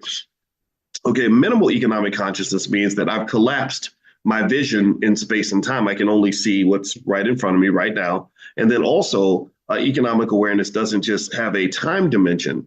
If you go to the fourth dimension, the way we live in 3 dimensions, length, width, and height, your fourth dimension is time. So economic awareness doesn't just spread in time, it also has a space dimension. So my vision in time and space, if I'm economically conscious, pretty much means that not only do I see how my actions affect me, a minimal collapsed version of economic consciousness, a condensed, tiny, low-level vibration of economic consciousness means all I see is how my choices affect me. It's me, me, me, me, me, me. I went to the strip club. I bought me a car. I'm going to get me this and I'm going to get me that, right? A broad economic consciousness means I understand how this win isn't just a win for me. It's a win for everybody connected to me. Do you understand? It is an awareness of something that Professor Andrew Caroli, who signed off on my dissertation, God bless him, he's a professor at Cornell now, I believe. It's what he called financial contagion.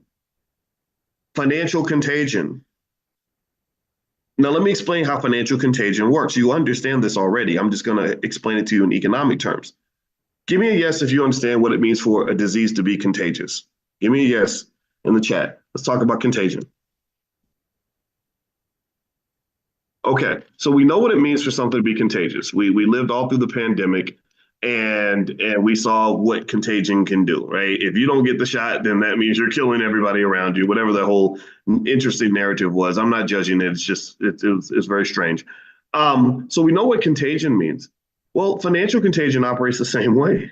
Financial contagion means that you understand how your decisions, your moves aren't just going to affect you. That your come up, when you have a come up, that come up ain't just for you. God didn't give that blessing just to you. If you're financially aware, God, you understand that when God blessed you with that $20 million deal, he wasn't blessing you, he was blessing everybody. He was blessing your whole family. He was blessing the whole hood. He was blessing every person that you're connected to. So financial consciousness, which is basically sight, vision, that's one dimension of it, is just an awareness through time and space to say, not only am I going to be doing really well from this right now, I'm going to go get me the sports car. I'm going to go get me the mansion. I'm going to go get me, the luxury items that I want. It's okay to get those things. But on top of that, I'm going to have enough insight to develop infrastructure and stretch things out in a way where everybody benefits. Everybody's going to win. So what's an example of that? Well, it helps. Like if your family followed the Black Wealth Master Plan and you grew up as a young Black boy or girl where you learned how to start a business by the age of 12, and then you understand things like delegation and you understand how to develop infrastructure and some sort of organizational layout that allows you to go hire as many people as you want. And you're not, now pay attention now, you're not doing what a lot of athletes do. A lot of athletes go broke trying to help the whole hood. Because why? Well, because they approach things from a charitable standpoint. They look at helping other people as charity. They look at it as, I'm going to take some of the money out of my pocket and just hand it to you. Dominique Wilkins used to go into the store and he would, because he was such a good guy, he would buy a $2 pack of gum and give him a $100 bill and just walk out. Allen Iverson used to go to a city, buy a whole wardrobe, and then leave all the clothes in that city and then buy a whole new wardrobe in the new city. Antoine Walker went broke, I believe, partly because he spent so much money with so many different people and he was helping out so many people that eventually it weighed him down financially. I don't think there's anything wrong with being generous. I really don't. If you're a generous person and you're helping other people, God bless you. How many of you are helping others? How many of you have people that are depending on you? How many of you have people that you're coming through for? Say something in the chat because I honor you. I really do. I really honor you. I think that is what you're supposed to do. I mean, some people don't do it. Some people think you're a sucker if you do it. I don't agree. I'm not one of those people. I like helping other people, and I don't always need something in return. I don't always say, well, what is I going to get from it? If I don't get nothing from it, I'm not going to do it. Well, what that attitude unfortunately reflects is it might be a trauma response, right? Because you've been screwed before, and you're like, well, if I don't take care of me first, then nobody else will. And I get that, but it's okay to be nice to other people. Like even when I got married and my wife had 3 kids, people were like, well, why would you want to take care of 3 kids and they ain't your kids? I was like, well, because I like kids and I like mentoring kids and I like my wife and her kids are cool and this is fun. It's not a burden for me. It's not hard for me. So I don't understand why every calculation has to be, what is I going to get? What's in it for me? If you understand concepts that we talk about in economic awareness training, like reciprocity, you understand that karma is real. You understand that what you put out in the universe is what circles back to you. If you understand the concepts that we discuss here, if you have an economic awareness, you understand that most powerful economic situations are built on some sort of an ecosystem. like air circulating in a room. You know, if you put bad air in the room, then you're going to have bad air in the room. It's going to circulate. If I'm putting bad energy out to the world, then the world's going to give me bad energy back. If I'm putting nothing into the world, then the world will give me nothing back. So a lot of people either put bad energy into the world, and then they're surprised when bad energy comes back because they don't know karma, they don't understand ecosystems, or they put no energy into the world. They say, I'm not taking care of nobody but me, and that's it. And then next thing you know, they don't understand why they're lonely. They don't understand why nobody wants to be around them, why nobody wants to date them. Nobody visits them in the nursing home. My wife works in hospice care, by the way, which is, you don't talk about heightening your awareness. She comes back and tells me stories about hospice care. And she literally told me a real financial story just yesterday about a poor guy who had a son, and he got mad because his son was going to put him in a nursing home. And so he left all his money to his girlfriend's daughter, and the girlfriend's daughter doesn't care about him. And the son comes to visit him every day in the nursing home, but he doesn't have access to the money. The girlfriend's daughter has the money, and she doesn't really like the guy, so she doesn't come see him. And he didn't invest in anybody else in his life, so he's sitting in the hospice, and he doesn't have anybody coming to see him. And it's crazy because he worked hard his whole life and he built up some assets, but he kind of made some moves that weren't really thoughtful from a consciousness standpoint about what the long-term implications of his decisions were going to be. So here's my point. I really encourage you to embrace the idea of economic awareness as one of the most critical things a person can have. So so circling back to the issue of athletes, I'm glad the NCAA is paying these guys. I see this as a massive opportunity to either improve their lives or to make their lives worse.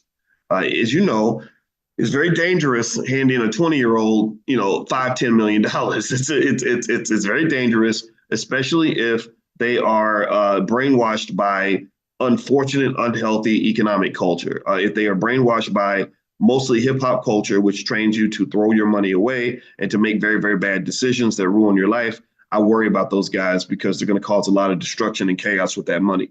But at the same time, if you give that kind of money to someone that has strong economic vision, they then say, wow, this is a great opportunity for all of us to have a come up. When Antoine Walker blew, he blew through because he embraced a very bad toxic culture. He blew through $100 million. Well, see, you got to understand, everybody else in the media was saying, oh my God, how do you waste $100 million? I wasn't thinking that way because, again, my economic awareness is pretty strong. I was like, no, he didn't blow $100 million. This man blew $1 billion. Because what I see is I don't see $100 million. I see what $100 million would have become if he'd invested that money consistently. And by the time he died, this man could have easily been worth over $1 billion. So, and then over, say, a 50-year period, if that money is nurtured and protected and grown properly, you're talking about an empire of $50 to $100 billion that would have become by the time his granddaughter got a hold of that money. But instead, his granddaughter grows up, is going to be born, going to work every day for a white man, living in the projects, in the struggle. Maybe it's struggling as a single mom or something because granddaddy dropped the ball. Granddaddy did not play the game of economic basketball properly. Granddaddy thought that as long as he can dunk a basketball, that the white man was going to take good care of him. He's going to be okay. Granddaddy thought that all he had to understand was how to win games, and he didn't prepare for the ultimate game. The ultimate game is not on the basketball court. The ultimate game is the game of life. The reality is that when you go into the world, and I knew Antoine in college, and I didn't know him that well. I knew people that knew him, and I saw him around. I knew some of the other players very well. We had a great basketball team at the University of Kentucky. When I talk about great, I mean great. With the 3 years I was working on my 2 master's degrees, they won the NCAA championship twice. And they lost it once. They went to the championship all 3 years. That's how amazing that time was. And Antoine was one of the leaders. He was the boss. He was the king. He was the guy. And I remember being so concerned, even when I was in my little 25-year-old brain, I was worried. I said, what's going to happen to a man that gets hundreds of millions of dollars where his education is just not where it needs to be, where his awareness may not be where it needs to be? And I remember thinking that. And lo and behold, years later, I see the headline of how much money he lost. And I hear the stories. Oh, I was gambling all night with Michael Jordan, and we would spend $2 million, at the casino. And, and all I see is culture. I see economic culture. Economic culture is heavy. Economic culture is very important. If you have an economic culture that tells you to go and blow your money at the casino, then that's what you're going to do. If economic culture tells you you're supposed to run to a club and put $1,000, $20,000, $50,000 in a stripper thong, then that's what you're going to do. And what you'll notice, and which is very unfortunate, is that when you really study the economic culture of many, many Black males in America, it comes right out of what they see on TV. And this also is connected to the fatherlessness issue as well, right? You don't have that stern, strong father to say, boy, what are you doing? This is stupid. Don't you dare waste that money. You have TV and you're watching TV and you're seeing rappers doing certain things. And if you connect the behavior of some of the young, wealthy athletes to the behavior of hip hop artists that's being promoted through these videos that are financed by people who are not Black, where they want to finance the buffoonery, then you can see a direct connection in terms of economic culture. Because remember, the economic culture doesn't have to just be, bottles of Ciroc and stripper thongs. The economic culture can also be networking and building business. The economic culture does not have to be outrageous and loud and ridiculous in order to get attention and attention-seeking behavior. Economic culture could also be quietly grinding away to build the next Facebook with you and your buddies buying a house together where you all get together and you're programming computers all night so you can become the next Mark Zuckerberg or the next Elon Musk, right? Economic culture doesn't have to be what you see in a music video. Economic culture, there's so many different versions. Economic culture can be Warren Buffett style, where you are so conservative that you don't even move, that you live in a regular house and drive a regular car and quietly accumulate through conservative investing strategy $168 billion in cash, to the point where you could buy the whole NBA if you wanted to. You could buy 20 NFL teams if you wanted to. And Warren Buffett can go in and buy every single player in the NBA if he wanted to, but he doesn't do it because he says, well, what's the point? I want to hold on to my money. I believe deeply in this simple idea that's very important in finance that I want you all to understand, which is simply capital preservation. Capital preservation. There's a rule when it comes to money that most people do not know, but this is a fundamental rule in the world of finance. In fact, when we were going through in grad school and when I wrote research papers at Syracuse, we had some basic tenets of finance that we would talk about on a regular basis, where everybody knew it, everybody understood it. It was a fundamental part of being able to operate in a capitalist society in an efficient way. And it went like this. It was very simple. It said, capital must be preserved and capital must put to its best available use. That simple idea that you must preserve, protect your capital, protect your wealth, protect your money. Capital isn't just money. Remember that most capital is not money. Most capital is not money. Most capital is not money. You have lots of other types of capital. You have human capital, your skill set, your networking capital. You have, if you have free time, time is a form of capital. That's why when we do stock options class, I show you all how we can actually sell time. I sent you all a video where I said, here's how you can loan yourself $20,000 by selling time. And I showed you, right? So that's the first part. Capital must be preserved, and then capital must be put to its best available use. It must be efficiently used. So what does that mean? That's why companies engage in mergers and acquisitions. That's why companies get bought. The reason companies get purchased on the open market or whatever is because there's somebody who looks at the capital you have. So let's say that you're running Paramount Pictures, which is a horribly inefficiently run company right now. They're just a complete mess, a hot mess. Well, somebody else says, dang, they got all those studios.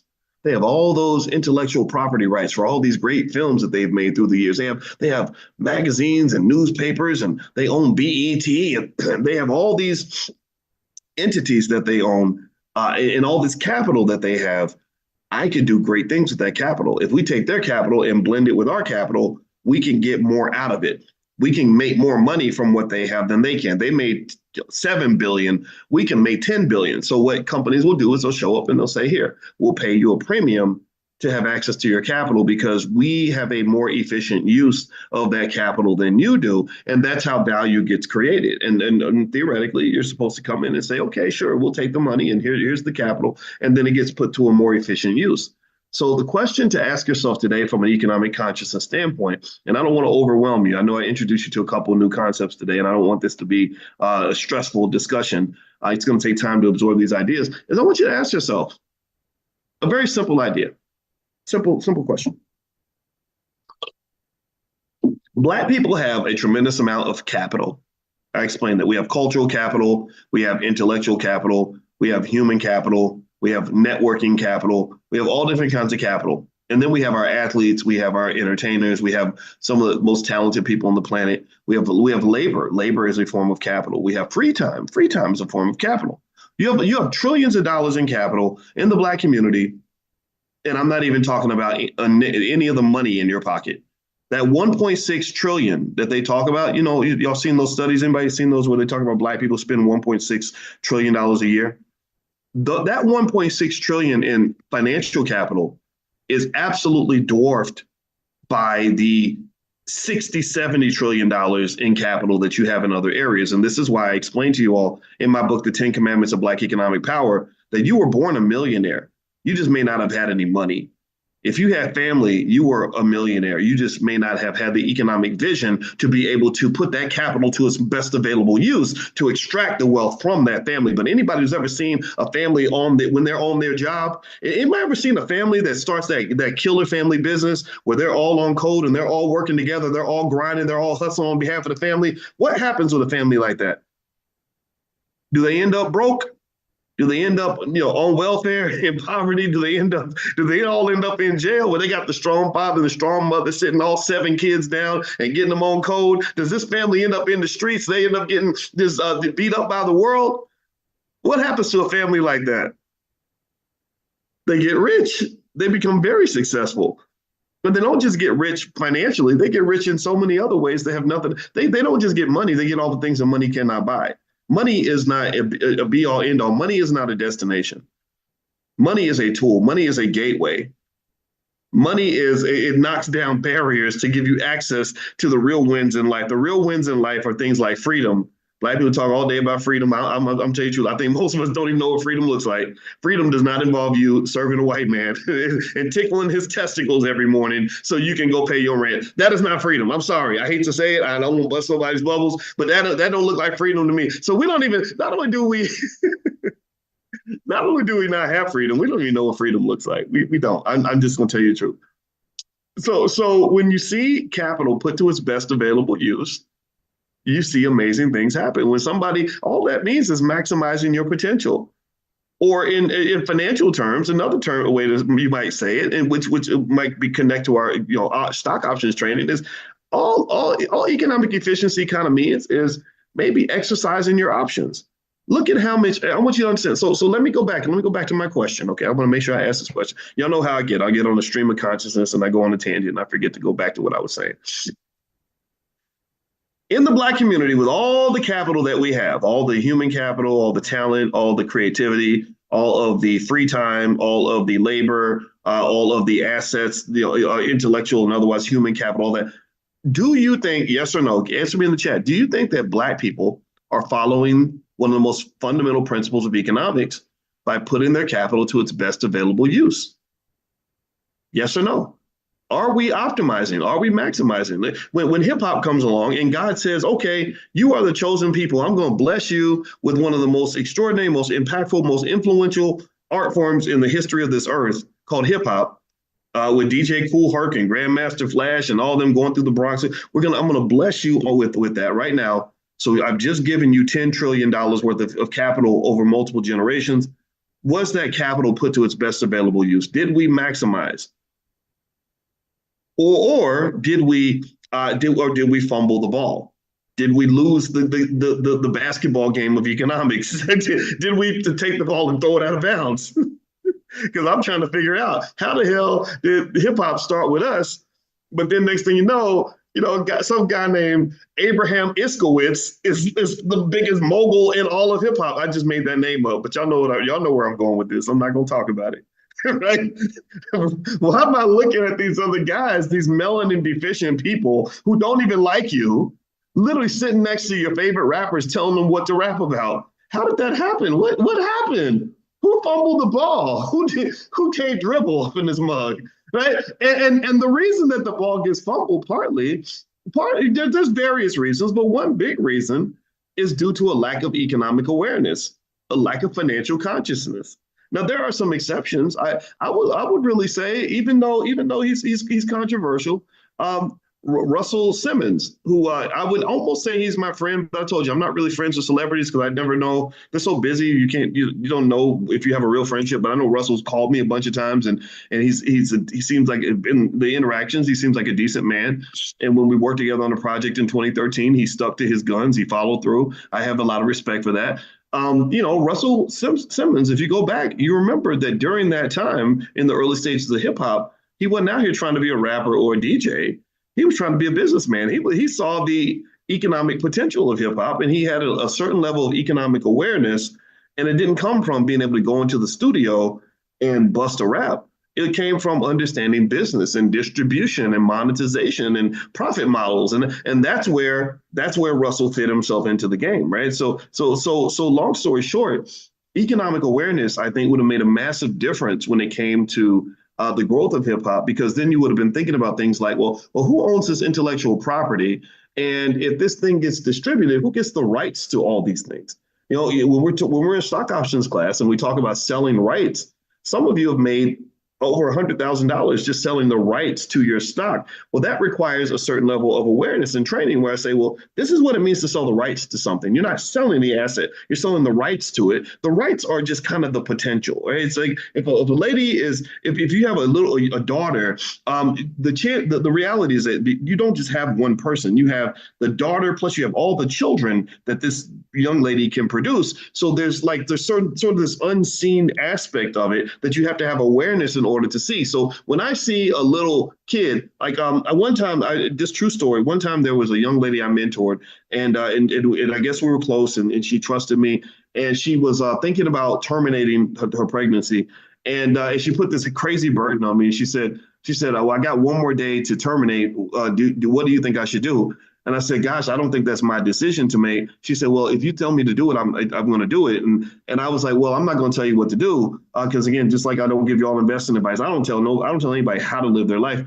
I said, but honestly, if you want my perspective, I don't just see a baby in your stomach. I see a person. I see a person who's going to grow up and have a life and have kids and then have grandkids. And I picture that baby 80 years from now with a big Thanksgiving dinner with 20 grandkids at the dinner together. So you're dealing with a person who's a little bit different. I don't just see a little burden in your stomach. I see something that's going to be much bigger than that. So I'm going to just say, if it was me, I don't think I would do it, but please don't put that on me. So anyway, so the child got to live, or she let the baby live because of that. And now the baby's growing up. The baby's like a person and in school and everything else. And I see this baby and I see this life this person's living. And it's unbelievable to me that just that one conversation opened the gateway to all these possibilities, right? And I think that's one thing that you have to have awareness. You have to meditate on that. You got to understand that when we're talking in class and we're talking about shifting the financial trajectory of your family across multiple generations,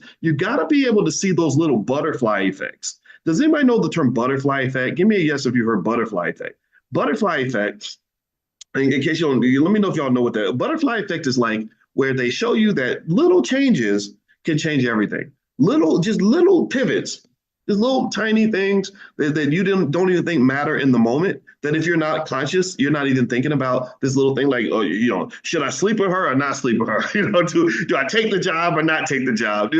All these little tiny decisions that you make open up a whole universe of possibility in terms of other realities that would not exist. It's like going through a wormhole. If you know wormholes, it's like a whole other universe. You're going through this whole universe of possibilities because you make these tiny little pivots. So what I would encourage you to consider is that when we talk about shifting, when we talk about really shifting our economic reality, not just for ourselves, but for everyone we care about, and not just for people that are living, but also people who are not yet born, I encourage you to understand that you have such a massive opportunity right now.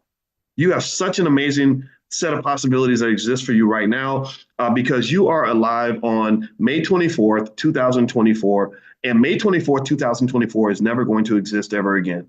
You have this set of possibilities in front of you that your kids and grandkids will never have because they're not going to live May 24th, 2024 or be able to make adult decisions at that time. So whatever little decisions you make, the little pivot you make, like if you say, okay, you know what, let's go ahead and set up that auto deposit, that auto invest in the stock market, or let's go ahead and start doing those family business meetings where we can start just talking about our economics. Or well, let me go ahead and just take that little class, or well, let me go ahead and just have that conversation with so and so. Yeah, these little things, these little choices that you make are going to have a massive butterfly effect in terms of opening up options and possibilities and rights and outcomes that you can't even see right now. So make those little pivots. In fact, that's really the foundation of a lot of my teaching. My thinking a lot of times is like, what are some little things we can do that would just like have a massive impact, like something that you barely notice it, but it's like huge, because once you accumulate those tiny actions over time, it becomes something amazing. So economic awareness is something where, in my view, just circling back to what we were talking about earlier with the athletes and the money and all that stuff, economic awareness is the difference between somebody getting a $5 million bag and just spending $5 million as a consumer versus somebody getting a $5 million bag and turning that into a $1 billion empire. And the economic awareness is something where the earlier that you get it, the better off you are. That's why I tell you to bring your kids to class. Let them just sit and listen to me. I believe deeply in conversational teaching, because that's how my father taught me. You don't always have to sit down and take notes and take a class and memorize stuff. That's fine. But the thing is, I don't want you to memorize stuff. I want you to internalize stuff. I don't just want you to remember concepts. I want you to experience them and to feel them. I want them to be a part of who you are, a part of your culture, a part of your DNA. I want you to I don't want you to remember things. I want you to understand things. And understanding sometimes might require a conversation as opposed to somebody just having you just learn a bunch of stuff. Do you understand how many years I was learning very high level finance, but I never internalized it because I just had to learn it for a test? And it wasn't until I got into little weird things like meditation and all that, and just reflection and true awareness, that I began to dig back deep into all these things I learned and started really internalizing them and saying, like, okay, what does it mean to act that out? What does it mean to live that way? What cultures actually operate in this capacity? I was on a plane. I was on the little crowded little bus to go get the rental car, and there's a guy that came from New York, and it looked like he was from the Jewish community. He has a little hat in his beard and everything. And I'm saying, I see guys like that. I'm always like, I wonder how rich the people are in your neighborhood. Like I wonder how you all view economics. And so I think about that because I started to realize over time, I probably didn't figure this out till I was like mid to late 40s, how deeply embedded culture is in how you do things economically. I could teach you stuff all day long that'll make your head explode. But if you don't internalize it into your psyche, your subconscious, and into your culture, if you're not acting it out, if you're not following through with action, then what you learned isn't going to matter. So I know a lot of you all, because maybe you're working to get to that point, you'll come and you'll just listen and listen and listen, and you'll beat yourself up a little bit because you haven't taken action yet. And I just want to encourage you to really think about that. I want you to really be conscious and really, evaluate yourself and say, okay, I need to take some action, and just take a little bit of action, just a little bit, just something little to kind of open that gateway, open that wormhole a little bit, and, add to that little butterfly effect that will open that door to all these other possibilities that should exist for you. But I don't know if they're going to exist for you if you just simply have the knowledge. I think you have to have the application and you have to have the internalization. So I don't want you to just know things or just memorize things. I want you to understand things. I want you to feel it. I want you to connect to it, right? And so that might require you just sitting on it and just thinking about it. And I'll say this last point, and this is true. This is from a conversation we had last night. I was talking to our middle child. Our middle child is a bona fide genius. I bet if she took an IQ test, she would be in the top 5%. She's always been like that. Even when she was a 2-year-old baby, she could talk like a 5-year-old. She's really smart and very observant about things. And she was talking about her physics test. She got 100 on her physics test. She gets 100 on everything. And she was talking about how she answered the questions in the test. And she said, well, what I did was I looked through all the questions, because sometimes you'll see the answer to a previous question in a later question. So I read through all the questions and then went back to the beginning, and then blah, blah, blah, blah, blah, right? And I said, you don't understand the gravity of what you said. I said, in mathematics, there's actually a concept called backward optimization, where you literally start at the end and you work your way back. And or what's it called? Backward optimization. Well, there was another term for it. Gosh, why is the term out of my head right now? But let's call it backward optimization, where they said the best way to solve a problem is to start at the end and work your way backward. I said, so what you did was you did something that showed tremendous amount of awareness because you looked at the whole picture. You looked way down the road. You didn't just look at what was in front of you. The next question, you looked all the way at the end and then worked your way backward, and you were able to compile all that information. And I said, keep doing that. I said, keep thinking about things, in order to understand them. I said, when I was in, and I didn't learn this until I studied math, we would get a math problem on Monday, and they would tell us that we had to have the answer by the following Monday. And it was the most terrifying experience in the world because nobody knew how to answer that question. Nobody understood what was going on. But what would happen is through the week, because you had to do it, you would think about it, obsess about it, talk to people about it, read books about it, look at the problem from 50 different angles. And then eventually by Monday, you would have the answer somehow, right? Maybe, and a lot of it had to do with like the subconscious. You would go to sleep thinking about it. And even while you're sleeping, you're solving the problem in your head. So that led to me sort of looking at things in a different way. I said, okay, my goal is not just to memorize things. I want to understand things. And the way you understand things is you think about things. So really what I told her was, I said, a lot of people can't solve problems because they freak out. They spend too much time emotionally reacting to the difficulty of the problem. Backward induction. Thank you. I said backward optimization. It's backward induction. So a lot of people can't solve problems because they spend so much time getting scared. Let me know if you know what I'm talking about. Let's make it simple. How many of you have seen people, or maybe it's you, it's okay, who have just a fear of math? You can literally ask them, well, what is 2 + 2? And they'll go, I don't know, right? Because math, the fear of math has just been so embedded in them. You give them any math problem, even one they can easily solve, they can't do it because they're so busy being scared that they don't spend any of that energy actually thinking and processing information, right? And I said, I saw this a lot when I was teaching math at the University of Kentucky. And I said, a lot of people don't understand that if you just calm your ass down and breathe for a minute and don't freak out, you'll get the answer eventually. And I said, so one of the philosophies I have in life is when I get a problem, when somebody asks me a question I don't know the answer to, or it gives me a problem that's hard, the first thing I do is I say, let me think about that. That's it. And I don't have no clue what the answer is. And I'll just sit there and I'll just meditate on it and sit on the porch and think about it and spend it might take me 2 weeks. But eventually I know I'm going to have some insights that I did not have if I try to answer in the moment. So the same thing is true with any kind of problem. And the reason I brought that up to her, we started with mathematics, but I was saying life, really, a lot of life is just about problem solving.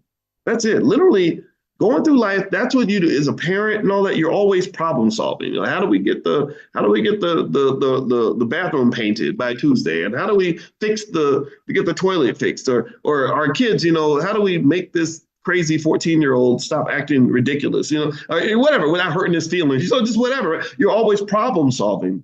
And I think that is something that should be taught to kids. I think that knowing how to just calm down, think about a problem, analyze it, break it down, kind of just process things, and don't be scared to think. Don't be scared to think. That's the danger, in my view, of an anti-intellectual culture. I really believe that there is a consistent effort through various forms of propaganda to reduce the consciousness of the American people and to really reduce the consciousness of Black people. I think that there's kind of this effort for you to come up with these simple-minded responses to everything, and to really look down on people that like to just think about stuff. The anti-intellectualism, like I'm going to just get mad at you because you are a thinker or because you are a person that wants to read and learn and understand things.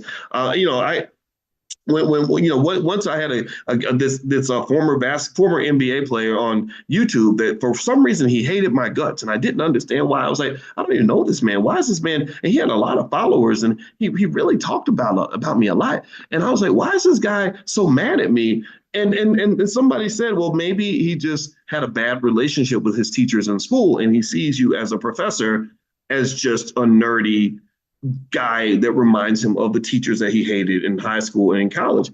And I just thought, wow, that's so interesting. So you're mad at me because I'm just because of who I am and what I do. I don't think there's anything wrong with being smart, because I think we should all be smart. because dumb people get, or not, I would say dumb, people that don't want to think, they get absolutely obliterated in this economy. The whole economic system is built on keeping your consciousness low so you won't know what they're doing to you. So you're not aware of how they're extracting your wealth. You're not aware of how they're putting you into slavery. You're not aware of here you go. Here's one example. I'll give you a real life example that relates to economics so we can bring this back home. I was looking at this. There's this morning podcast I listen to called Morning Brew that I really like, and it's a couple of white boys who just talk about economics, or whatever. I listen to a lot of podcasts, and they put up this post where they were basically saying that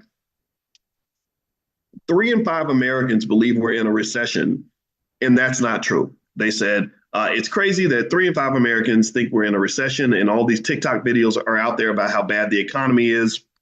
And that's just not true, because the data says everything's great, and they blame Joe Biden because they think the economy is bad. But really, if you look at this data, GDP has gone up, and unemployment is really low, and things like that.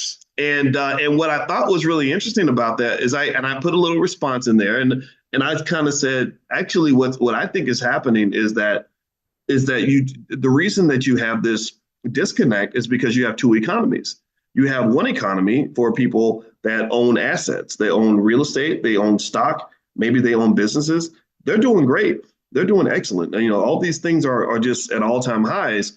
And then you have the economy for people who don't have any of these things. They don't have real estate. They don't have a business. They don't own any stock. They are the workers, they are the consumers, and they are the renters. So if I'm a worker, here's what I'm seeing as a worker. Inflation is going up, but my wages are not going up. So that's a lose for me, right? If I got a 1% raise in a year that has 7% inflation, that's really bad for me. They're consumers. Well, as a consumer, when they go to the grocery store, the price of everything's going up. So they're trying to buy lettuce and pickles or whatever and mustard at the grocery store, and the price of everything keeps going up. That's another loss. And then if they are renters, then with companies like BlackRock buying up 30% of the single family homes in Atlanta, your rent is going up too. So your income is staying flat, but your expenses are going up. So yeah, you've got a pretty crappy economy. So where's that excess going to? It's going into debt. The only way you can maintain your standard of living is when you max out the credit cards and everything else. And that's why credit card debt's at an all-time high, student loan debt's at an all-time high. Most forms of debt, car loan debt is at an all-time high, because people have to go into debt if you don't have if you don't have enough income to cover your expenses. If you want to know about BlackRock, Crystal, BlackRock is just this big company that controls about $9 trillion in assets, and they kind of have more power than most governments. They're kind of everywhere. So that's BlackRock. And the difference with America versus other countries is that America will allow BlackRock to go in and buy single family homes. In Denmark and other countries, they told BlackRock, you can't do that. We're making laws to stop you from buying all the houses, because when they buy all the houses, it pushes up the value of real estate. It pushes up the cost of rent.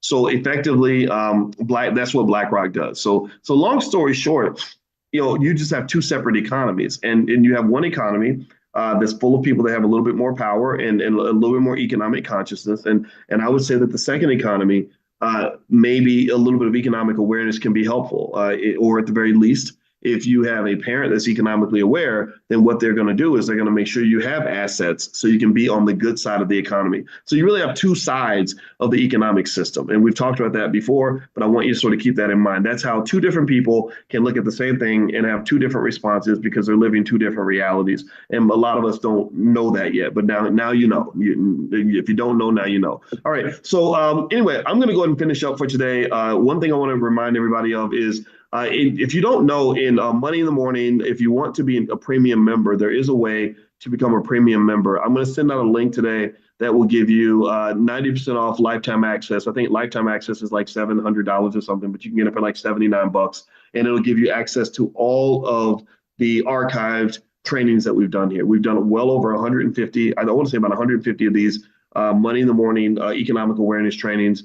If you really want to, I believe, here's my humble suggestion. if you have kids and you really want them to kind of get this stuff, let me talk to them. Just take the video, give them money, like give them like $5 for every video they watch or something, whatever you got to do, right? Just bribe them if you have to, because it's going to be good for them. If they sit and they listen to me talk about this stuff for a while, they're just gonna, if you're swimming in the economics, you're gonna understand it. A fish will always be a better swimmer than a giraffe trying to learn how to swim. And so if you're in the economics, then you're going to be the economics. You're going to be the money. You know, if you see the money, you're going to be the money. So awareness is sight. I want them to have sight. I want them to see it. I want them to be it. I want them to live it to the point where they're not having to consciously decide, yeah, I'm going to learn a little bit about money. No, most millionaires spend 20 hours a month studying money and understanding money. So I want your kids to be on that millionaire track. So feel free to bring your kids, bring whoever, share it with whoever you want. So anyway, I'm going to send that link out later on today. If you want that link, just make sure you get on the text list. Text the word morning to 87948. If you text morning to the number 87948, I'll send you a link and you can join for 90% off. You can do a monthly access, but really, if you do it all at once, it's easier. It'll be $79 one time. But there is a monthly access link if that's something that's more comfortable for you. But all this stuff, every single training we've done, and we do these every single morning, 7 days a week, is put in that archive. And then also premium members get exclusive access to other things we have going on in the Black Business School. So there's a lot of benefits there. And also, if you want to get a copy of my book, The 10 Commandments of Black Economic Power, or our financial flashcards for children, things like that, you can go to drboycebooks.com. That's drboycebooks.com. We have a lot of great stuff there in our Black Wealth Mastery store. And we're very proud because we know we're good at what we do. All right, guys, I'm going to get out of here. Have a great day. I will see you all, I guess, tomorrow, and bless you. Love you. Take it easy. Hey, what's going on, guys? I hope you guys are having a wonderful day. Welcome to drboycetv.com, the home for intelligent Black people. My name is Dr. Boyce Watkins. So good to see everybody. Come on in, and as you come in, please hit the thumbs up button, thumbs up, share, subscribe. Today, I want to talk a little bit about some funny issues in terms of what's going on with our economy. I want to talk about the economics and hopefully give you some information that'll put some money in your pocket and some opportunity in your vision. Because the truth of the matter is that things are hard for people, and there are a lot of people that are struggling, and it's kind of unfortunate. I hate to see that because really what's going on is that you've been sold a bill of goods that is fundamentally incorrect. You've been told that going to school and getting a job is the best way for you to get ahead financially, and that's just not true. And something that triggered this thought for me today, and I'm going to give you some data that is going to help you understand why getting jobs is a losing wealth strategy, that literally finding your way to yet another broken opportunity or going down some other economic rabbit hole with nothing at the end of it, why that's not going to help you to find what you're looking for. And I just thought about this because I was explaining this to our kids. So I said, since I'm explaining to the kids, I'm explaining to anybody that wants to listen. So anyway, let me show you all what I was thinking about. What's up, Justin? And my name is Corey and Cam and Jones. Can y'all hear me? Let me know. Give me a quick yes if you can hear me. Let me know if you can hear me okay. Once I get the yes and the confirmation, then I'll know I can move forward in peace. We're traveling as a family. My wife's birthday weekend's coming up. We just had our 3rd wedding anniversary, and also there was Mother's Day, and we had 8th grade graduation, and a couple of my goddaughters had birthdays. So this is a crazy month, and it ain't even done yet. It ain't even done. All right, so let me show you all something that I thought was really, really interesting, and I put it on my Twitter. My Twitter is Dr. Boyce Watkins, Dr. Boyce Watkins, and the number 1, Dr. Boyce Watkins 1. So I hope you'll follow me on Twitter because I'm gonna tell you the truth. I get tired of arguing with idiots. I just do. I don't even do it. I don't argue with idiots. I just teach them and share information, and hopefully they'll come out of their idiot status and learn how to listen and realize what's right in front of them. And what you should realize is right in front of you is that all your strategies when it comes to economics are not working. Your community is broken. Your community's become a little bit embarrassing in terms of us, what we're doing relative to what we could do. And I just don't have the patience for nonsense, to be honest with you. But let me show you all this, and I'm going to talk a little bit more about that in a second. So here is what I put on Twitter. And let me know if y'all can see that. And if you're watching on Instagram, sorry, not Instagram. I said Instagram. I would say if you're listening on Spotify, you're just going to hear this, but I'll describe what's on the screen. So what I put up on the screen just now from my Twitter account, Dr. Boyce Watkins 1, is this cover on Time magazine. You can see here it says it has a white woman, and it says, "I have a master's degree, 16 years of experience, work 2 extra jobs, and donate plasma to pay the bills. I am a teacher in America." So let's decompose this. Okay. Y'all know me. I like to really break things down. That's why I call it the Dr. Boyce breakdown, because I like to break things down and challenge you to think a little bit. Because if you don't start thinking, then the people that are thinking are going to eat you up. If you don't heighten your economic consciousness, the people that are conscious and aware are going to chew you up and spit you out. And it's just going to suck. So let me dissect this. I'm gonna literally break this down line for line. This is a cover of on Time magazine. I don't know what episode or issue this was. I do know that there are stories out there like this, and I want to kind of address some of this. So let's read it slowly. I have a master's degree.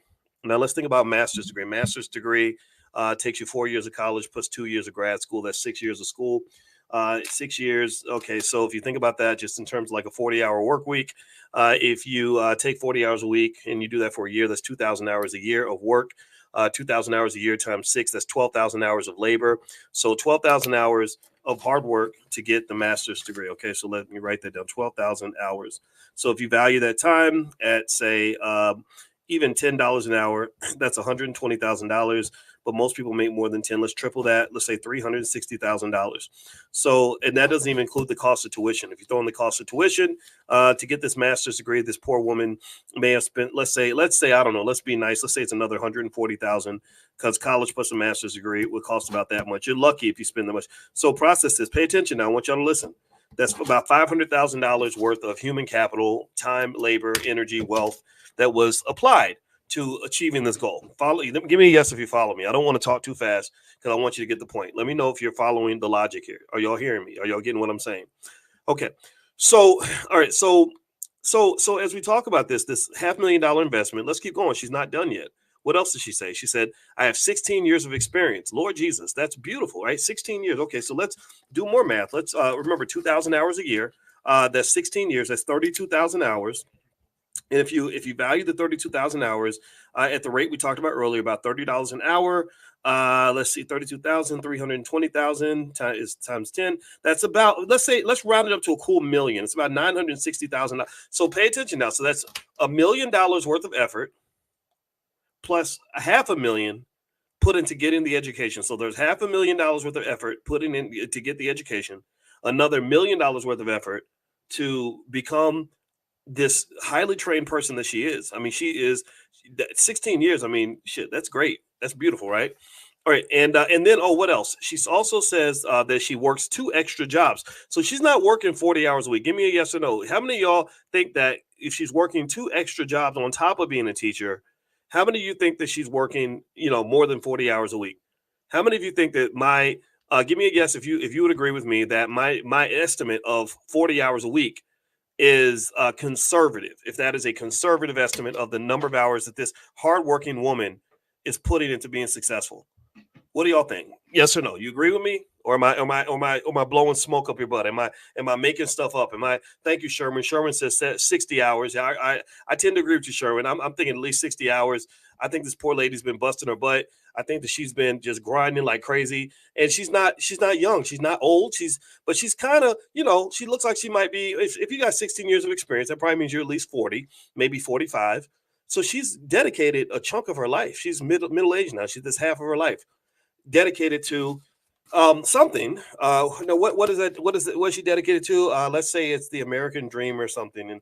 And then also on top of that, she's giving plasma, which I don't know the health effects of giving all your plasma away and stuff, but whatever. Okay, that's just an add-on. All right, now here's what I want y'all to understand. And I'm gonna just tell you, I'm not the right guy I'm not the right messenger for this because what happens is that when I see a solvable problem that we're not solving, I get a little frustrated. I get a little angry when I see us trying to solve a problem with the same tactics that never worked in the first place. I get a little frustrated. I'm not gonna lie, and I get, I'll get in there and I'll make a comment on, Shade Room or something and have people mad at me, because I really because I see this a lot, I really do. And the curse of knowing finance the way I know it, I've been a finance professor for a long time. I've been teaching for 30 years pretty much.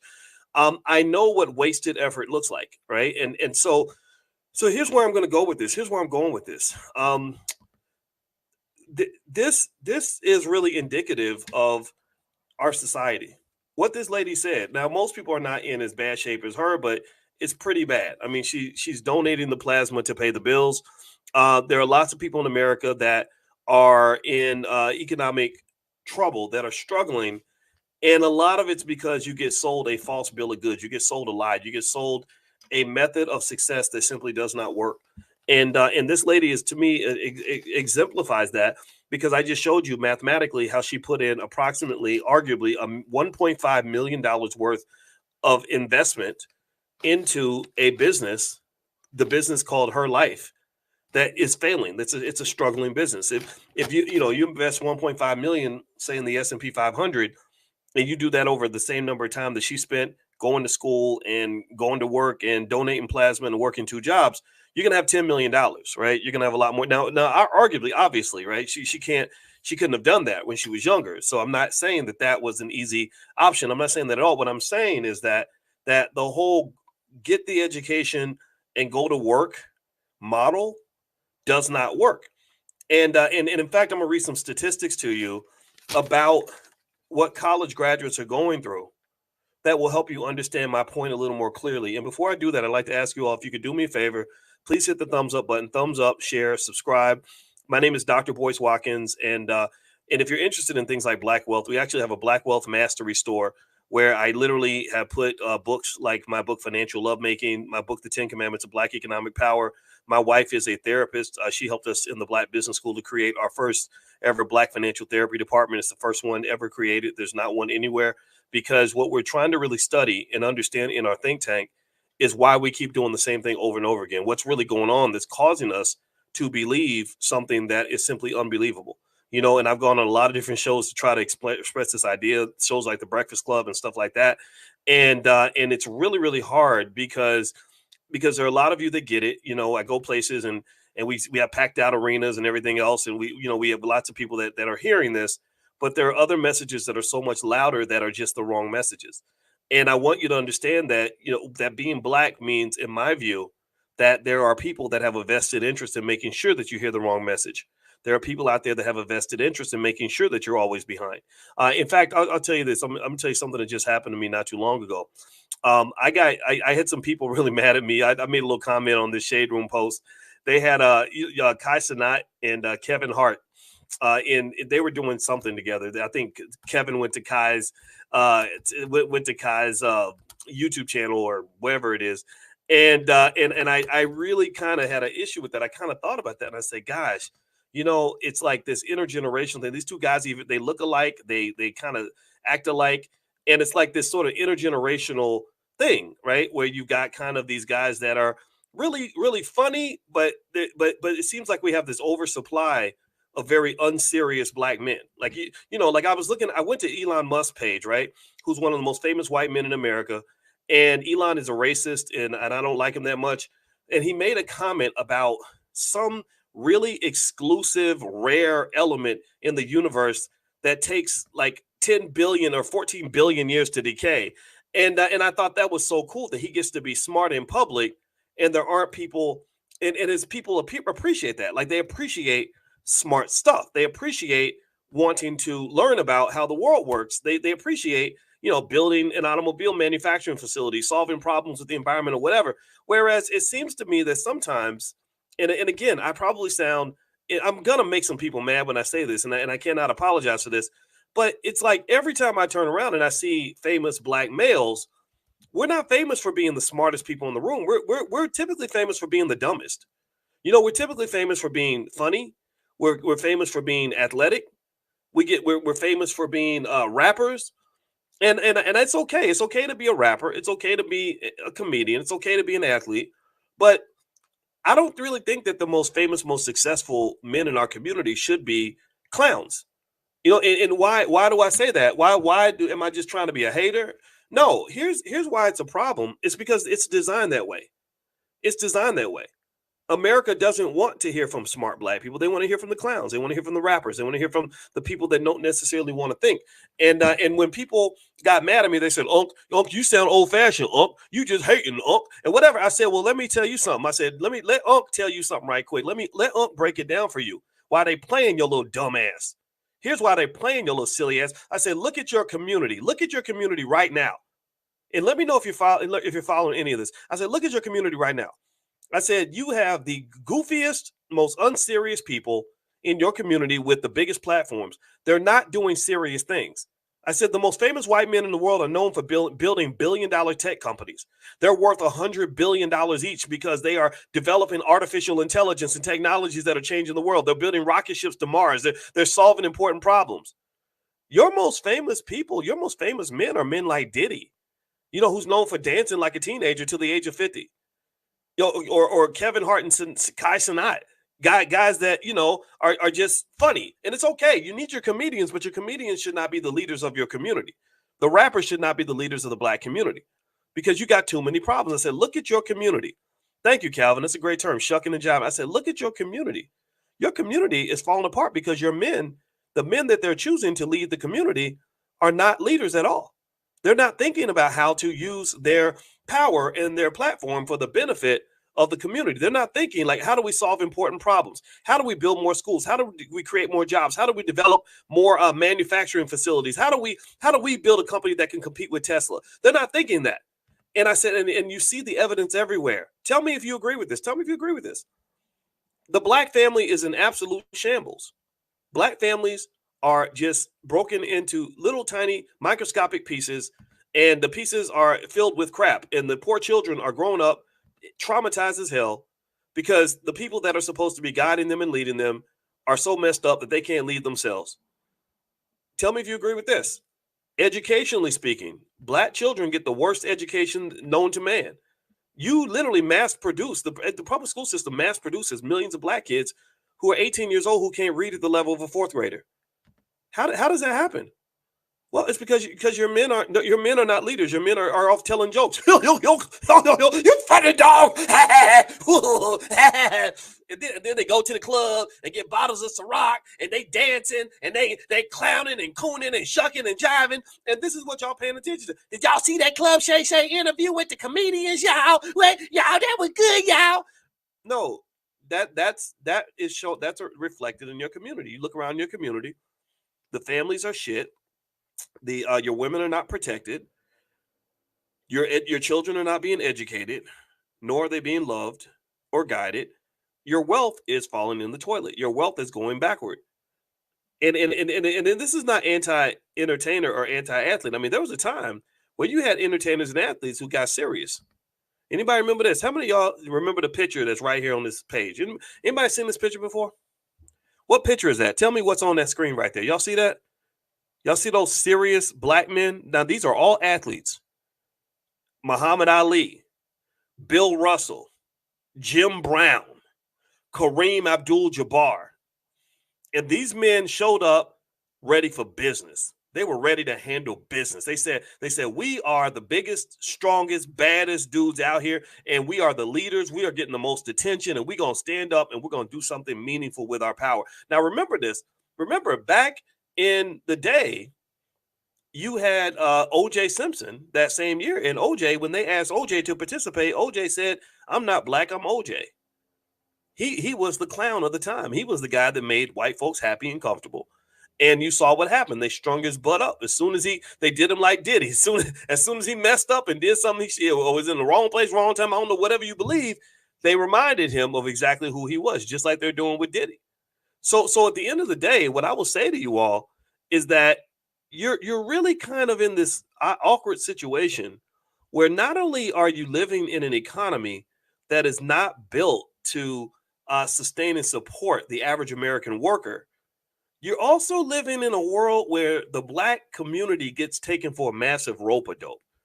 You kind of live in a world where you're taught that as a black man, your most important job is to kind of just sort of be this clownish guy who makes lots of money by making white people happy and comfortable. And then all the while, your community is not benefiting. You're not building infrastructure. You're not developing schools. You're not building businesses that are capable of employing more than maybe 20 or 30 people. You're not developing the kinds of things that are going to sustain and elevate a community. So there's nothing wrong with necessarily being a comedian. I'm not saying that at all. I'm saying that comedians should not be leading a community. You need people that can create jobs. You need people that can create, that can build schools. You need people that are going to guide you in a direction that's going to make you better. And I don't know if we're getting that. I think that people get mad at me. They hate on me when I say it. And I get a lot of heat, but you know what? I can't back down. I'm not going to back down, because God is telling me that you're full of crap with this nonsense.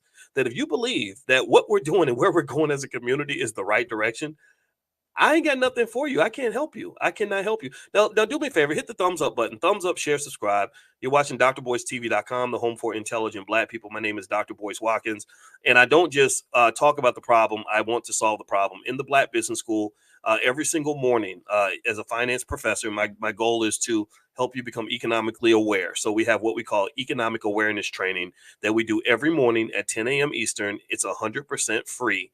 You don't have to pay money, just pay attention. And we do this every single day in a private Zoom. And so if that's your thing and you're interested in joining us, just pull out your phone, text the word morning, MORNING, to 87948. And if you text morning to 87948, I will send you an invitation. We will meet tomorrow morning, because we do this every day, every single day, 7 days a week. And as I mentioned earlier, we have books and all kinds of materials and tools and flashcards for kids, financial flashcards, all that. Feel free to go to drboycebooks.com to take a look if you'd like to be a part of that. Okay. So we got all the resources. We're building a university. It's hard. We don't have all the money that we'd like to have, but we have raised a few $1 million, and we poured all that right back into building the infrastructure that a lot of these entertainers won't build. And of course, that makes me a very dangerous Black man, apparently, in the eyes of people who would rather see a Black man as a thug or a comedian than to see a Black man show up as a thinker and as someone who actually gets things done.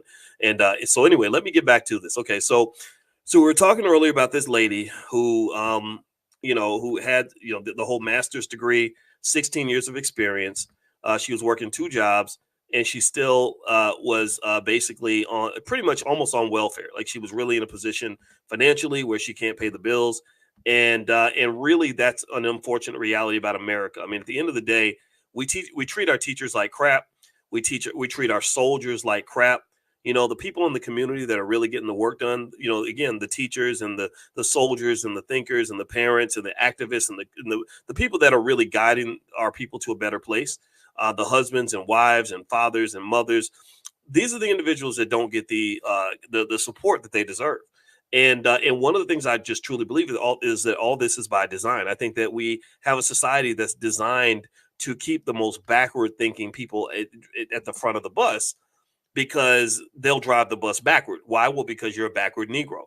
Backward Negroes drive the bus backward. Their job is not to move it forward. So if your biggest Black leaders and your most visible Black people, are comedians, well, then you're going to be a joke. Your community is going to be a joke. Why? Well, because your leader's a comedian. So comedians make you laugh. And there's a long history of a very non-threatening comedy-like Black men being put at the top of the food chain, being seen, by everybody, getting lots of money to be goofballs, and absolutely no progress gets made out of that. There's no improvement in our educational system. There's no infrastructure being built. There's no jobs being created. Families are not stronger. It's just kind of this intergenerational phenomenon.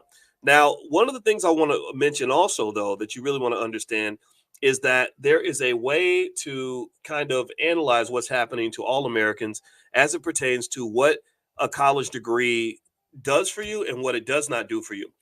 College degrees, are something that when we felt like we were being progressive, we really pursued education at the highest levels, and we still do. I think there's nothing wrong with going to college. I taught on many college campuses, University of Kentucky, Indiana University, etc. And I love going to college campuses. My wife and I, every year, we go back to Indiana University where I met her.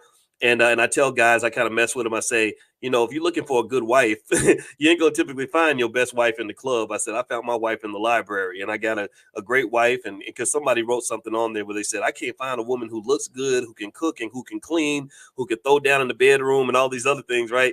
And I said, you know what? Then I must have hit the lottery. I said, but the truth of the matter is that my wife was not the first Black woman I met who had those criteria. There's lots of amazing Black women in the world. And I just think that if you're looking for these women, you know, in the strip clubs, then you're not gonna really find that. You might find somebody that's a professional twerker, you know, or they might be good in the bedroom, but I don't know if they're gonna have all the skills that are required to be a complete Black woman. But anyway, so education I think is very important. I'm a big fan of it, but the cost of college attendance has gotten way too high. And let me give you a few little statistics to help you understand why college degrees have just started kicking people in the butt and why you want to be really careful with college degrees. Number one is student loan debt. The average student loan debt for the class of 2022 was $37,000. It was only $20,000 back in the year 2000. Also, according to the Economic Policy Institute, inflation adjusted wages for young college graduates have only increased by 0.8% between 2000 and 2020. Did y'all hear that? That literally over a 20-year period, the wages of college graduates adjusted for inflation has only increased by 0.8%. Did y'all hear that? Give me a yes if you followed that. I want to say that slow so y'all understand that. Now, let me ask y'all this. So the wages, the inflation adjusted wages for young college graduates have only increased by 0.8%. Do you think that over a 20-year period, the cost of living only went up by 0.8%? What do y'all think? Do you think that 0.8% increase over a 20-year period is good? Did y'all hear? Are y'all hearing this?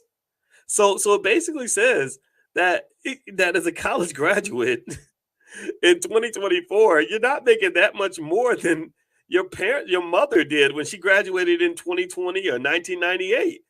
You're not. So how in the hell can we see a statistic like this and somehow still believe that the whole go to school and get a good job path is the best approach? I mean, what makes me sad about it is that I know how hard it is to be a good teacher. God bless the best teachers in our world. I mean, teachers are just some of the most amazing, important, transformative human beings in our society. Teachers, I mean, and nowadays, these kids are crazy. They're coming to school with guns, ready to fight because their mama and their daddy ain't doing a good job. The daddy's on crack, mama's on heroin, and they coming to school ready to fight the teacher and all that. And so God bless all the teachers that put up with that. I mean, I think that you are a gift from God. You are more important to the Black community than any athlete, any rapper, or any comedian will ever be. And I think you deserve to be paid for that. So it makes me sad to hear that teachers and people that are doing these really important jobs are not getting what they deserve in terms of pay. And where I come in, and again, this sometimes it offends people, but I don't care about that. I want to offend you because your ass needs to be offended by the way you've been treated. You need to be offended by the fact that your community's following behind every generation.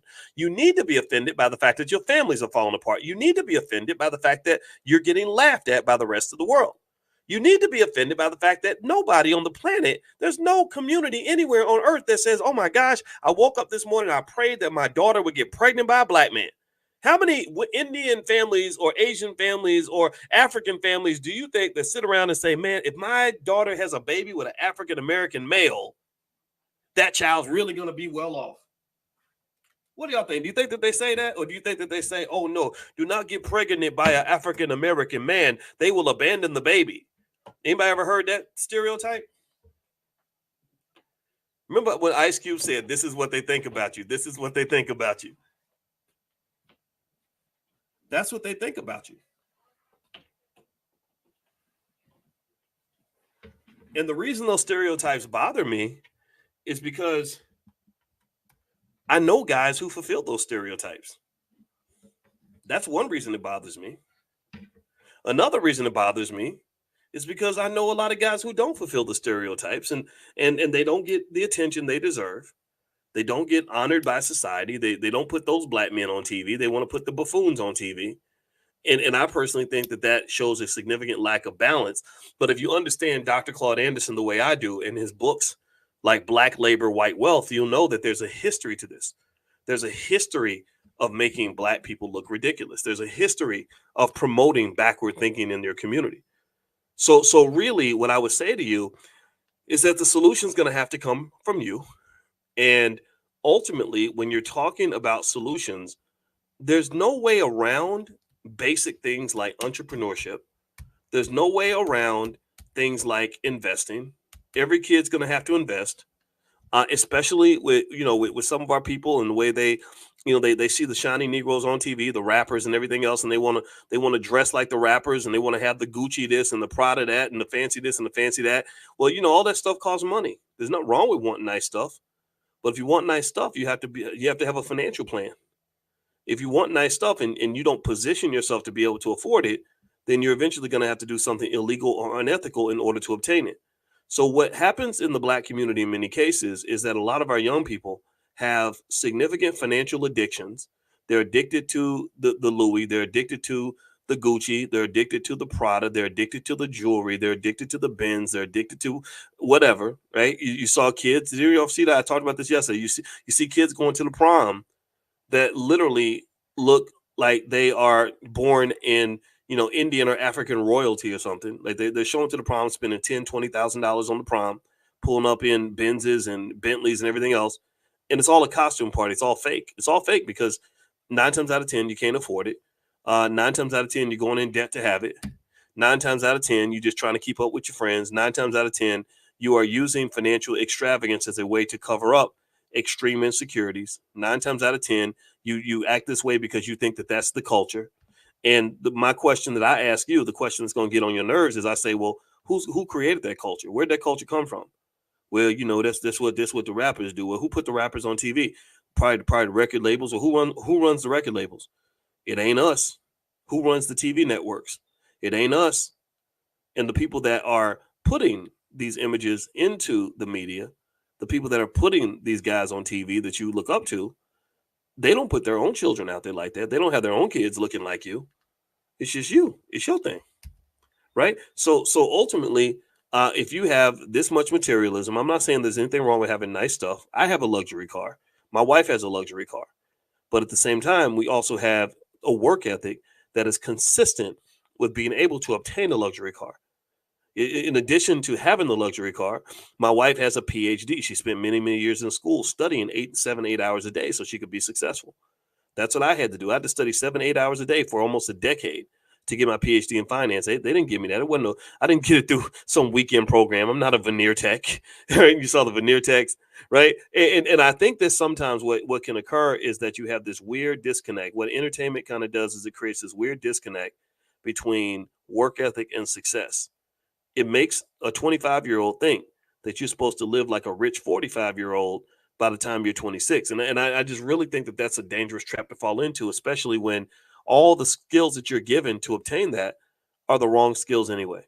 Now, what I'm going to do actually is, instead of just talking about the problem, I'm going to give you some solutions. If you could, please do me a favor, hit the thumbs up button, thumbs up, share, subscribe. My name is Dr. Boyce Watkins. If you'd like to learn how to make money without working, I teach stock options and all kinds of stuff, things that I really think everybody should understand. I think kids should learn this stuff. I really wish every child understood stock options because it would really change your life. I'm training our 17-year-old on stock options now because I told her we're in LA, and I said, I'm going to take you to Rodeo Drive, but I'll take you as long as you will let me show you some things that will allow you to afford stuff on Rodeo Drive. So if you'd like to take advantage of a free training that I have that everyone loves called How to Make Money Without Working, just text the word money to the number 87948. You could text money to 87948.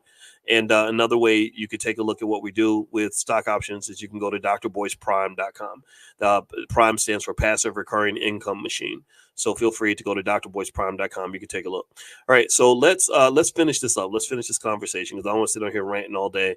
Even though y'all know me, I get mad about this stuff and I end up just kind of going off. And I apologize if I sound that way. Just chalk it up to a frustrated person who sees a solution that isn't being applied. So there's a lot of financial stress out here. A lot of people are worried about how to pay the bills.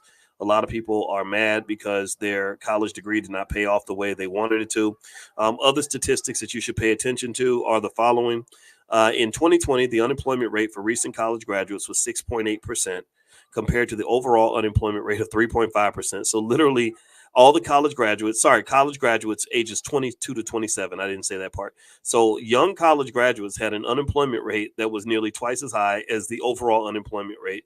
So everybody that went to school and got the master's degrees and the bachelor's degrees and all that, they had a pretty high unemployment rate, and many of them were underemployed. Nearly 41%. That's almost half. 41% of recent college graduates are working in jobs that do not require a degree, leading to lower earnings and job satisfaction. How many of y'all seen that? How many of y'all seen somebody that basically says, I'm not working in the field that I got my degree? How many of y'all know somebody who's like that? Some of y'all may have friends that are like that, who are working in a field that ain't got nothing to do with their degree, and you're kind of questioning life. You're kind of questioning what you were taught, right? You have questions. I assume you have questions. If you're smart and you're a thinker and you are an intelligent person, you're probably wondering, you're looking around, you're like, what the hell is this, man? This is BS. Right. And I can tell you again, my PhD, my expertise is finance. Right. So as a financial expert, I can tell you exactly what's happening. What's happening is that college degrees are not giving you what they used to give you. Also, this economy is not loyal to you. This economy, these corporations are not going to keep you employed. They don't care about you. They'll fire you at the drop of a hat. They'll get you to overcommit to a particular career path. And next thing you know, they'll swoop you out of there. Artificial intelligence is here. Artificial intelligence is here. Artificial intelligence is here. Artificial intelligence is here. Artificial intelligence is here. Artificial intelligence is going to get millions of people fired. You know why? You know why? Because in capitalism, the people that control the capital at the top, they absolutely hate workers. Do y'all know that? I mean, they really don't like work. It's really an inconvenient partnership. It's a marriage of convenience, if you will. It's just, you know, how people get married just strictly for the money. They hate dealing with workers. They hate dealing with labor unions. That's why they busted up all the unions. I'm pro-union, but they're not. They hate dealing with people complaining like, oh, you pay me $100,000, but you have me working really hard, and my OSHA, I'm calling OSHA and the whoever, because you had me working too many hours and wouldn't let me go to the bathroom. Right? Amazon companies like Amazon don't want to hear that, and I'm not saying it's right. I think it's wrong. I think it's terrible. But that's what it is, right? So companies that these white boys that are running the tech companies, the Jeff Bezoses and stuff like that, they can't wait to get you out of there. Do you know that's why Amazon buys thousands of robots every day? They're buying thousands of robots every day. And in China, I think China has half of all the robots on the planet. And so they're trying to automate, man. That's what I'm saying. The way, like even in China where there's a lot more unity and stuff like that, they hate workers too. And they literally have half of all the robots on the planet. And their number one economic strategy to bring their economy back is automation. Well, automation means getting your ass out of there. It means not depending on a human being to run your factory. You get robots to do it. Nvidia is showing people, y'all need to pay attention to this stuff. I hope you are. Nvidia recently, the CEO of Nvidia, Jensen Huang, I think that's his name. Gosh. Yeah, he's worth about $90 billion now because Nvidia stock has gone up so much.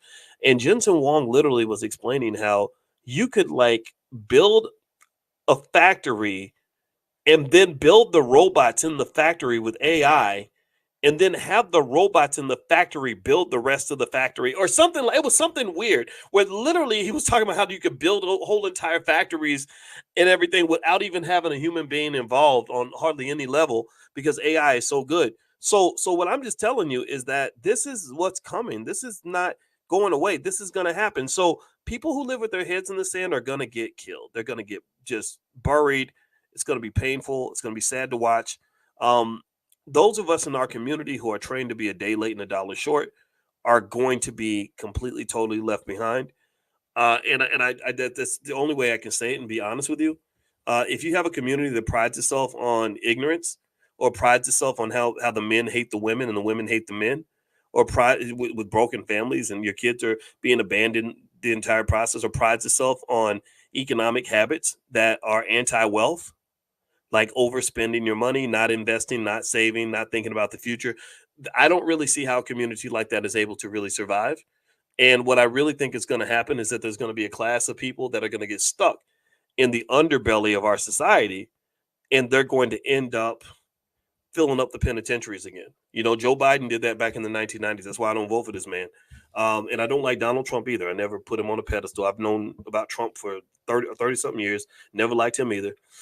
And I think that at some point, that's what you're going to see. I think that you're going to have scenarios where people have no choice but to resort to crime, and then they're going to say the crime's out of control, and then they're going to elect somebody who's going to do what the president of Ecuador did. I think it was Ecuador, where they had such a bad gang problem and crime problem that he literally went through and pretty much did almost like a type of extermination, if you will. Like he kind of went through and just literally said anybody who is in a gang or affiliated on any level is going to prison.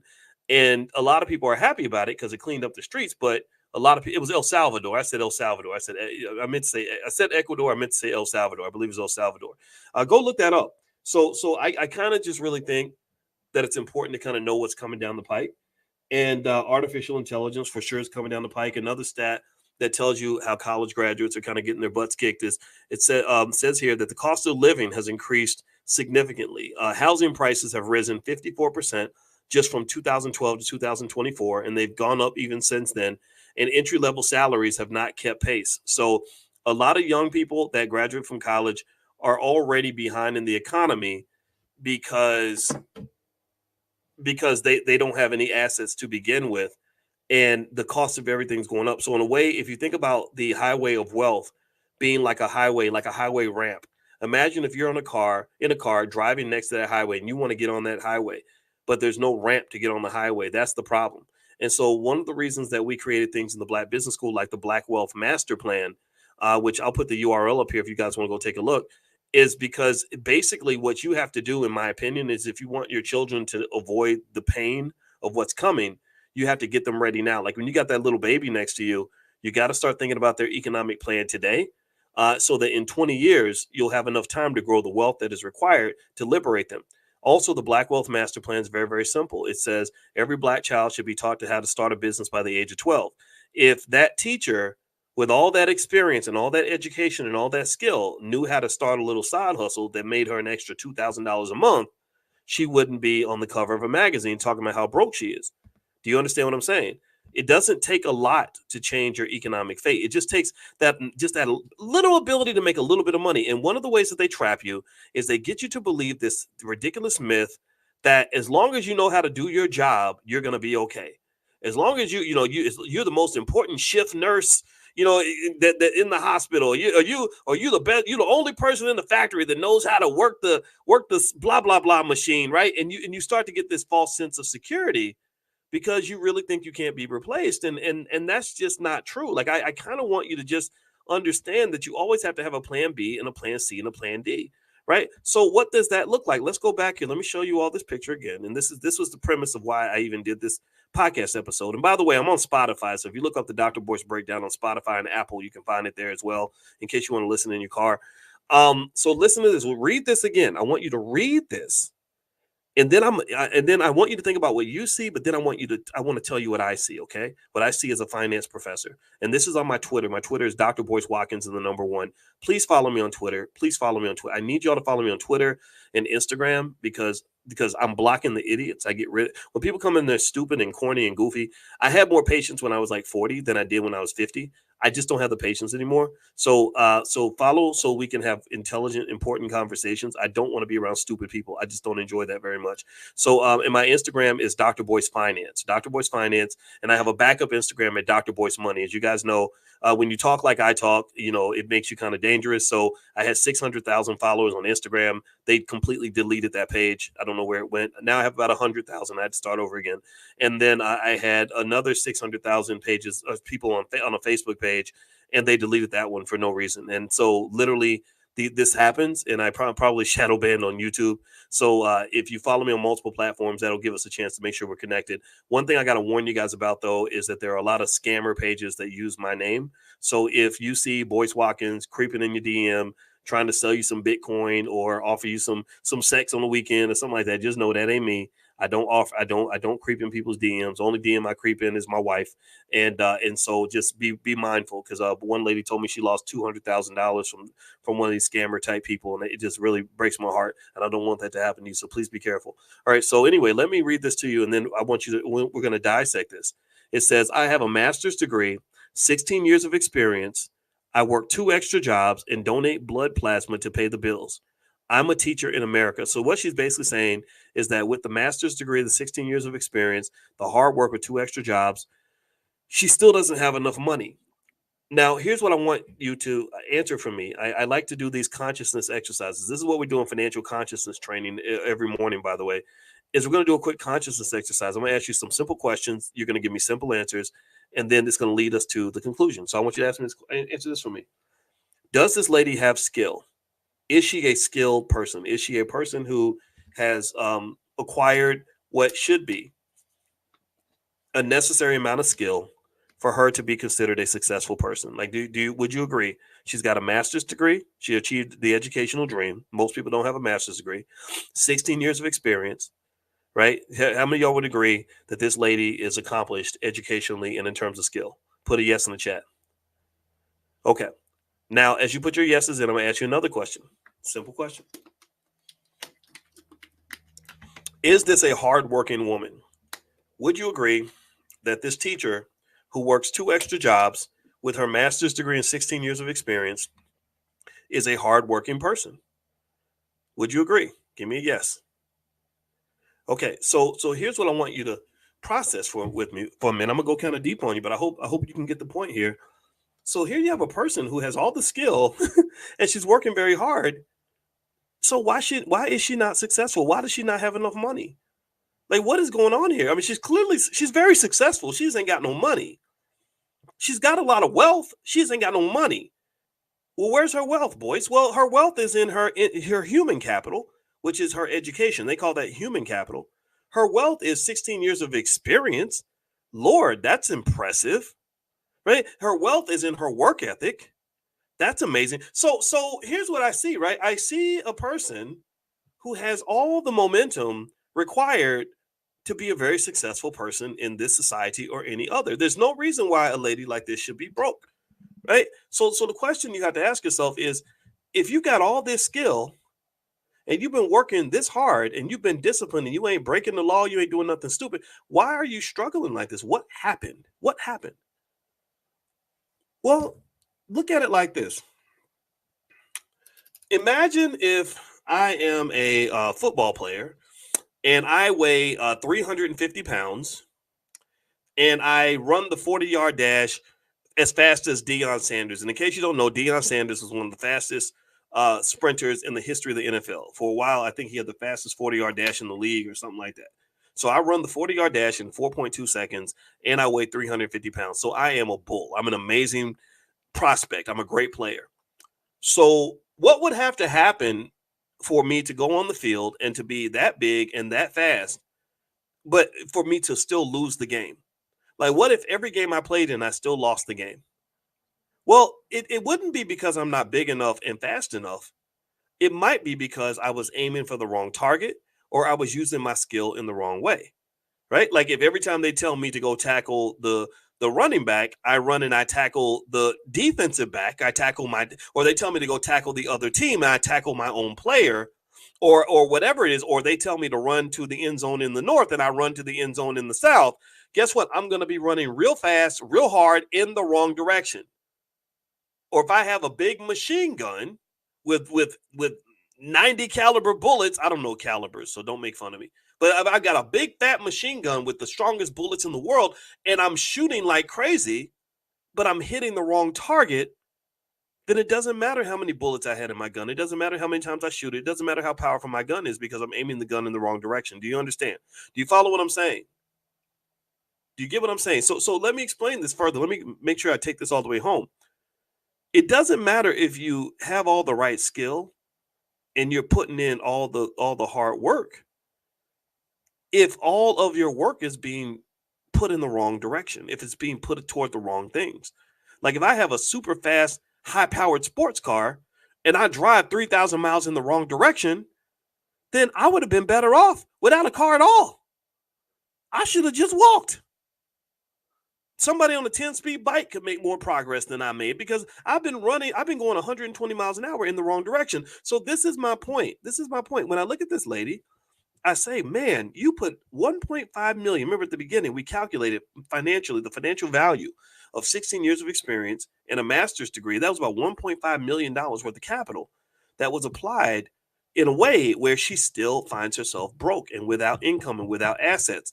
That tells me that something went wrong in terms of the application of her capital. She managed it the wrong way. Just like you run a business, when you run a business, you got to manage it a certain way to make it work. If you manage it incorrectly, it's going to fail. Suge Knight mismanaged Death Row Records. That's why Death Row Records died. Even my friend Jay Morrison mismanaged the Tulsa Real Estate Fund. Apparently something went wrong because you had the millions of dollars and it didn't quite work out. Or you look at other corporations that have failed. You look at opportunity.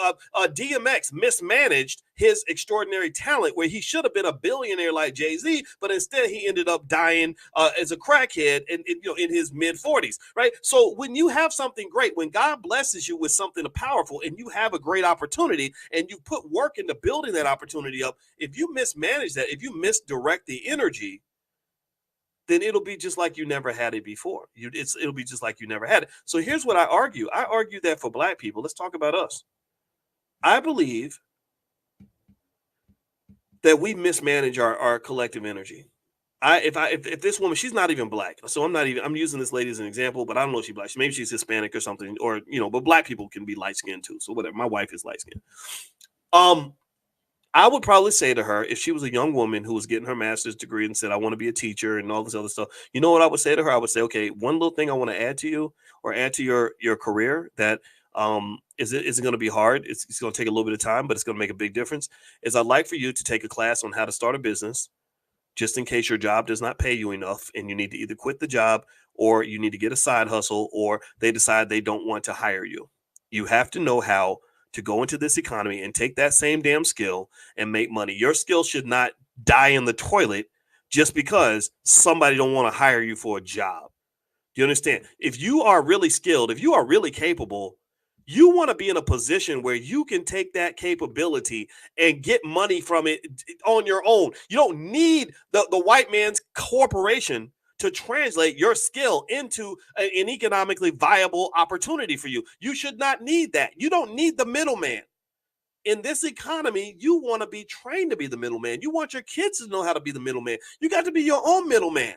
Because when you're not the middleman and you depend on the middleman, then if the middleman decides to screw you, then you will sit back and just be screwed. All you will ever become is a victim.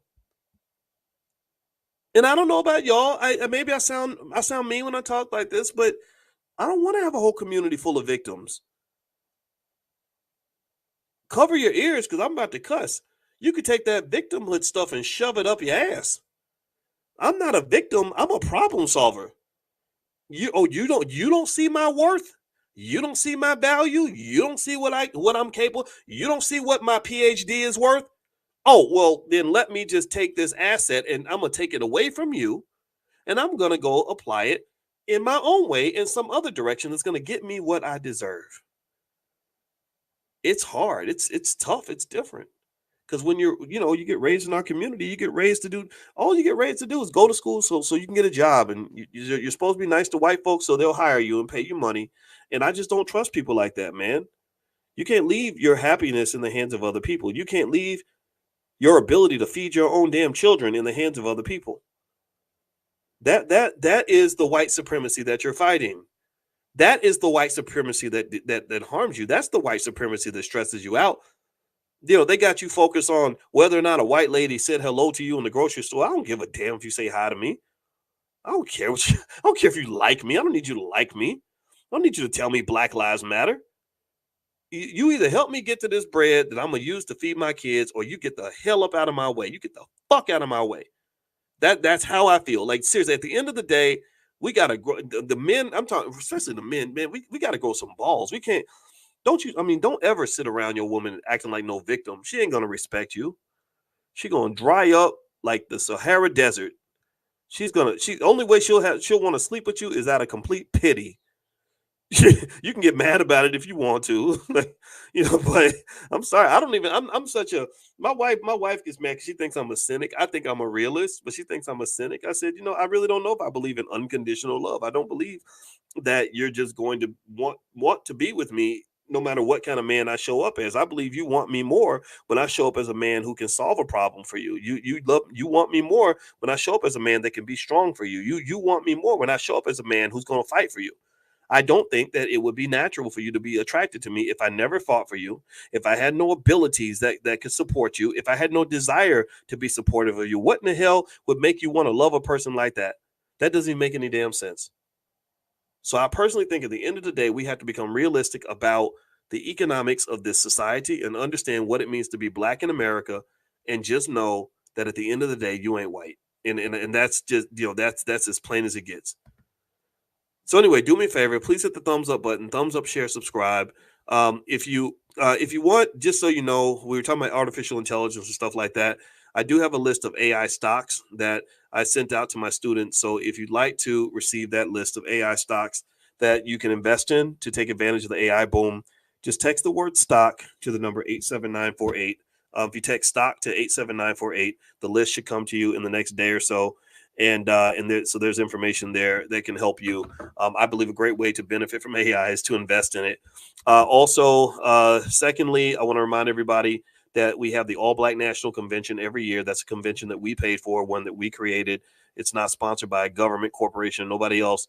My wife comes out, and we have lots of great people that come out there every year. And it's where we gather the smartest people in our community to solve our problems.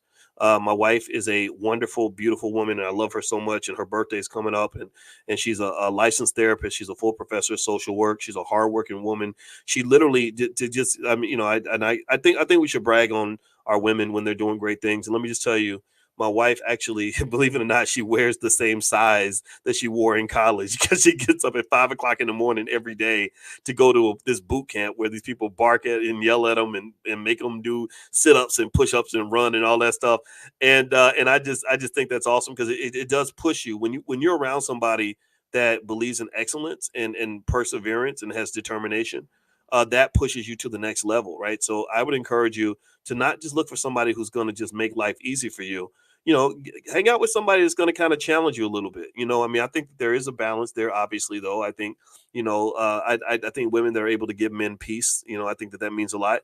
But one thing I can tell you is that my wife, I really appreciate her, because her intense work ethic, intellectually, physically, everything else, it pretty much saved my life. I mean, because you get in your 40s and you start gaining the weight and all that stuff, and so having a wife getting up every morning at 5 a.m. and trying to keep up with that really made a difference for me, right? So anyway, she's a licensed therapist, a full professor of social work. She's also a certified trauma specialist, and she sees clients on an individual and collective basis. So if you want to go take a look at her site, it's coachingwithdralicia.com. That's coachingwithdralicia.com. And also, since her birthday's coming up, I just want to just mention how much I appreciate you, babe. So I don't know if she's going to hear this or not, but I think it's important that we give credit to our women. And yes, she is black. I know some of y'all make fun of the fact that she's high yellow, but she's black. She's not just black. She's Gary, Indiana black. And if you know anything about Gary, Gary ain't nothing to play with. When she grew up in Gary, it was the murder capital of the world. So anyway, that's a little bit about my wife. And one thing that she helped me do was with the convention, she helped us to add in things like we have a whole Black financial therapy department in the Black Business School. So she partners with therapists, and they work on all the psychological barriers that keep us from building Black wealth. And these are high-powered people. These are people that are credentialed, that have doctorates and licenses and everything else. And I think this is such an upgrade to the internet, because the internet is full of a lot of unqualified people. It's full of a lot of people where, I guess because we somehow think that having credentials is bad, or maybe there are people who make fun of people who actually went to school and all that. You just get a lot of bad information out here. So anyway, this is what we do. And the convention is going to be this year in Lombard, Illinois, which is right outside of Chicago. So I hope you'll join us. Just go to allblacknationalconvention.com. In fact, in our Money in the Morning, our financial awareness training, we're actually going to give away some free tickets to the convention. We're going to do a drawing maybe once every couple of weeks. And so if your money's tight and you want to try to, get in the drawing for a free convention ticket, just join us for our financial consciousness class in the morning. It's totally free. You could do that by texting the word morning to 87948. Or if you live in another country, you can go to drboyceelevate.com. That's drboyceelevate.com. Okay. So anyway, thank you for letting me gush about my wife for a second. I apologize. I don't know I know people make fun of me for that. People have been making fun of me since. So there's some people who've been making fun of me since I got married. I don't know why, but whatever. That's what people do. When I see DDS says disrespecting her as an automatic block. Yes, and I automatically give you complete support and permission on that. Somebody comes in acting silly, then they just need to go. It's okay. They can go. There's plenty of ignorant places they can go. They just don't need to be here. But anyway, long story short, let's sort of summarize what we were talking about earlier. So basically, here's the deal. So when we're talking about this poor lady who was struggling financially as a teacher with 16 years of experience and 2 master's degrees, there's an easy fix to this problem.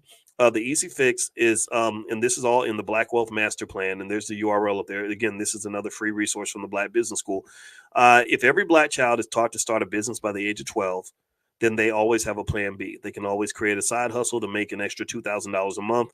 They can always figure out how to quit their job if they want to, or they can always find a way to feed their family in case they lose their job. You should not depend on another community to feed your children. Let me repeat that. You should never depend on another community to feed your children. If you get to the point where you say, gosh, I can't feed my kids because Mr. White Man's not hiring, I don't think your children are going to want to hear that. They're not going to respect that. So it's very important that you have a plan B for that, and also that you train your children to have a plan B for that. Give me a yes if you agree with that. Number 2 is you got to buy stock for your kids when they're young. I wrote my dissertation on the stock market. I studied the stock market for 30 years. I've written a bunch of original research papers on how impactful the stock market is as a wealth building mechanism. So I have confirmed science that shows the stock market investing is literally the number 1 wealth builder in our society. So you got to start buying your kids stock when they're young. Don't overthink it. Don't let it scare you. Just set it on autopilot, man. Just open up your Robinhood app and literally just like buy $30 or $40 worth of stock every week, or $100 worth if you can. I mean, $100 a week is $400 a month. There are people that spend more than that on a damn car note. So I'm trying to understand why the hell am I trying to fight with people who don't even love their kids as much as they love their car? Like that's what I'm on, and I don't want to guilt trip you, but it's true. That's how I think. I'm like, wait, isn't your child's future protecting them from racism and racial abuse, police shootings, and all these other horrible things that can happen when you're not prepared as a young Black man, a young Black woman? Isn't that more important? Like protect them from racism on the job and all the trauma that comes with that, all the distress, all the depression and anxiety that you experience from that. Like, isn't that more important than whatever you driving? I'm not trying to say you shouldn't drive something nice. You can do that, but you can do that and handle your business. There's nothing. I was talking to a guy the other day who was going to introduce me to an NBA player, and who has an interest in Black wealth and all that stuff. And I said, look, I'm not here to tell these rich guys that they can't enjoy their money. I'm not a guy that's going to tell you can't go to the club and blow a few thousand. I'm not going to tell you can't drive a Mercedes. I'm not going to tell you can't have really nice stuff. I'm just saying handle your business first. That's it. After you handle your business, work hard, play hard. Like go get nice stuff for yourself. Get the Mercedes that you want, but put that $500-600 a month, the same money you spend on that Benz payment, put that same amount in your child's trust fund, or put it in the family trust fund. Don't even put it in the child's name. You enjoy that money. That's your capital base. That's your financial security until you pass that over to your child. See, that's what wealth is. Wealth is intergenerational. Wealth is this construct that you create that allows you to enjoy it until you pass it to someone else. It's like if I buy a house, I can live in the house until I give it to my kids. I ain't got to buy my kids a house. You buy yourself a house. Do for yourself, and then you will be able to do for your children. You do a lot for you, and then do more for them. That's what you do. So long story short, buy stock for the kids when they're young. Really, when the day they're born is the best time to do it. And then you should do it very aggressively, and don't sell that stuff, man. Let's see, someone's is asking about Nvidia. Do I think that $1,000 worth of stock is a good start? Yeah. Well, when Nvidia splits, yeah, I would. If you like Nvidia, I wouldn't wait until the split, because remember, everybody knows about the split, so the stock price is probably going to go up because of the split. If you like Nvidia, I would say just buy Nvidia and buy it consistently, dollar cost average.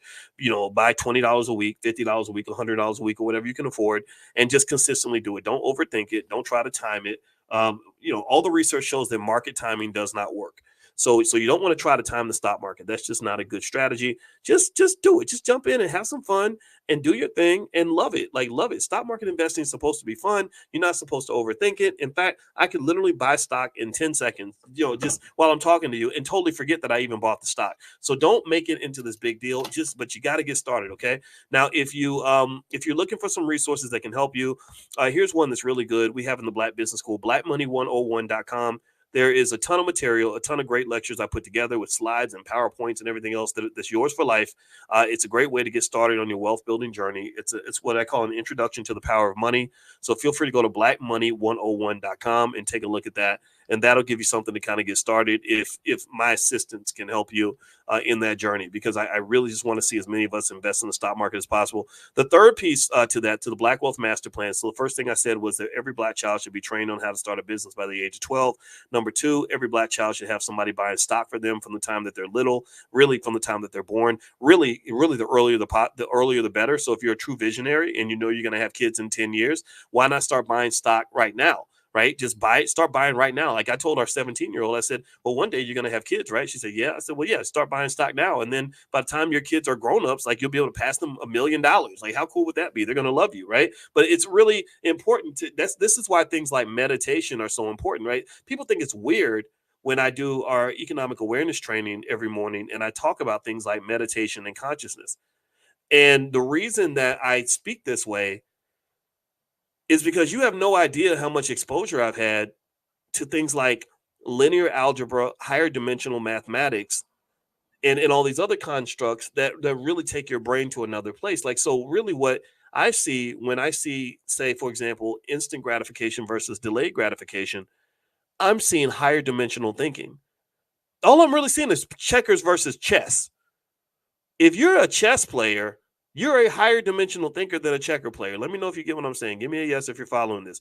If you are a chess player, chess players think several steps ahead. Chess players have to be able to identify all the possibilities that may lie ahead, several moves down. Chess players think differently from checker players. And then there are people that play fourth, fifth, and sixth dimensional chess. So that's a higher level. So this is where consciousness is important and meditation is important. So if I'm sitting here and I'm 20 years old and I meditate and I just imagine myself as a 50-year-old, and I walk through my day as a 50-year-old man with teenage children and a 50-year-old wife and 50-year-old bills and and all that stuff, then I can see that life that I need to be prepared for. I can understand it better, and I'm not going to be intimidated by it because I have 30 years to put myself in a position where I'm going to be doing very well as a 50-year-old. Do you understand? Thank you, Sister Debbie. I see your yes. Do you understand? And let me tell you why this is important. I'm going to ask y'all a question. Do you think that most 20-year-old Black men can even fathom what their life will be like when they're 50? Do you think that there are any do you think that most 20-year-old Black men, yes or no, have imagined what their lives will be like when they're 50? I mean, like, seriously imagine that. Do you really think that this is something that's a common exercise in the community? What do you think?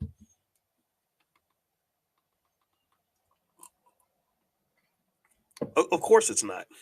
It's not. Most 20-year-old Black men can't even imagine being 25. I'm not saying that there's something wrong with them. I'm not making fun of them. So if you're young, I'm not dogging you and nothing like that. I'm just telling you, look at your friends. Look at your friends who can't even look past Saturday night. You got friends that can't even see 3 months into the future, let alone think about it. You are running around skeeting in all these women and making babies everywhere. And you go look at a lot of 35-year-old men. Child support is one of the biggest financial drains that they're dealing with. They sitting there dealing with all this child support, hate their baby's mama. I'm like, well, if you hate your baby's mama and you hate paying the child support, why was you in there raw dogging all them girls when you're well, man, I wasn't thinking, man. I was just living, man. See, there's your problem. No, you didn't have somebody like me in your ear. You had a dumb rapper in your ear. You had a goofball comedian in your ear. You had athletes on TV in your ear, some of whom, I'm not saying these are bad guys. I'm not making fun of them. I'm not attacking them. But I am saying that you didn't have people in your ear who were saying, look, you dumbass, you're going to be older one day and you have to have a plan. That's what you have to have. And this is where I want to help. I promise you, even when I make people mad, even when I upset people, I'm really trying to help. Because I understand a lot of people didn't have a father like I did. They didn't have a father I remember one time when I was 17, my father said, boy, you better do something with your life because one day you're going to wake up and you're going to be 35 and wonder where your good years went. And I thought like that really made me pause. Like I said, dang, I don't want that to happen to me. That one little statement made a big difference. And I don't really think we have a lot of people that help us do that. Because a 20-year-old who makes a plan for what his life is going to be like when he's 45 or 50 is going to be in very good shape when he's 45 or 50 because he has lots of time to prepare. But a 20-year-old who doesn't think about when he's 45 or 50 and starts preparing to be 45 when he's 46 years old, you got people like that. You got people that prepare to be 45 when they're already 46. You got a lot of 46-year-old teenagers running around here, literally still thinking that it's 1998. It's, Diddy, poor Diddy was out here. Diddy does the same dances in 2024 that he did in 1998 and 1997. This man did not want to grow up. You have a Peter Pan complex in your community, which has to be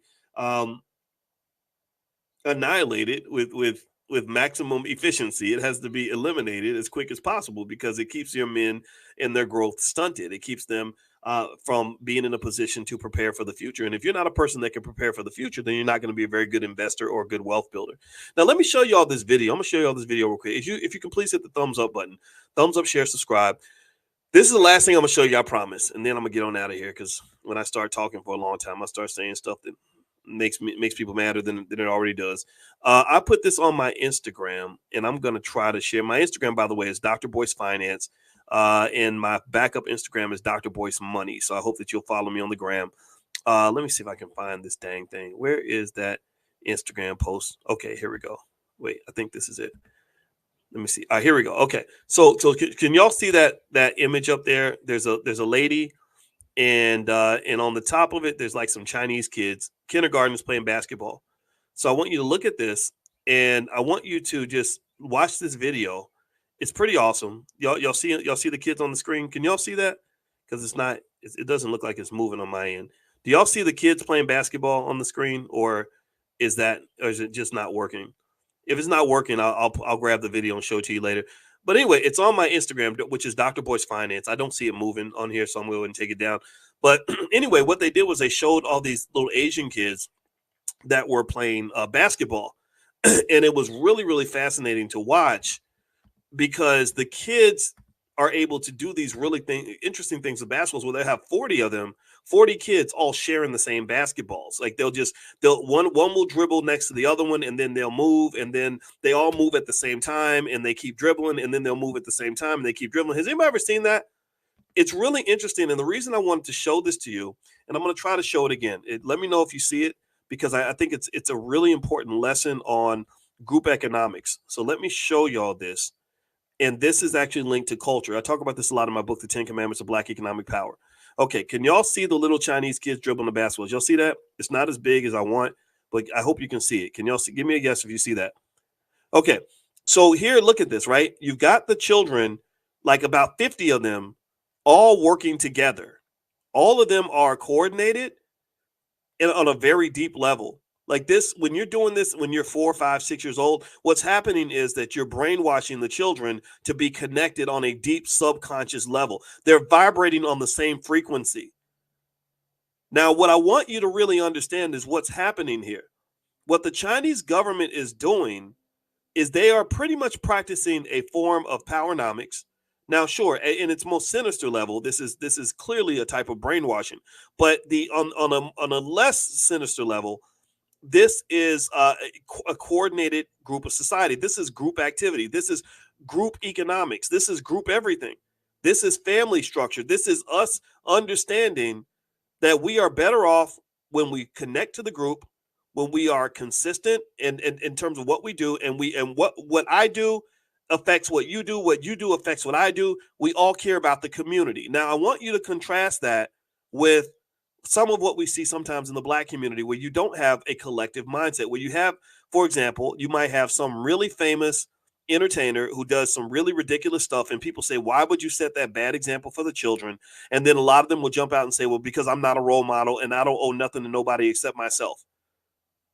That doesn't really happen in China. The Chinese government pretty much forbids that kind of behavior. They punish and penalize that kind of behavior.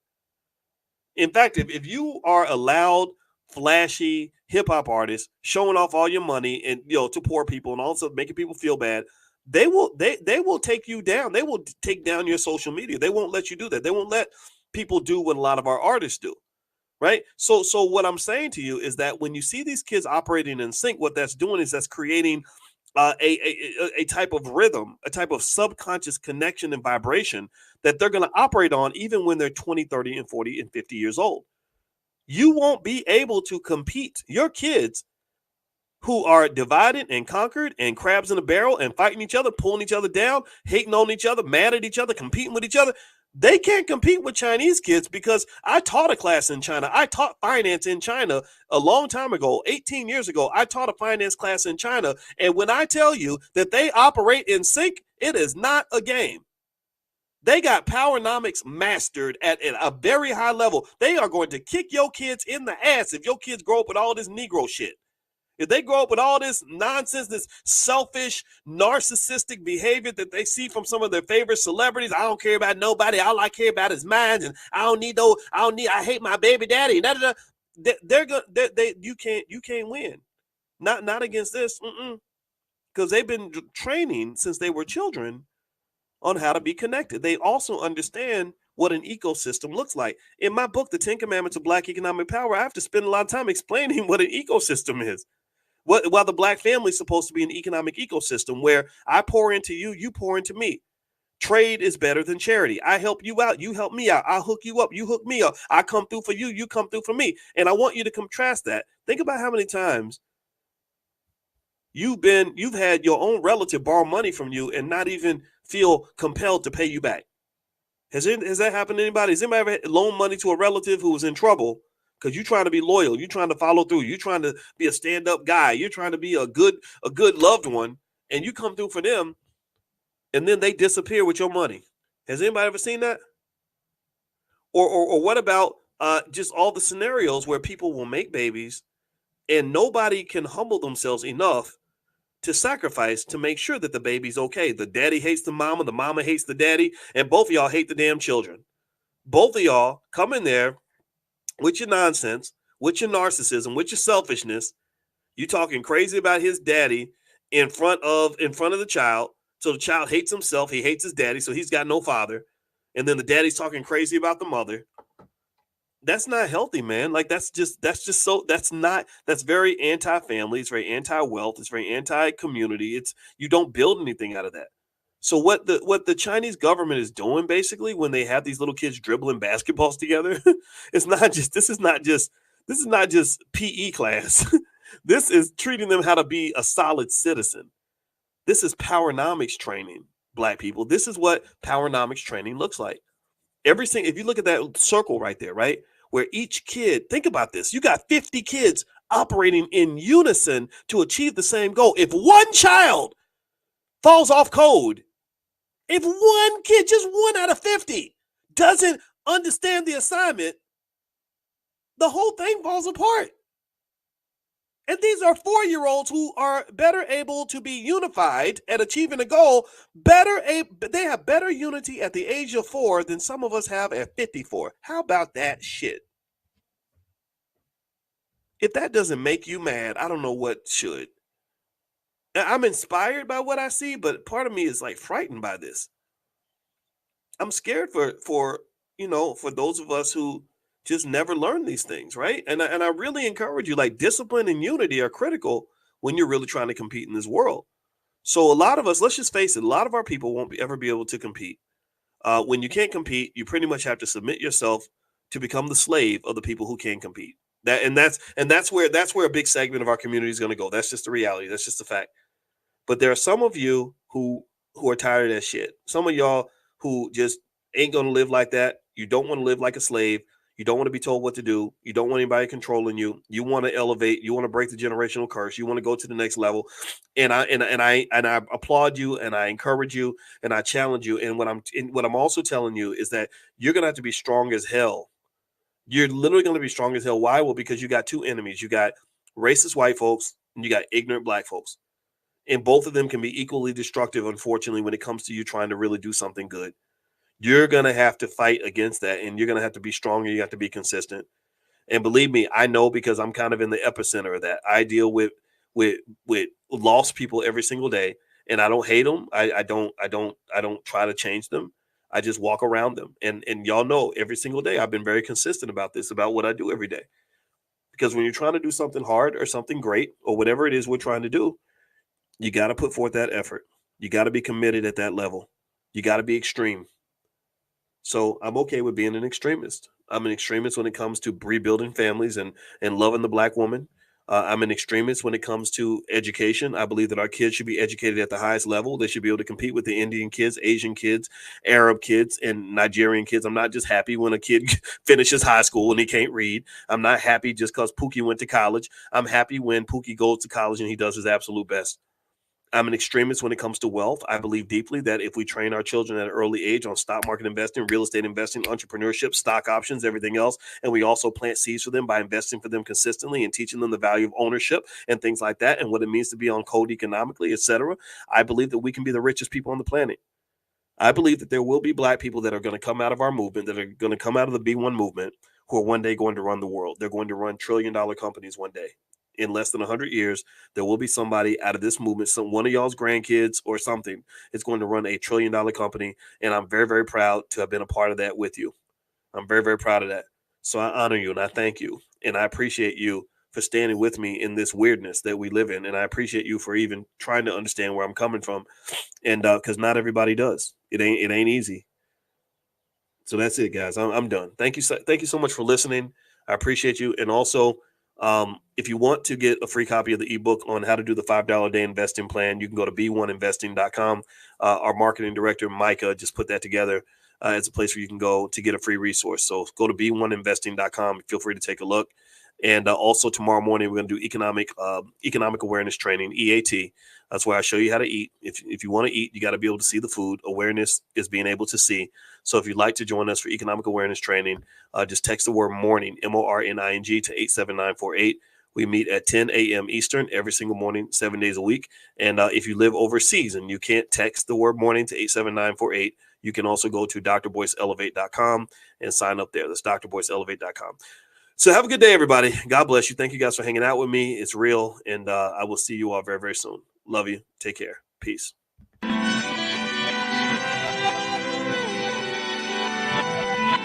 Here we are, clan the isms, cataclysm great.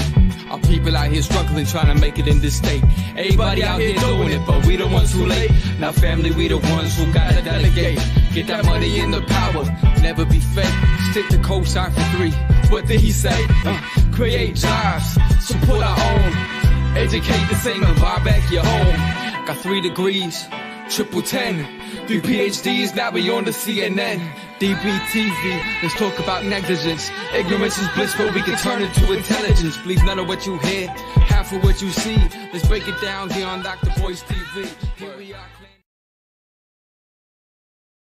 Job or something, and you thought you were never going to run out of money.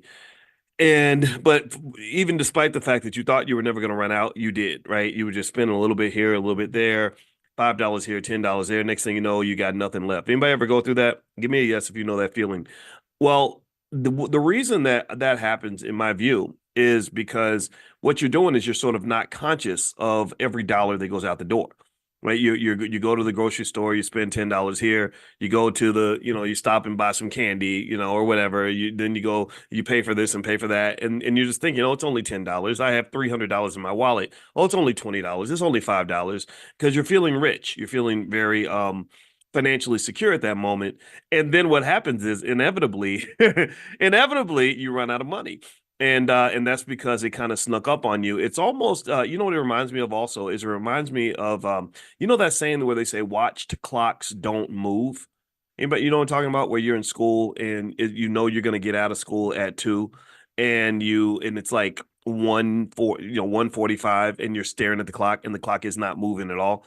I think the reason that the clock doesn't appear to move is because you're very conscious of the clock's movement. You're staring at the clock.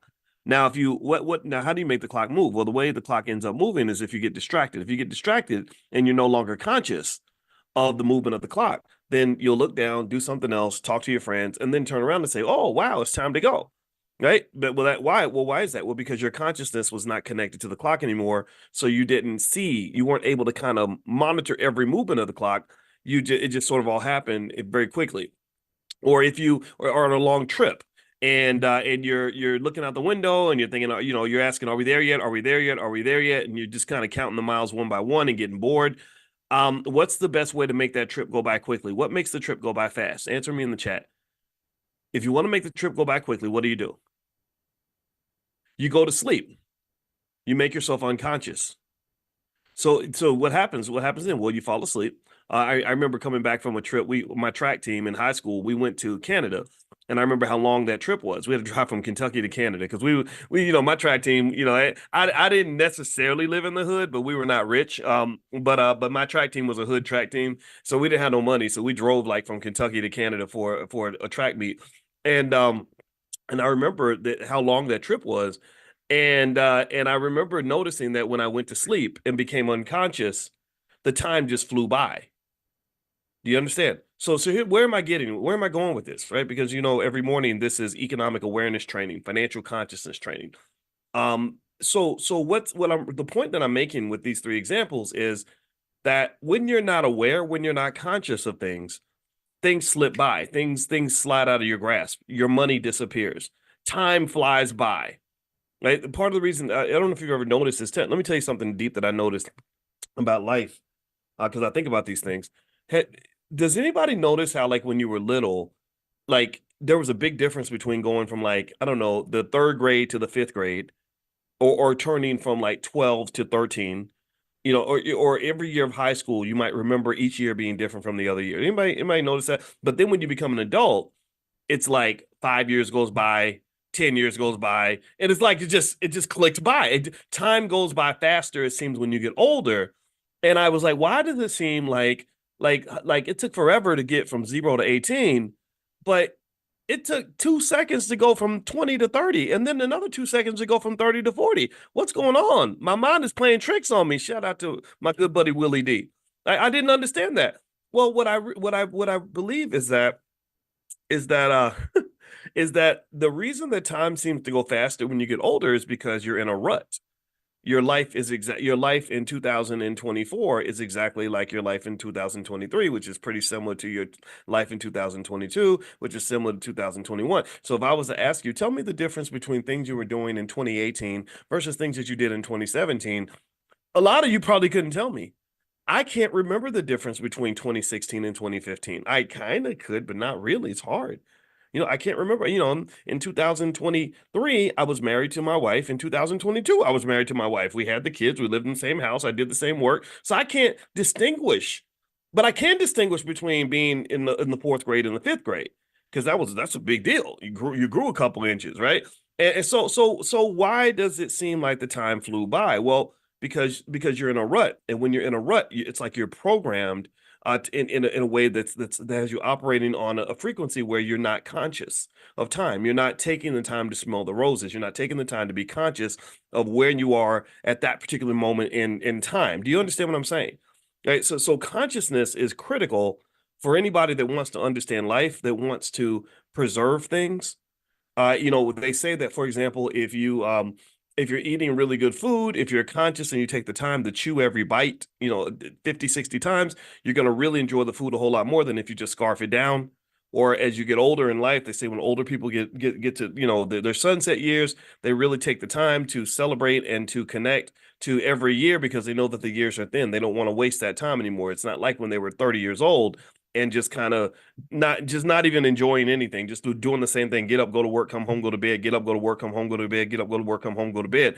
So consciousness, in my view, is just critical. It's critical for anybody that really wants to maximize their life, or wants to be free, wants to have wealth, or wants to preserve time, or wants to make optimal investments.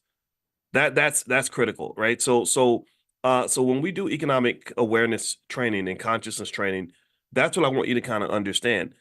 So let's spin a little bit and talk about financial consciousness. And I'm going to talk particularly about something that you can invest in if you're interested in taking a look at this. I'm invested in cannabis stocks. And the reason I'm invested in weed is because, as I was explaining to you all how to think like an investor, investors don't look at what's happening now. What investors look at is what they expect to be happening in the future.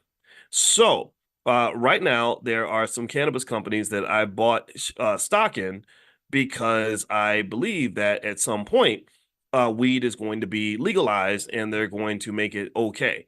It's kind of distressing because, as you know from last night when we were reading Powernomics books, or Dr. Claude Anderson's books, you'll know that there's a history of Black people sort of being criminalized for weed, but not being the economic beneficiaries of it, right? So this is kind of a reality that we have to deal with. And so one of the things that if you're interested in this kind of thing, or you are an investor, which I hope everybody is, I do have a list of cannabis stocks that I put together that I can share with you guys. Just get on the text list. I'll text it out to you. Text the word morning, MORNING, to 87948. If you text morning to 87948, you'll get invited to our Money in the Morning consciousness training, but you'll also get that list of the cannabis stocks. I've almost put it together. It's almost done. Once it's done, I'll send it out this afternoon. So get on the text list. Text morning to 87948. I'll send it to you. If you don't get it, you can email support@theblackbusinessschool.com and they can make sure you get it. And I think that there's no guarantees with investing, but this is something worth taking a look at because I believe that at some point, if Biden can't finish his term or something like that, and Kamala takes over, then I think that she's going to legalize, or they're going to push for the legalization of weed. Because also remember this, your government's not very financially conscious at all. Most of your politicians do not make beneficial long-term decisions when it comes to our country's economics. Our debt levels are at an all-time high, way too high, an unsustainable level. And they don't care. Well, why don't they care? Well, because they have no reason, they have no incentive to be conscious of how their economic choices are going to impact the future generations. They don't care what happens 30 years down the line. They're only thinking about the next 4 years. And by the way, the number is 87948. Somebody type that in the chat, please. It's 87948. So you can text morning to 87948. So if anybody misses it, you can just look in the chat and it should be in there. All right. So ultimately, when you're talking about so let's speak on the cannabis industry. So last night we did our Powernomics training, which we do every Wednesday night at 8:30. You can join for free. Just text the word greatness to 87948. 87948 is always the number. So it's just a matter of which list you want to be on and what information you want to get from the Black Business School. We have a ton of things for free. And I want to reiterate that our morning economic awareness training is 100% free. And I know a lot of you benefit from that. But we also have things that do have a low fee attached to them so that we can raise money in order to pursue the mission. So if you want to, for example, learn about stock options, our Prime program is extraordinarily good for those of you that want to generate extra income selling stock options, not buying them. Buying is when you're speculating and you're taking all these risks. I sell stock options. That's how I make my money. So I show you exactly what I'm doing with my portfolio. So if you want to take a look at that, go to drboyceprime.com. It's a great program. I know you're going to love it. All right. So with that said, what I wanted to do today also was answer a few of your questions. If you have some questions and you're in the Zoom and you put the question in the Q&A section, I'll answer your question. I thought today might be a good Q&A day. My wife and I are about to head out. We're going to California, and we got some stuff to do out there in the next few days. So I will be doing our class from the road. So I'm kind of trying to get packed for that. But anyway, so if you have a question, put your question in the Q&A section. If you want an invitation to the private Zoom and you're not in here, just text the word morning to 87948. Michael, what are your favorite cannabis stocks? I have a few. I'll send you the list later. Just make sure you're on the text list. Text morning to 87948, and I'll send you the whole list later on today.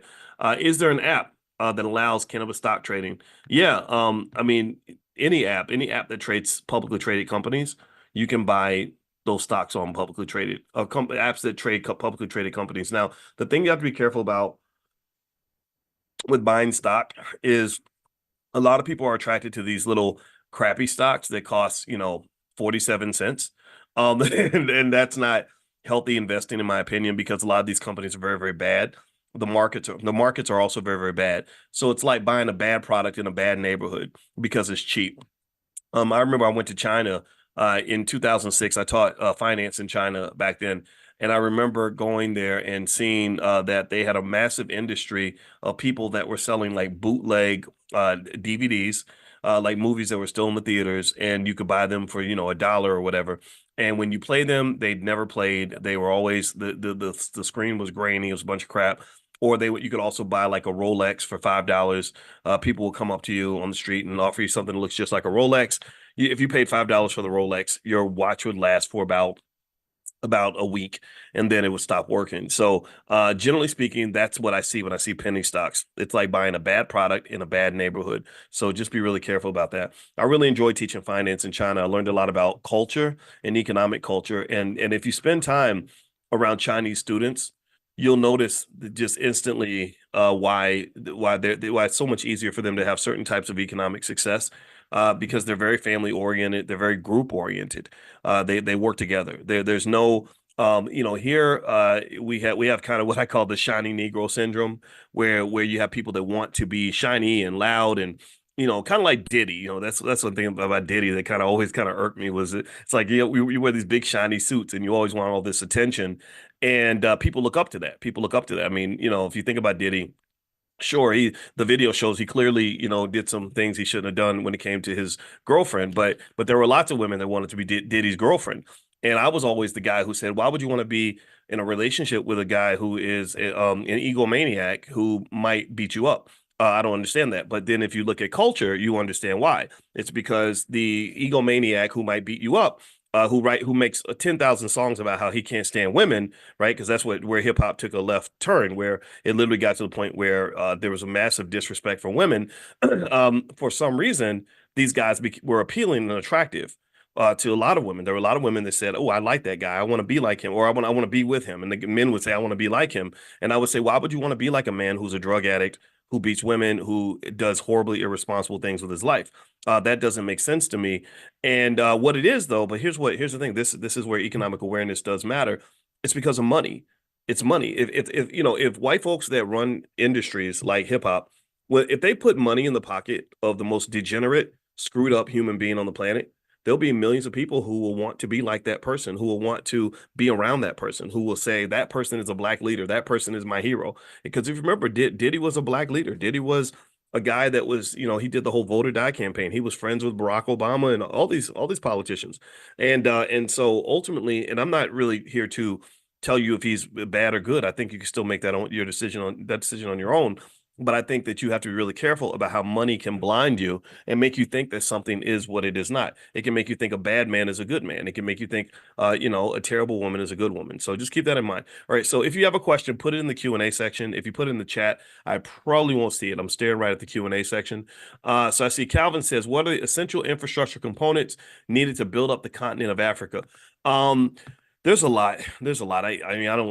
There's so much there. First of all, you have to have good governance. You have all these leaders that are pretty much puppets of European countries and stuff like that. So and also European corporations. So they don't even do what's right on behalf of the people. If you go to Nigeria, for example, Nigeria has more oil than any country on the planet, damn near. And they've got an insane amount of poverty. You should never have that much. They should be like the Arabs, they should be like the people in Abu Dhabi and Kuwait, just driving around in expensive cars or whatever. Everybody should be living good, and Nigeria has the wealth to do that. But unfortunately, so much of the wealth gets extracted, and the government officials don't have an incentive to spread that wealth, that you end up having this massive poverty class. And I think that that's unfortunate. So you're going to have better government, some freedom, liberation. You really have to break away from colonialism. Also, there are some advantages that Africa has that are tremendous, that are going to lead to a massive economic boom in the next century. Africa has a lot of young people. Human beings are a resource. Human beings are capital. We're trained to believe that babies and having kids and stuff is like a waste of time, and that it's something that just costs money, and it's just a big expense that doesn't give you any benefit. But that's not true. People matter. People are valuable. Having people in your life is that's a form of wealth. Did you know that you could back in slavery, you could actually tell the bank that you had 20 or 30 slaves, and they would loan you money because they would say, "Wow, you're a wealthy man. You have lots of collateral." When you have 10 or 12 kids, farmers used to have 10 or 12 kids, not because they just enjoyed sex and they enjoyed kids. They would have a lot of kids because they had more labor on the farm. That was a form of wealth. So what's happened what's been interesting is, in our so-called modern society, we've decided that children are not the children are just this wasteful luxury item that most of us can't afford to create and produce. So what's happened is that in European countries and in Japan, the fertility rates have gone extremely low. Even China, that used to pump out too many babies, they had a one-child policy. Well, people adjusted to that. People got used to only having one child. And now they're asking people to have kids. They're paying people to have children in China because people were like, okay, I'm not going to have any kids. And so Africa, I don't think Africa ever got the memo. I kind of feel like because we're just smarter in so many areas, naturally smart, Africa never got that memo. So Africa has a lot of young people, and that's going to be a massive resource. That's a multi-trillion dollar resource for the future. And in European countries and Asian countries and stuff like that are allowing for lots of immigration because their own population can't sustain them. So Africa has a lot going for it, besides it being the richest continent on the planet. I think Africa is going to be fine. It just may take 50 to 100 years to get there. Let's see. Rhonda, I hear AI will need energy to run it. What energy stocks do you like? One that comes to mind was URA uranium, uranium ETF. I have a list of energy stocks that I sent out to you guys. Text the word stock to 87948 if you'd like to see it. And that I'm trying to think here. I sent this out maybe about, I don't know, I want to say a month or two ago. So yeah, if you text stock to 87948, it won't come to you right away, but there'll be a few different things that'll come to you if you're interested in stocks and stuff like that. Is there a code for the Hotel Convention Center? I don't think that there's a code. I think you can just tell them that you're coming to the All Black National Convention. The All Black National Convention is October 25th through the 27th. It's going to be in Lombard, Illinois, right outside of Chicago. And it's going to be at the Westin Lombard, and we got them to drop the room prices to about 150, and it's a very nice, comfortable, luxurious experience, and you're going to really like it. So feel free to join us. If you want to learn about the convention, just go to allblacknationalconvention.com. That's allblacknationalconvention.com. The convention is amazing. There's so many smart people, attorneys and therapists and PhDs and and mothers and fathers and just people that are doing excellent things. We don't look for celebrities. We don't care if you're a celebrity. We don't care if you are a famous rapper or whatever. Like, that doesn't mean you know anything. That just means a white person put you on TV. That does not make you significant or beneficial to the Black community, in my opinion. What we look for are people that are working on behalf of the community to do things that are going to actually make a tangible difference in the lives of our people, things that they can share, skills that they have. So, for example, one person that spoke there last year was Dr. Mary Stoddard. Dr. Stoddard grew up as a sharecropper in the South, and she had 17 siblings, and all 17 of her siblings graduated from college because they had a plan.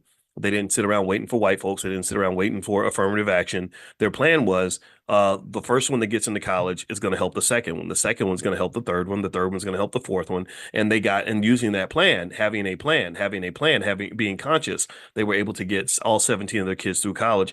And then when Mary got married, she married Dr. Marcus Stoddard, who's a Black surgeon at the University of Louisville. Everybody should know about people like this, instead of us, just honoring the Diddy's of the world. Like, we should be looking at the doctors and lawyers and brilliant people in our community. We got so many smart people. And so she married Dr. Marcus Stoddard. Mary got a PhD and a law degree, and all 5 of their kids became PhDs or MDs. Every single one of those Black children, all 5 of those kids became PhDs or MDs, and their mother was a freaking sharecropper. Their mother started poorer than anybody in this room. It's hard to be poorer than a sharecropper in Mississippi. And yet all 5 of those kids are doctors right now. So stop telling me that it's impossible for you to be successful. Stop telling me that Black people can't succeed, or that the white man's stopping us from this and we can't do that. That's crap. That's stupid. I hate that. It drives me crazy. You got to focus, man. You got to focus and stop listening to the wrong people. Stop taking advice from people that should not be giving you advice. And that goes for your relationships. That goes for your wealth. Do you know how many unqualified financial instructors there are on the internet? They took a 2-week class and they're telling you all about wealth. And I'm sitting there thinking, I went to school for a decade for this, like this, more than a decade. And then I practiced for 20 years. And I'm looking at some 25-year-old who's like, oh yeah, I took a class on stocks. I can tell you all about the stock market. Well, he's going to tell you how to go gamble your money away. That's what he's going to do. So again, whatever. I'm not here to judge it one way or the other, but what'll happen is people will say, well, he's more relatable because, he be talking hood and stuff. He be talking like, what's up, man? Got to do good. You got to do it. And I'm like, that's okay. I have nothing against that. I'm not looking down on that at all. But don't look down on me because I encourage us to be a little bit sharper and smarter. Don't look down on me because I want something different. I don't want to have hood problems for the rest of my life. I was born in the projects. I know what it's like to be poor. I know what it's like to eat a bologna sandwich with no bologna. I know all that stuff. But I don't want to live like that forever. I don't celebrate it. So I really just kind of think that low self-esteem kind of affects us in so many ways, where we just don't believe we deserve certain opportunities and certain privileges in this society. I don't think we believe we're capable of certain things either. So like when I look at Dr. Mary Stoddard, who lives in Louisville, Kentucky, where I'm from, I'm just like, okay, hard work, just basic, simple values. You work hard, you learn, you pick up your damn book, put down the blunt and pick up a book, put down, put down, don't go to the next, don't run to the club buying bottles of whatever. Like go study something instead, instead of falling into this party culture, right? I remember being so frustrated when I would watch, and this is when I was like 30 years old, and I would look at the way people really looked up to the rappers, and you see Diddy, they're always holding a bottle. And when I see that, I'm like, do they know what what damage liquor and drugs have done to black people? Do they know how much pain, how much devastation, and how many black families have been destroyed by drugs and alcohol? Like, why are we celebrating the things that destroy us? That does not make any sense. And so really what you kind of have is you have kind of this battle between maybe you could say emotion over logic, or habits over choices. We have habits and we have emotional connection to these habits because our consciousness gets pushed down to record lows. So we have this emotional connection to habits that we know are not beneficial. But what happens is the reaction is that we get angry when there are people who try to snap us out of it. We get mad. It's like when you're sleeping and you're comfortable. Like my wife tried to wake me up yesterday to go to the gym, and it was 5 a.m. I was sleepy as hell. I was knocked out. And I woke up and she was gone. I said, "Why'd you leave me?" She said, "Because I tried to wake you up twice and you started growling. You were like, get her, let me sleep, let me sleep." I said, I did that. She said, "Yeah. You were kind of like irritated, like you rolled over and went back to sleep." So sometimes when you try to wake somebody up, and y'all tell me if you got relatives like this. Let me know. Let's talk about your crazy cousins. A lot of y'all got relatives where you try to wake them up and they don't want to be woke. They don't want to think about it. They don't want to process things. They just want to keep doing things the same way because we got this nice, comfortable wheelchair waiting for us when your disabled black ass shows up, and like, I can't do nothing. I'm just a nigger. I can't learn. I can't be learning. They be learning me how to read, and I can't do nothing for myself. I don't know how to save no money. I can't do, the stock market, that's for white folks. That's for rich folks. I can't do it. They say, "Oh, well, come on, sit in this wheelchair. And Uncle Joe's gonna take care of you." And we get, "You poor baby. You are so black. You are so black." And being black is such a disability. Oh my goodness, you poor thing. Yeah, and I was trying really hard. I picked up the book, but then I saw the book next to the Cavassier, and I had to drink the Ciroc with the Cavassier because Diddy told me to do it. And but that's what that's what I see. I see this love affair that sometimes we gain with just extreme dysfunction. I just it's crazy. It's kind of a weird experience because I remember when I would look at R. Kelly back in 2002, when he had the 15-year-old girlfriend Aaliyah. And again, I have a little bit of a personal connection with this. I've talked to Dame Dash extensively, and he would talk about Aaliyah. When he and I would go see him in California, and he would talk about Aaliyah and how sad he was when he would think about Aaliyah. I remember one day Dame told me, he said, "Yeah, yesterday, man, I was able to finally watch the documentary about Aaliyah." He said, "Because for 20 years I couldn't watch anything with her in it because it affected him so much. He dated her, he was engaged to her." So anyway, when I remember with R. Kelly, when he was dating the 15-year-old girl, I was like, why do y'all love this guy who dates a 15-year-old girl? I don't understand that. You know that's kind of like a child. That's pretty much a child molest. Like that's not that's not normal. And you just look past that because he sings really well. And I didn't understand that. And so later on, 15 years later, the world is in the uproar over, whatever he was doing. And I'm like, yeah, I was my uproar ended in 2003 when I realized that y'all don't give a damn. So I kind of feel like you got to just address the culture, and all of us have unhealthy habits. A lot of us have just this deep 400 years of slave training that we've all gotten that keeps us from doing the things that we know we need to do. And unfortunately, discipline is hard. It's hard to, it's much harder to be disciplined than it is to be a victim. If you choose to be a victim and you choose to just do whatever's easy, whatever's comfortable, whatever's fun, then you're not going to succeed, and the world will always forgive you because you're black. They're going to say, well, you're black, you're not supposed to succeed. And I don't believe that. I believe that being black means you're supposed to be great. I think that being black means you're supposed to uh, have excellence in your DNA. I think I look at my blackness as a superpower. I look at who I am as an opportunity to be a better man than I was yesterday.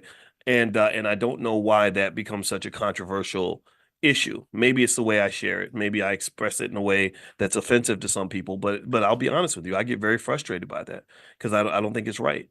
I think we deserve better than that. So anyway, let me jump back in and answer more of your questions. I apologize for going on my little rant. Okay, so Terrell says, what are your thoughts on the Nvidia stock split? Is Nvidia splitting their stock? I didn't hear about that. I know Nvidia had their earnings announcement and they did really well, but I didn't hear that they were splitting their stock. So if they are splitting this, and it would make sense, it's over $1,000. I think Nvidia hit their earnings numbers again. There was a lot of debate over whether or not Nvidia could do it again because Nvidia has done so well. But it wouldn't surprise me if they 10 to 1. Is that what it is, El Haj? Thank you for telling me. I did not know that. And I bet you the stock is doing really well today. That's really good. I own Nvidia, so let me see how much money we all made today from our Nvidia stock. Let me see here, Nvidia.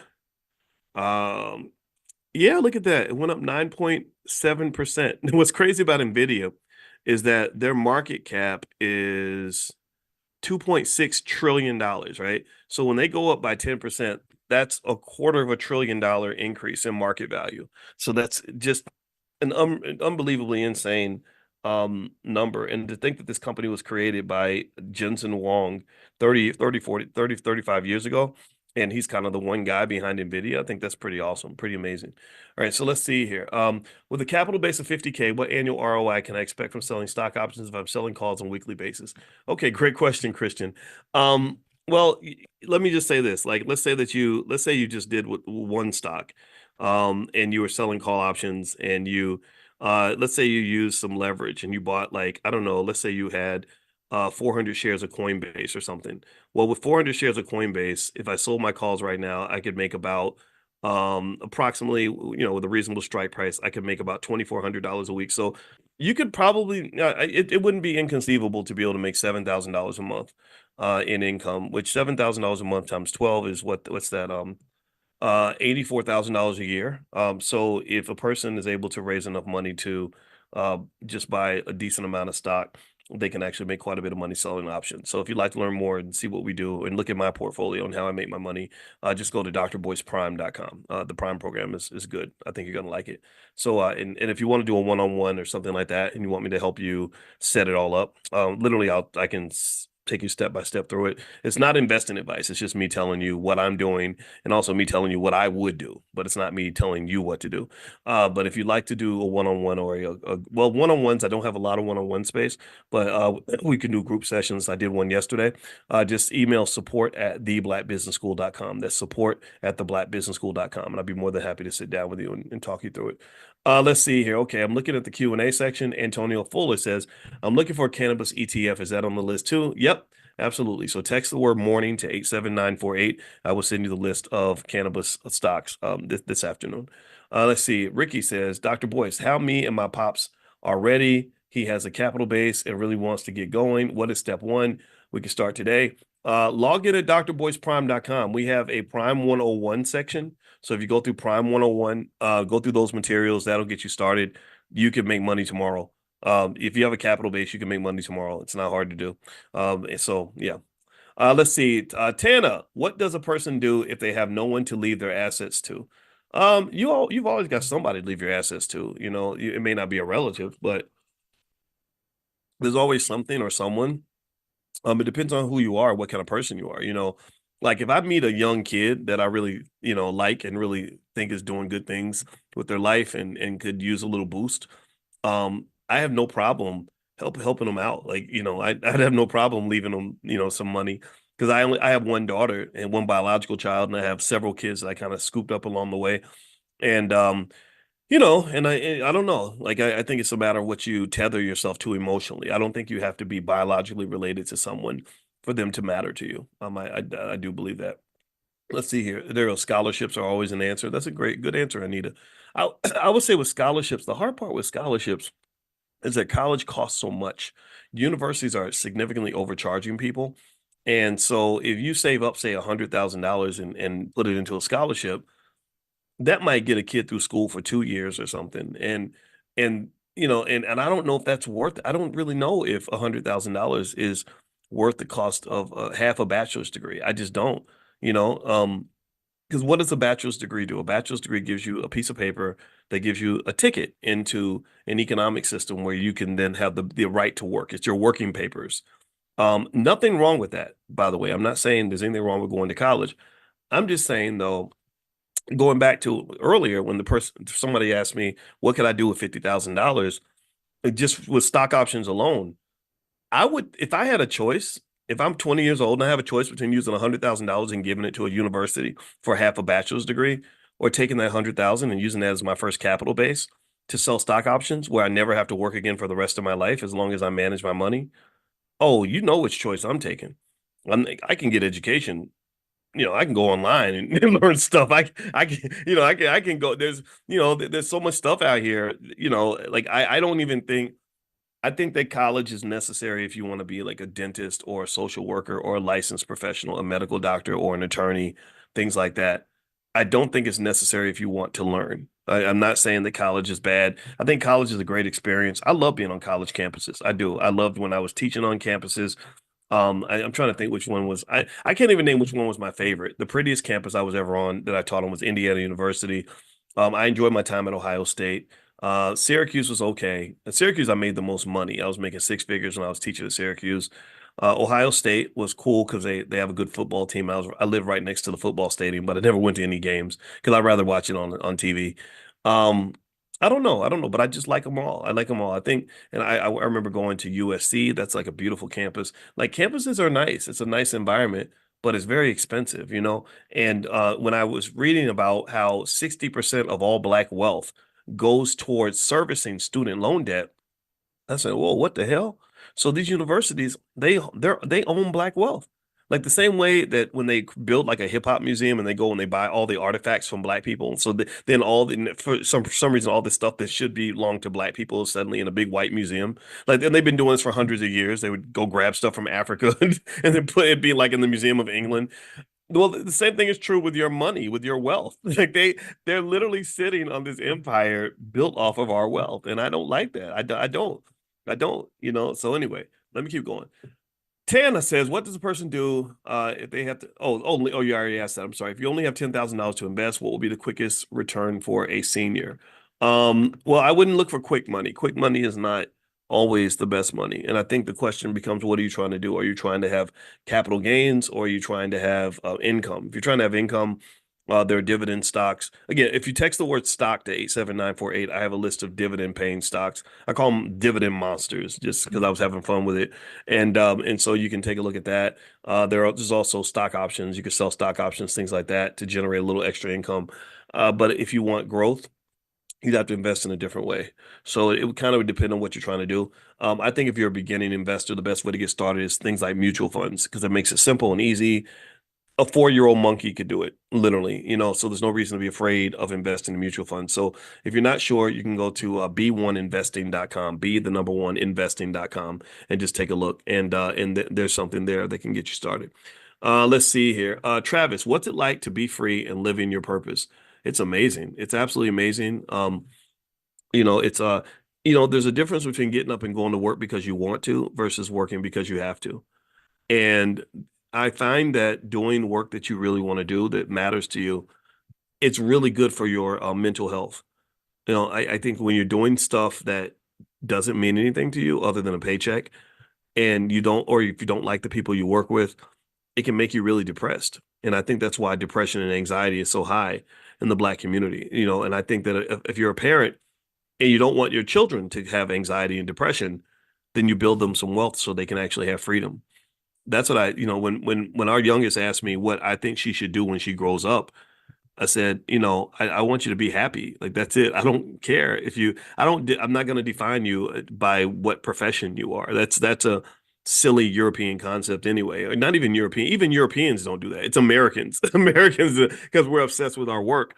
Um, I just want you to be happy. And so we talked about the inalienable rights. I said, have you heard of the inalienable rights? And she said, no. I said, that's life, liberty, and the pursuit of happiness. So I said, well, we know what it means to have life. What is liberty? Liberty is freedom. And the pursuit of happiness, what does that mean? I said, that means that you have the ability to pursue happiness. It doesn't mean that you're going to just naturally be happy. You have to pursue it. But to pursue happiness, you have to be conscious enough to first even know what happiness is, where happiness is located. A lot of people don't even know that. A lot of people don't even know what makes them happy. They think, oh, I'll be happy if I make money, or I'll be happy if I get girls. I'll be happy if I get this job, right? They haven't even done the internal work spiritually to even know what makes them happy, what makes you tick.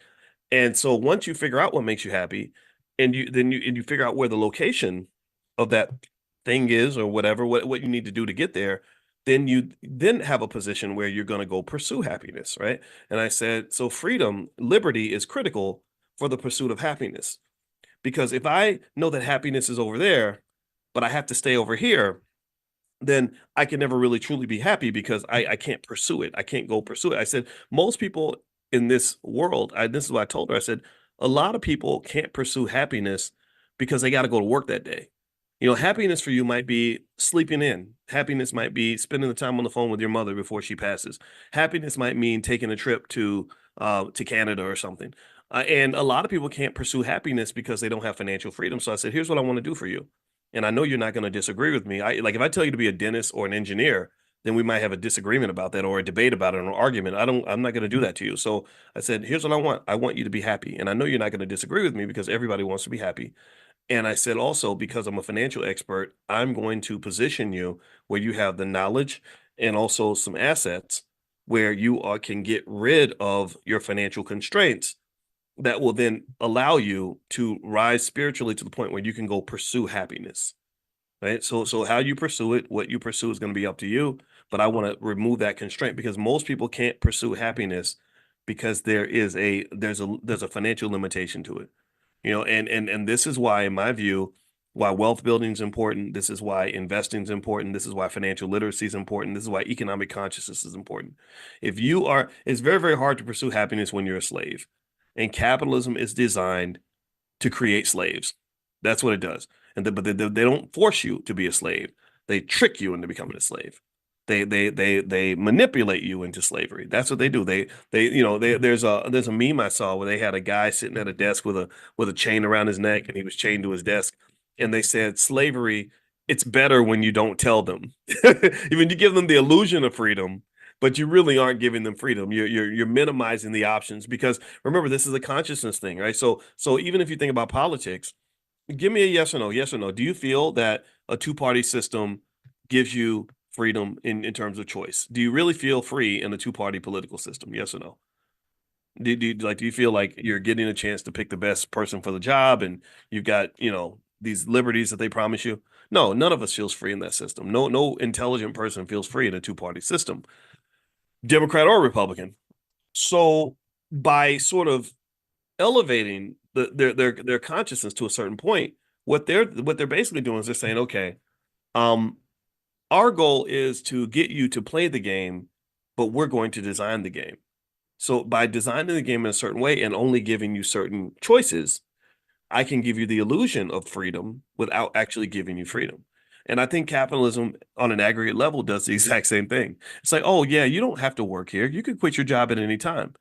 But what am I going to do if I'm buried under student loan debt, got to pay rent, got to go pay for this car note, and I have no assets? Well, I have to come to work. I have no choice. So really, to understand the game, I personally think the best way to deal with a game, it's like dealing with a traffic jam, right?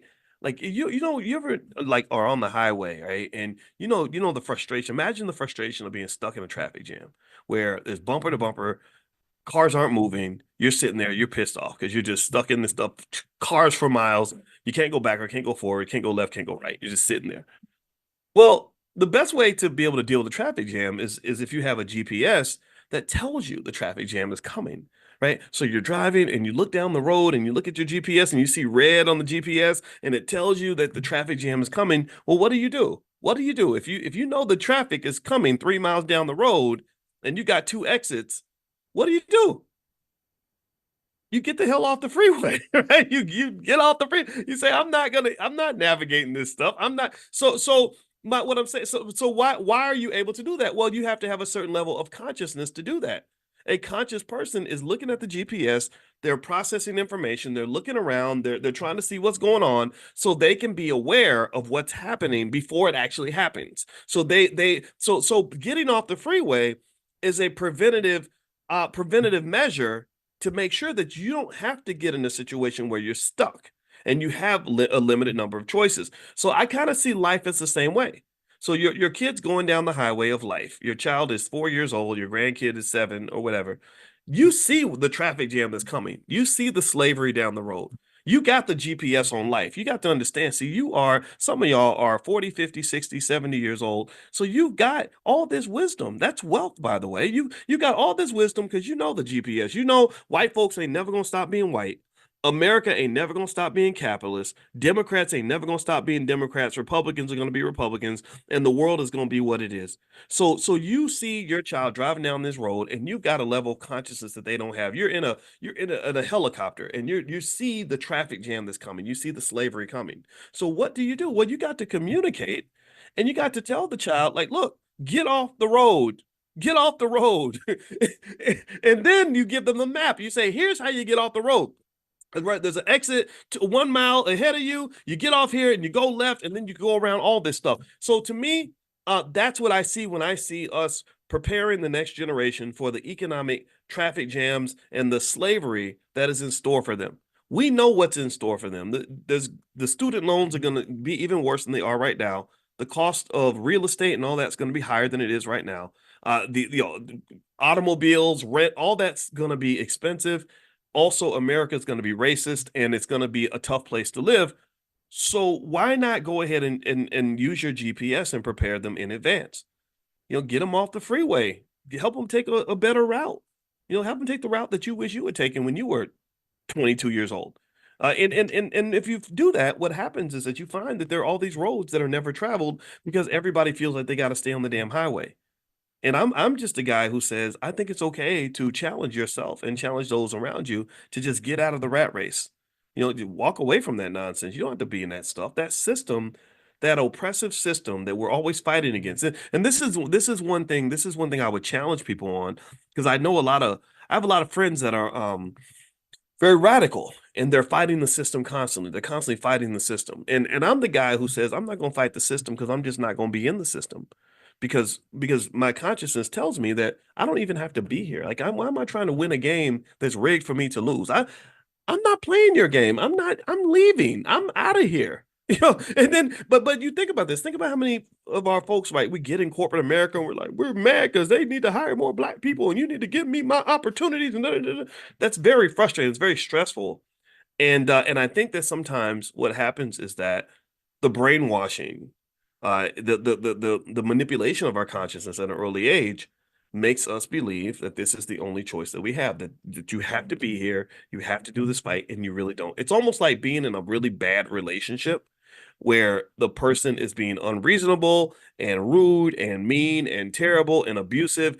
And then one day, if you're smart, you become conscious and you say, wait, I don't have to be here with you. I don't have to have these arguments with you. I could date this lady over here, or I could go be with somebody else. There's other fish in the sea besides you. And what is that? That's when you have that awakening where you wake up one day and say, I don't actually have to even be in this hell of a relationship. I can be somewhere else. That to me is a consciousness. You've gone to another dimension, because now instead of seeing your life as sort of you being inside this little bubble with another person, you're actually realizing you have options and you're seeing the world from a higher plane. You've gone to the third dimension, and now you see your boyfriend or girlfriend or your wife or whatever. But then you see all the other people that could have been your girlfriend, or all these other people that could have been your husband. You understand, right? So consciousness is the answer to a lot of dilemmas, in my opinion. I think consciousness, which really comes down to awareness or sight, the more you see, the more you can be. And if you can't see it, you'll never be it.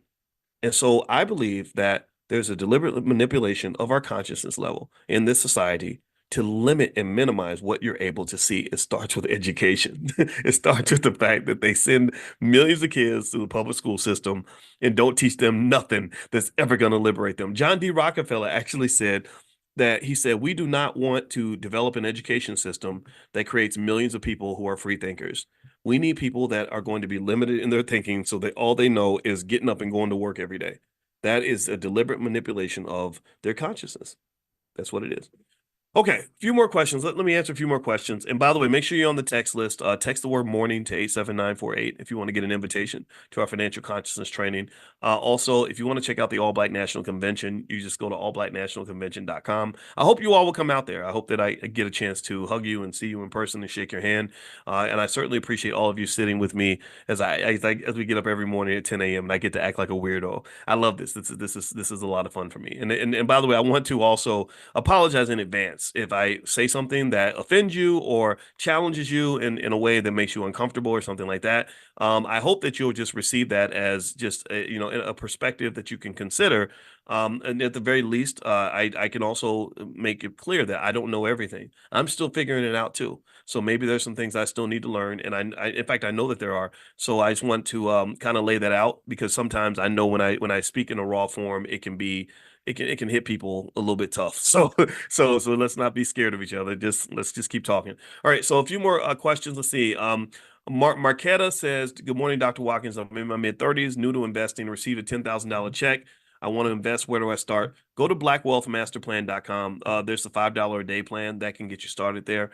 It depends on what you're trying to do. So if you're trying to make more money or make more income, then maybe you could, if you have an entrepreneurial spirit, you could look into some small investment in some sort of a business venture, but be very careful about using all your money in one place. I think if your goal is to just be a long-term investor, mutual funds are a great way to get started with that without having to stock pick.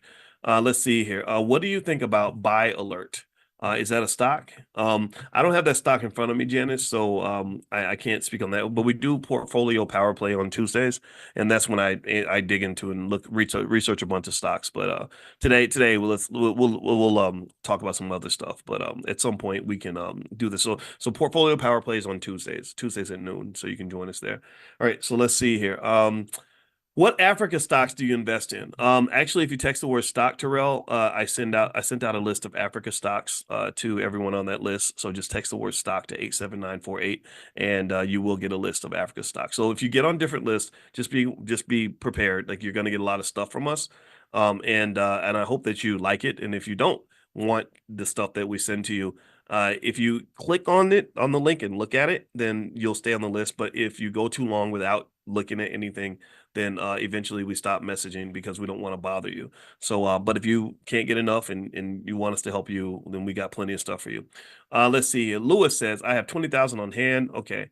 So I think, Lewis, I think we answered that question. Mutual funds. I'm a big fan of mutual funds. Now, if you want to generate income, I think 20,000 is a great place to get started with stock options. So feel free to go to drboyceprime.com, or you can also text the word money to 87948. If you text money to 87948, that's why I introduce you to selling stock options for money. That's what. So if you want to get introduced to that, just text the word money to 87948, and you'll get a link right away in your text, and you can watch that short video. And I think I know you're going to be impressed. I've done that presentation for probably about 50,000 people, and most people are wowed by it, to the point where they don't even believe it's possible at first. And then I just show them, because it is. All right, so let's see. Gordon, I started investing in cannabis stocks a couple of years ago, but I didn't have much money. I've been holding, but they've been really beaten down. Yeah, I kind of think. I think I'm more of a long-term holder of these stocks, so I get it. They are a little bit frustrating. Let's see. I'm looking to get into wholesaling real estate so that I can have cash to fund my trading account. Any tips from me? Yeah, I would learn from people that know how to wholesale real estate.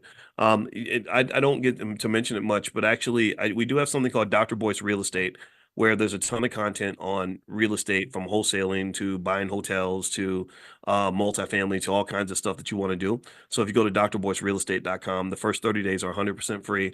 And we have real estate experts like Chalet Camilo and some others that have come through and helped us sort of develop real estate curricula in the Black Business School. So, and we did a really big conference on real estate wholesaling maybe about a year or two ago. And I think you get access to that. If you go to drboycerealestate.com, you get access. And if you don't see instant access or you can't find it, just email our support team, support@theblackbusinessschool.com, and they can get you access to whatever you need. We have a lot of good real estate material. And also we have real estate for children. That's at blackmillionairesoftomorrow.com. Or if you go to b1millionaires.com, you can start your child on that journey. That's be1millionaires.com. Let's see, Lydia, should I purchase a property from my mother, inherit it, and paid for it to try to generate passive income from my current residence? Okay, so you want to buy a property from your mother, okay, that's paid for, and generate passive income from my current residence. Okay. I can't tell you if you should purchase a property from your mother just because I don't know the details. I think that talking to a tax expert might be important just to make sure you understand the tax implications of the transaction. I don't think real estate's the best way to make income, to be honest with you. I just don't. I used to think that, but me and my wife are selling our real estate, not all of it, but some of it. And because we don't want to, I don't like all the paperwork and the bureaucracy and dealing with the tenants and all that. It's just not, but investing is something you should do based on your preference. You should do it based on what you're comfortable with and what you enjoy. I don't enjoy real estate that much. I know a lot about it, and I worked with a lot of experts, and I believe in owning some piece of it for diversification's sake. But you can get that diversification through a real estate investment trust. You don't actually have to buy physical property, and so there's a big real estate boom in the Black community in terms of a lot of interest in real estate. And I do think real estate is important. I'm not saying that it's bad. I'm just saying that if it's not for you, then you don't have to make it for you. You can find other ways to generate income passively. I generate thousands of dollars a week in income from selling my stock options, and I don't have to talk to a single person. I don't have to fill out any paperwork. I don't have to collect money from a tenant. None of that stuff. I could just literally, if I owned 1,000 shares of Coinbase, you can literally pull in thousands of dollars a week in income just by selling those options, and it's very easy to do. All right, so let me see here. Lydia, okay. Oh, you already asked him. Okay, it's on the high end of my budget, and the interest rate is 15 to 20 minimum from the current location. I would be really careful about anything that stretches your budget. Especially also another thing about real estate is that if you're not experienced in it and you dive into it like that with a big deal, some big contract or something, it can be disastrous. Real estate's not very liquid, meaning that you can't sell it quickly. That's another reason why I like the stock options move, is because stock options are very liquid. I could go in right now and I could literally open my phone up right now and pull $100,000 out and have that money in my bank account this afternoon, right? I can't do that with real estate. You understand? So I would encourage you to just be very thoughtful about little things like that. So for example, a lot of people like to invest in all these startup companies. Somebody creates a startup and they want to put their money in, and they're not always conscious of well, how long is it really going to take you to get your money out? And is it possible for you to even get your money out? There are some investments you can make where you can't get your money out, until they have an exit. Well, what's the exit look like? Was it when the company gets sold, when they go public? Like what? I have an investment in a company called TribeVest that I made 5 years ago. I invested $75,000 in this company. 5 years later, my $75,000 I hear is worth $250,000. Hooray! Right? Ooh, tripled your money. Good job. I can't get that money. I don't know when I'm going to be able to get that money. Right. And that's one of the good ones. That's one of the successes. I didn't talk about, investments I made in other places that didn't pan out to anything. I put some money in the Tulsa real estate fund, and y'all know how that ended. I was disappointed with that. There's other businesses I've invested in the Black community too, that, where it wasn't that they had a bad idea. It was that there was no clear plan on exactly how you were going to actually have a cash return on the investment that you made. And so I'm not saying don't do it. I'm saying just think about it carefully and make sure that you understand what you're in for. Because a lot of times we don't know that, and then bad things could occur. All right, so let's see. Dwayne, what are your thoughts about China's development in Africa, good or bad?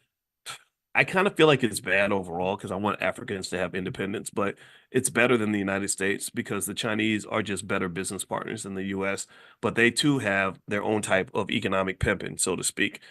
They're very, very picky and restrictive about sharing technology and teaching Africans how to manage infrastructure on their own. So they'll come there and they'll build a railway for your country that's amazing and beautiful and high tech, but they won't teach you what they're doing, and they will hire, they will import their own engineers and whatever and workers to work on the railway. They're not going to hire the local people. And then on top of that, when it comes to the maintenance of that railway, they're going to do the maintenance themselves. And then on top of that, they might make some pretty egregious demands, like, we want a 99-year lease on all the land, between here and, Kinshasa or something, right? So like in Jamaica, there was this really beautiful highway that they had in Jamaica. My wife and I was there, and we drove up from Kingston up to the north. I can't remember the beaches and stuff. And so, because the kids were up at the resort, and we had to drive down to Kingston a few times because my wife was doing presentations in Kingston. And this highway was so much better than the original road. The original road was like windy 3-hour drive. It was terrible. The highway was a nice, smooth, comfortable 90-minute ride, right? But here's the problem. The toll on the highway was outrageously expensive. I want to say it was like $25 each way to ride on this highway. Most people in Jamaica cannot afford to drive on this highway. The Chinese have built this thing. Number two, the Chinese, from what I understand, they required like a 99-year lease on all the land, that the highway covered. So a lot of local people were very unhappy with the deal that was made. So there was this nice, comfortable highway, but there wasn't anybody on it because nobody could use it in Jamaica. So that's kind of the trade-off, and that's the part that's sketchy, and I don't know how that's going to play out. Let's see. So it's a new type of colonialism without guns, really. Justin, can you tell me books to read on how to set up a trust fund for my sons? Let's see. Well, I think that I don't have any books in mind as far as trust funds. I think that research, just online research, can be beneficial. I think talking to a trust expert can be helpful too. You sit down with a trust attorney, they can answer all your questions and help you set it up. I think that might be a little bit better but there are plenty of books on trust. If you go to Amazon, just search for trust, you'll find a lot of books that'll come up. Let's see. Dr. Boyce, media rumor, banks close and to take money out. Is it true? No, I don't think it's true. I'm not saying it can't happen. I'm just saying I haven't seen any evidence of that. I mean, banks are in a little bit of danger because of the commercial real estate market, mostly regional banks, but they have safeguards that have historically always protected the banks from, any of these terrible collapses. So I wouldn't buy into that stuff. Let's see, Marcia, do you think the USA is in danger of being a dictatorship? I don't think so. What would that mean for the Black community? The only time I see the US becoming a dictatorship is if you have another crisis like COVID or something. We became a little bit like a dictatorship during the pandemic. A lot of freedoms were stripped. But I don't think it comes down to like Biden or Trump being elected. I think it's like a matter of like whether or not fear overtakes the country enough to the point where people give away their liberties. At that point, then you're in trouble. Let's see. Dr. Boyce, Nvidia is up 82% today. I don't think it's up 82%. You mean $82? I think it's up $82. I don't think it's up 82%. That would be quite a bit. Yeah, I don't think Nvidia is up that much. But it is up a lot. Right now, let me see. Nvidia is up. It's up 9.5%, but it's up $90. So I think that's what you're referring to, but that's still a lot, right? So it's over $1,000 now. Let's see, Chelsea, no question, but shout out to Amani for getting me set up with Prime yesterday. All right, yeah, Amani's on our customer support team. She's amazing. If you email support@theblackbusinessschool.com, you can talk to Amani. We got Chanel. We have a lot of great people that work with the Black Business School and they're all just really good people. And I'm really proud of the university we created because we're better at Black wealth than any institution on the planet. You can't go to Harvard and learn what you learn here. You can't go to an HBCU and learn what we learned here. The principle, our economic Bible is Powernomics because we believe deeply in group economics. We also believe in things like mental health and the structure of the family as being critical keys to building Black wealth for the future. We also believe in the incorporation of radical ideas that come from broad fields of broad experts in multiple fields coming together to truly form a think tank around issues that affect the Black community. This is not. I don't think you can solve the Black wealth problem by lumping us in with everybody else, and that's what happens at other universities. We're always so concerned about trying to fit us into something else, a square peg in a round hole. I say, no, you need a round peg with a round hole. And so, anyway, we're good at that. And another thing I'm proud of with the Black Business School is that most of the people that you talk to on our team have been here for several years. It's a great place to work, but we work with good people. We don't work with, if someone's a bad person, or doesn't have the right spirit, that's not a good fit. And so Amani and Chanel and some of the others that work here have been here since literally like 2018, 2019. And they know what they're doing. They respect you immensely. They will sit on the phone with you if they have to help you figure it out. And that's something that I'm really proud of. So I'm really honored to have the team that we have. Terry Wilson, where can Prime members find a consolidated list of the stocks you mentioned previously? Just log into drboyceprime.com. There should be stuff there. You have access to something called What Dr. Boyce is Buying. When you go into Prime, you'll see what Dr. Boyce is buying that's in there. If you have trouble finding it, just email support@theblackbusinessschool.com and they can help you. Keep that email address around in case you have any issues. They respond to your email. They have a requirement. They have to respond within 10 or 12 hours, and so they'll get back to you. So it's not instantaneous, but they do get back to you. Okay. Let's see. And if they ever don't get back or something ever goes wrong, you let me know and we'll be right on that.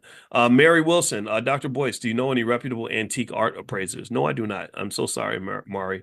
I wish I knew. I don't know anybody. Sorry for that. Let's see. Dorothea says, is it good to buy more shares of Nvidia today, in your opinion? I'm not buying anymore. I'm not telling you what to do, but I'll say I'm not going to buy anymore. I'm skeptical. I really am. I kind of feel like Nvidia.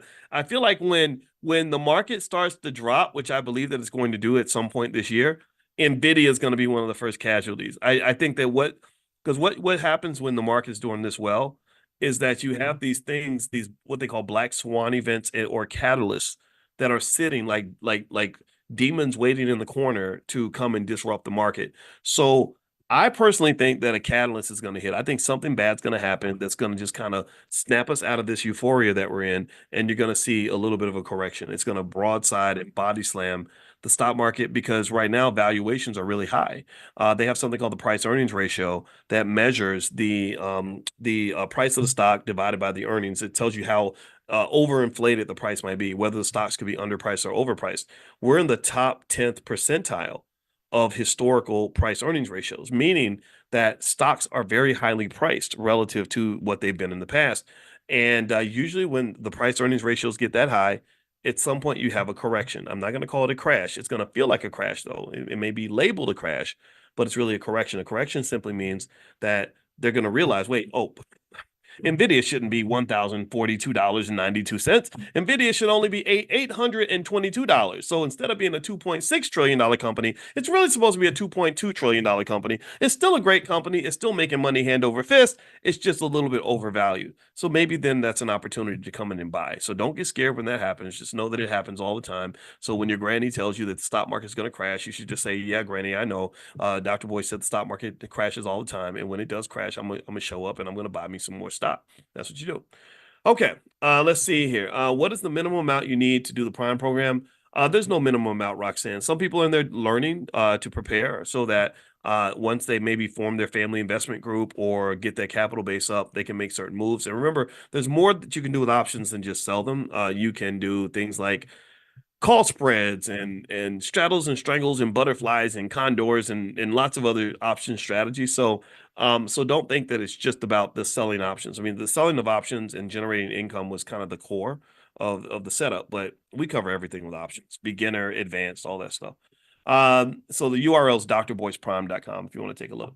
You put up a post that said leverage is how smart men lose their money. What did you mean by that? Oh, that was a quote from Charlie Munger. Charlie Munger, who was this old dude who used to hang out with Warren Buffett. He was a real OG. I love Charlie Munger, one of my favorite investors of all time. He and Warren Buffett are old school. They learned investing from this book called by two people named Graham and Dodd, and it was called Value Investing, and it was written in like the 1930s during the Great Depression.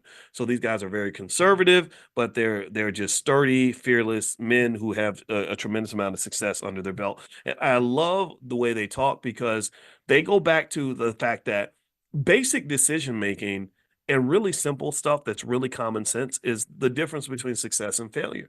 So what Charlie Munger said is something that I've actually said a lot. I just said it in my own little black way, but he said the same thing I said. He said that basically smart men ruin themselves and through let me make sure I get it right. Ladies, liquor, and leverage. Ladies, liquor, and leverage. What does that mean? Well, it's similar to something I've always said. When I talk to young black men, I say, look, there's 4 ways a man ruins his life. Typically, if by engaging in any of these 4 things too much: sex, drugs, alcohol, gambling. Sex, drugs, alcohol, gambling. So he says, ladies, liquor, and leverage. That's similar. Let me explain why. Well, the ladies part, that's basically sex, right? You see men that a lot of times, we want to be rich so that we can attract women. And some men don't have the discernment or the intelligence to understand that just because she want to sleep with you does not mean that you're supposed to do it. So smart men get it, dumb men don't. And then on top of that, things like sex addictions can occur. They can cause you to make decisions that are harmful to your life and the lives of others. They can embarrass you, ruin you, all kinds of stuff, right? So connecting with the wrong women can just ruin a man, destroy him. And make sure you tell your sons this, especially if he's a ladies' man and all that, and he thinks that that's a win for him. There are people that will eat him up, that will literally set him up and destroy him based on that weakness that he may develop over time. The liquor part is basically that when I said drugs and alcohol, that's the liquor part for Charlie Munger. So he says liquor, maybe because he wasn't thinking about drugs. I think about liquor and drugs because those are the 2 things I've seen that have ruined black families the most. Those are the 2 things that have had the most devastating impact on my family. My father was a drug addict. My stepfather broke away from his drug addiction. Drugs have been the worst thing to ever happen to the black community. That's why I don't understand why we have any tolerance for rappers who promote drug use. What is wrong with you? You are an idiot. You are worse than a Klansman because you're using the power of persuasion to persuade young people to get hooked on drugs before they ever have a chance to do anything special with their lives. You don't understand what happens inside the brain of a 17-year-old who gets hooked on dope and then he tries to get over it or whatever. No, the brain damage is done, son. Your brain is jacked for life at that point. You've been using Molly and meth. On a plane, I sat next to a guy that he wasn't a Secret Service agent. He was like a federal agent or federal marshal.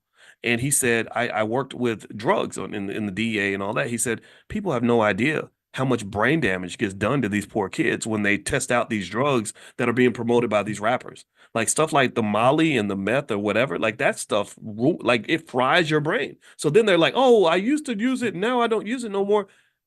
Sorry, that those 2 years you were messing with fentanyl, your brain just isn't operating the same. It's like if I spend 2 years, taking a knife and stabbing myself in the thigh, and I do that for 2 years straight, and I cut off my calf muscle, and then I say, "Oh, I'm done cutting off my calf muscles," and I chopped off 3 toes, but now I'm good again. My toes are going to grow back. No, they're not. They're not going to grow back. You're going to go through life with 3 missing toes and no calf muscle. So I just kind of it frustrates me. Let me say that. I'm going to stop. All right. The next thing is, he said leverage.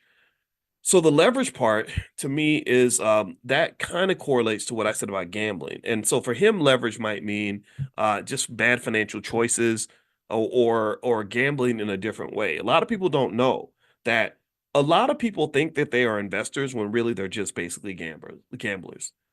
Investing for some people becomes a more acceptable way for them to fulfill a gambling addiction. I know people that have traded stock options who had to go to Gamblers Anonymous because that same dopamine rush that you get when you buy $50 worth of AMC options and the $50 turns into 500, that same dopamine rush is exactly what you get when you go to the casino. It's the exact same process. So basically, gambling addictions, which are on the rise, by the way, you really want to watch out for this. It's going to ruin a lot of people's families and a lot of people's finances. And cause some people to literally go just jump out of a building and shoot themselves in the head and all this other crazy stuff. Gambling addictions are one of just the worst things that a person can be plagued with. And the thing is that the sports gambling companies are marketing to your son. They're marketing to young men between the ages of about 20 and 35. Women they're not as quick to get into sports gambling. Older people, we know better half the time, but not all the time. But there's something about being a little bit older, a little wiser, where you have a little more balance. Those young guys full of testosterone and who lack impulse control, oh, that they're easy targets. They get them on there thinking they're gonna make all this money, thinking you're smarter than the system. Next thing you know, you're $3,000, $10,000, $50,000 in debt, and you don't know how you're gonna get out. And then that becomes a really sad life to have. All right, so I'm gonna answer a few more questions, then we're gonna head on out of here. Aisha, do you have a list of the best stocks to sell options on? I'm slowly, yes. If you log into drboyceprime.com, there's something called the Dr. Boyce Moneymakers that is in there. And I update this list every 3 weeks. So you can go to drboyceprime.com and get a copy, or you can email support@theblackbusinessschool.com. They can guide you to where that's located. Let's see. Is 10K enough of a capital base? Asked Sharon. Yeah, there are some students that have 10K as a capital base for sure. Otis, hey Doc, what are your thoughts on leaving all one's assets in a trust? I think trusts are a great idea. Trusts are great for allowing you to transfer assets after your passing without dealing with probate or taxes in too much of a damaging way. It's not perfect, but it is one way to protect against taxation. So, for example, with my estate, a lot of my insurance policies have my trust as the beneficiary, and then the trust has instructions attached as to what's going to happen with the money, and the trustee's job is to execute the instructions as per what I put in the document. Let's see. Trevor says, main steps to becoming a long-term investor. Try to go to blackwealthmasterplan.com. That can get you started. Another framework we set up in terms of a stock market weekend that we did where we covered a lot of that stuff. You can go to thedrboycemethod.com, thedrboycemethod.com. I lay out an 11-step process on how I go about deciding if a stock should be added to my portfolio. So thedrboycemethod.com will get you started. Roxanne, if you are just starting out on your financial journey and you're over 50, where do you recommend I start? Okay, I think I answered that question just now. Okay, two more questions. And then we'll bounce on out. I love when you have so many questions. This is great. This is awesome. We gotta do more of these Q&As. Do you recommend starting a 529 plan for my child or investing in an ETF for them? Great question, Chris. I think 529s are better because they have tax advantages. Just sort of make sure you pay attention to any restrictions that there might be on what you can actually do with the money though, right? And what the consequences would be for violating that restriction. But anything that's tax deferred or has tax benefits tends to be the best option. Shauna, I went through Prime 101 and have a great grasp on what I'm doing. I will be scheduling an appointment with you soon, but before we meet, will a capital base of 76,000 allow me to make at least 10,000 a month? Close. Yeah, you can make several $1,000s a month with a capital base of 76,000. And if you are in that category where your capital base is say 40,000 and up, stuff like that, feel free to take a look. I have a mastermind for people that have a little bit more and you want a little bit more personalized attention. So you can email support@theblackbusinessschool.com. There's a couple more spots. You have to apply. You've got to pass the test. We got to make sure you're ready that in terms of understanding investing well enough to be comfortable with the stuff that we'll talk about. But if that's of interest to you and you want to take a look and you want to apply, just email support@theblackbusinessschool.com. I personally think that the more you have at stake, the more you might want to just really think carefully before you make a move. I did a consultation once with a student who had just bought, he had gotten into a real estate deal for $750,000, and he put his whole life savings into this real estate deal and he couldn't get out. And he said, well, what should I do? And I said, well, I mean, I wish I could help you get a time machine so you could go back in time and talk to me before you make this move. Because now that you've locked your money up in this deal, there's only limited things that we can think about here. And I said, was this your first real estate deal? He said, yeah. So my thought is, if I'm about to jump into a real estate deal for hundreds of thousands of dollars, then yeah, I'm gonna pay somebody 1,000 or 2,000 if I have to, or whatever, to guide me through the process, right? So if you're looking to make a big financial move, this will be the last point we'll make, and then we'll do another Q&A. My brain's getting a little mushy, so I'm gonna go ahead and let us out of here. But I really am an advocate before you make major financial moves. I'm a big advocate of paying for mentorship, like getting somebody that can help you to just share what they know. Like you can buy their 20 or 30 years of experience instead of learning it the hard way. Because if you don't, you're going to make mistakes and you're going to learn, but it's going to take you 5-10 years to learn it. And you're going to pay $100,000 or whatever, to learn these things. So I would encourage you to find people that know how to do what you're trying to do and just say, hey, I will pay you for your time so that now I can have expectations of you. I can tell you what I need and expect that you're going to deliver for me. And also I get the benefit from all the years of training that you already have. And so there we go. So that's my belief on that's literally what I do. Whenever I go into something new, I'm not going to go dump a bunch of money into something where I don't know what's going on. And Warren Buffett actually talks about this. He says, never invest in something that you don't understand. And if you don't understand it, then maybe find someone that you trust that does understand it so they can tell you what's going on so you don't, so you don't end up pouring money down the drain. Okay. So anyway, I'm out of here, guys. Have a good day. And don't forget, get on the text list. I'll send out that list. I'm actually going to send out the list of weed stocks this afternoon. So if you want to get that list, just make sure you're on the text list. Text morning, MORNING, to 87948. That's morning to 87948. And also tomorrow, we will be back tomorrow morning at 10 a.m. Eastern. And we won't go an hour and 20 minutes tomorrow. We'll probably go more like 30 to 45 minutes as we always do. So have a good day, everybody. God bless you. I'll see you soon. Bye-bye.